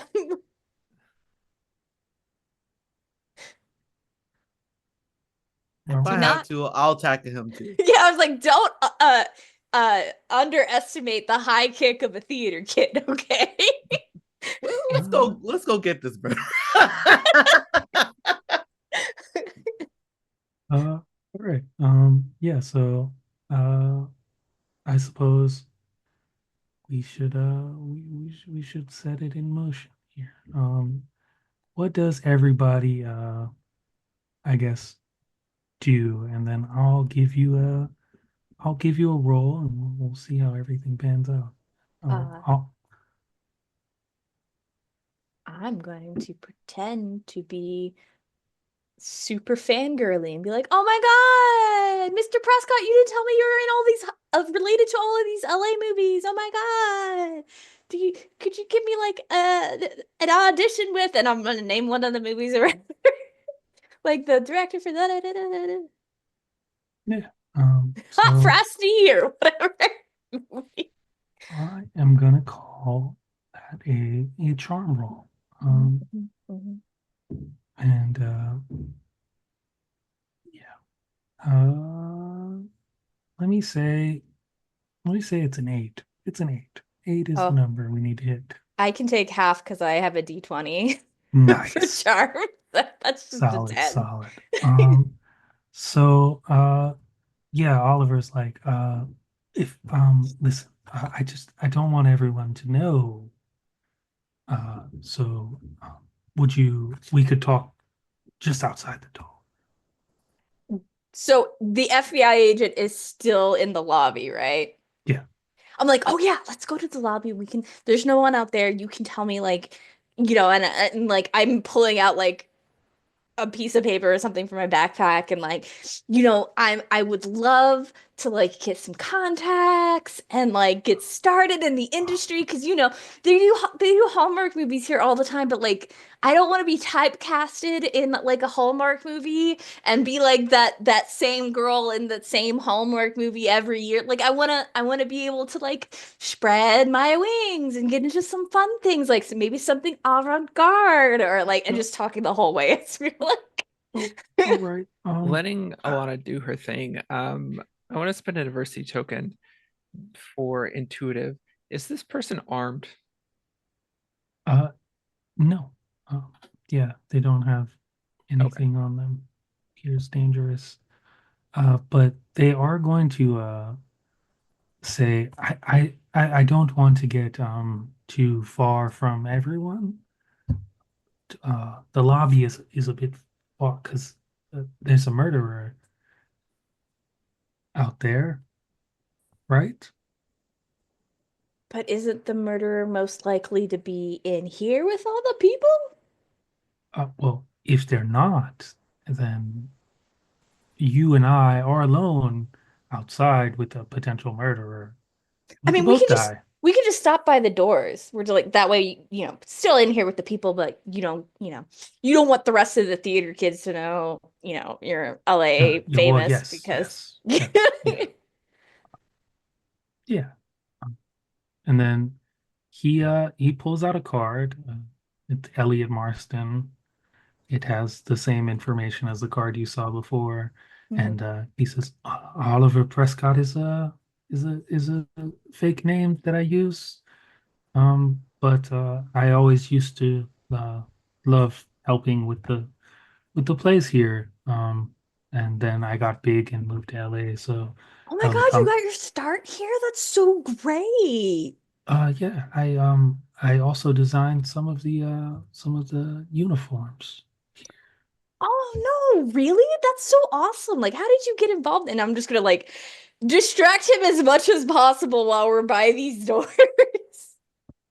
Yeah, because we need him to go through the doors. So seeing, I think this effort kind of stall out here at the doors. Kim steps up kind of behind Alana. Elliot Marston, clever. Toxins that release when a fabric heats up. Uh, Talks fabric. What do you mean? Is that how the person was killed? Is that what you're talking about? Can, Uniforms that you created. can I just like surreptitiously like knock on the door or something that we're by to be like, FBI agent dude, come do your job. SOS, SOS. We Uh, know you're responsible. uh, We have proof. Responsible for making the uniform? Yes, I made them. What is there something wrong with them? It it is making the uniforms connected to this poison thing you're talking about? Uh, Can I tell if he is actually confused or is lying to me? oh, he's very fake confused. Very fake confused. Yeah. You see, you didn't take into consideration all of the security cameras that were installed recently. The security. Okay, so is this a theater? This is a theater bit. Theater person brings me over here. You tell me this happened. There are no security cameras in here. The Historical Society insisted that they be installed in the last month. Interesting. Are they hidden? They're fairly well hidden. See, we have that proof and a number of other things tying you directly to it, which is how we picked you out of this entire audience full of people. The game is up. Interesting. Is the SOS like knocking for the FBI agent like not getting through to him? That's hmm. I don't think I like this game that we're playing. I'm gonna go sit back down and wait for them to actually catch a murderer. I wish the two of you luck, and if you do need anything in terms of getting on an LA stage, please do call me. And he's gonna start walking back towards the thing How to go sit down. what stat would it take if I decided to just tackle him through the door since we're right beside it? I was gonna Uh, ask, like, is there any way I'm hearing this conversation happen in if front of the door? Yeah, if you're on the other side of the door, you definitely hear it. Can I swing the door open and grab him by the collar and pull him in? Yeah. Can I help by just body like tackling him and just assist? Yeah. I'm gonna call it a fight roll. Cool. I have no fight, so I'm assisting as much as I can. And yeah, I'm gonna say it's a fight roll, and I'm gonna call it an 8. Okay, I have a D20 in Oh, fight. nice. Do I what I do? I'm just gonna roll it. Do I just roll it or do I take half? Well, take yeah, half. half would be 10, and yeah, you'd succeed. He Elliot is not a particularly physical person, so you very easily take him to the ground, and It's like he the get over here kind of like pull. and I think we sort of like get a like side shot of the tackle at the same time as the FBI agent is kind of hiding behind the popcorn counter waiting for them to pass. Uh, and so we get that like one like widescreen shot of all that happening at the same time. Is just complaining like we just had to solve the whole thing by ourselves. Even I'm like a guard or something. Like they're just useless. Yeah. And hearing the commotion, the FBI agent comes around the corner and says, "Oh, oh, oh, oh! I thought we were going to get him to come out into the. Anyway, get just if you could hold him there." And he puts handcuffs on him. It's like, okay, we got him. Got him. He's here. All right. And it's like, Elliot Marston, you're under arrest. And reads him, his whole rights, and says, and we're going to be here in the theater until the blizzard clears up and the police come, but you're not going to murder anyone else. And Elena like full on pops up like it was nothing, like it was a stunt, and just goes, man, if acting doesn't work out for me, I could be an FBI agent. It's like no, never be a cop. Never be a cop. So I asked Dave, Graham, so is there like a bounty on this person that maybe we can like add to my salary to? No. What? They just murdered the person today. We didn't like. It could be quick, you know? Yeah. Anyway, the a lot of missing money was sort of funneled through the historical society, and ended up buying property and stuff. And yeah, I guess I don't know why Elliot killed fake me. Uh, it doesn't line up uh, at all. I look, don't. dude, we did part of your job for you. You need to be an FBI agent. Like, I don't know a lot of FBI agents, but you're like none of the ones in the TV show. Like, I need you to FBI up here a little bit. Okay. listen, I got sent here and just did infinite amount of paperwork and looking at numbers. Oh my And God, you're an FBI accountant, aren't you? it, okay, maybe I don't have an issued firearm and I only deal with numbers. But who's are you judging me for being an accountant? I question so much of my life right now. You still said you want to be an FBI agent. You see No, if this it's just paperwork points. and numbers, I don't want to be an FBI agent anymore. I guess you can I'll just play question. one. I'll play one on TV. It'll be fine. Yeah, just question him. Why? We Um, got him. yeah. So I'm gonna yeah. So he asks Elliot what the thing is, and Elliot's sort of like they um the theater hired me. They didn't pay me for things. I was upset, and well, you can't prove that I killed anyone just because I was upset. And that's all he says. And I think I think we're gonna do our last roll of the game, and since we got two of them from our other players, I'm going to give Kim the last roll of the game. Um, there is under brains, the stat. There is a solve as a thing.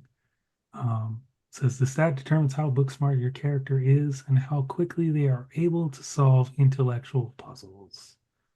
Um, I think with the information you have now, the clues you have, that it can be solved. So I'm going to have you roll the last thing, and then whatever you roll, the number is 8, as all the numbers were, and then the solution to the problem is whatever you want it to be. Um, so, yeah. That's a great question because I'm just going to take half and easily beat that. Right. Let me look at my notes.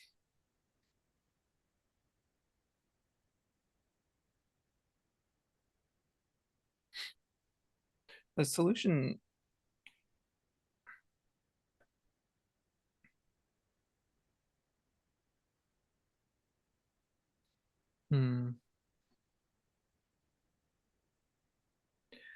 I think Kim pulls out of her backpack a small, like handheld UV light. She tests it first in her hand, and then walks over and does it over Elliot's hands.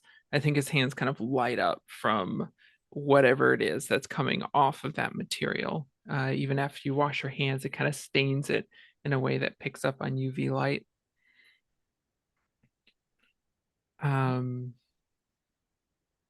I think showing that he was the one to make it and that he handled it probably today. And I think she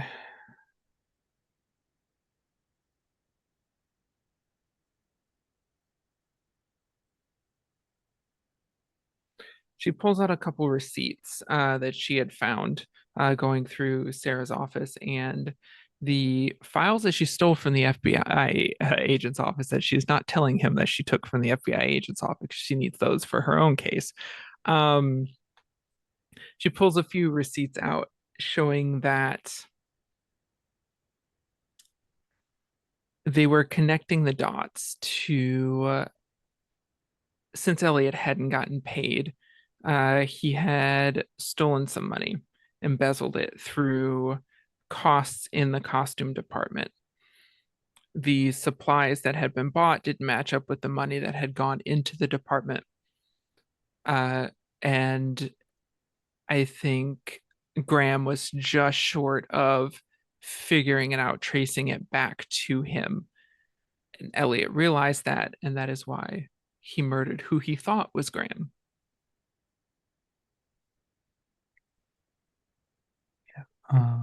I think Elliot has his end villain moment where he spouts out all the stuff, and I would have got away with it if it wasn't for you kids. um, and then he also adds that, and I would have gotten Sarah too if she wasn't so paranoid. Uh, uh, uh, and yeah, he admits to attempting to kill Sarah for not choosing the uniforms that he designed. I'm just gonna add, I think he did it by rubbing the fabric across her desk so that the greasy oil was on her desk and she just absorbed it that way. Yeah, and it wasn't enough. Yeah, all right. We did it. We solved it. We solved a murder mystery. Um, and yeah, that's it. Hooray. Uh, man, we rolled so little dice though. But hey, it all worked out in the end. Anyway, thanks everyone for joining us. Thank you to everyone who donated. We appreciate you. And yeah, that's our show.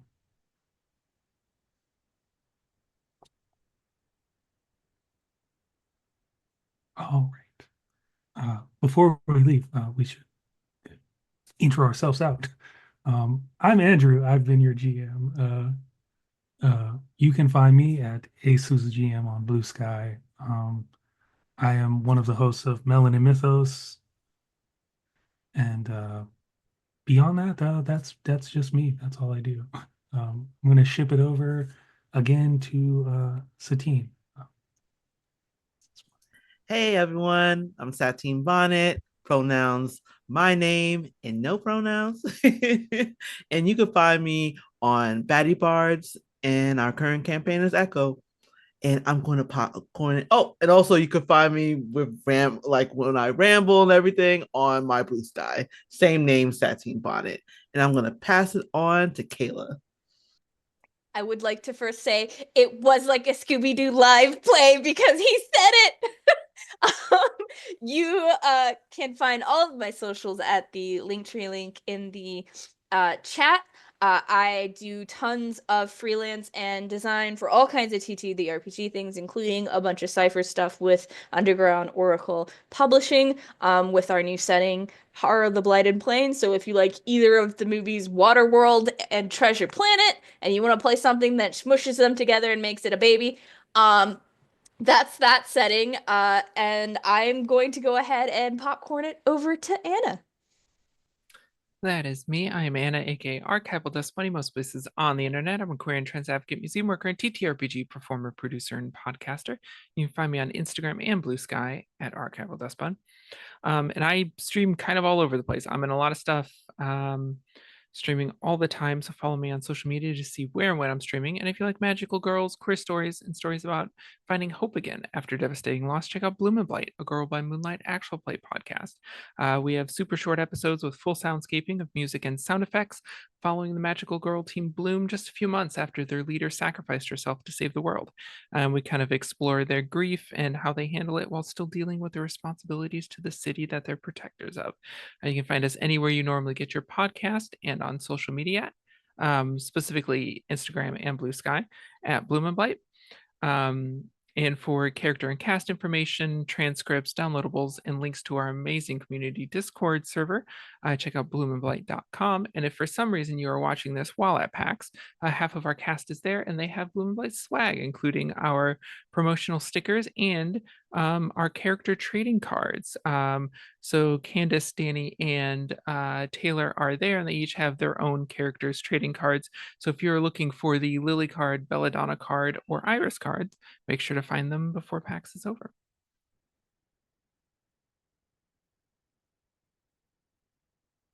Right. That is everybody. That's us. hopefully you enjoyed it. Yeah.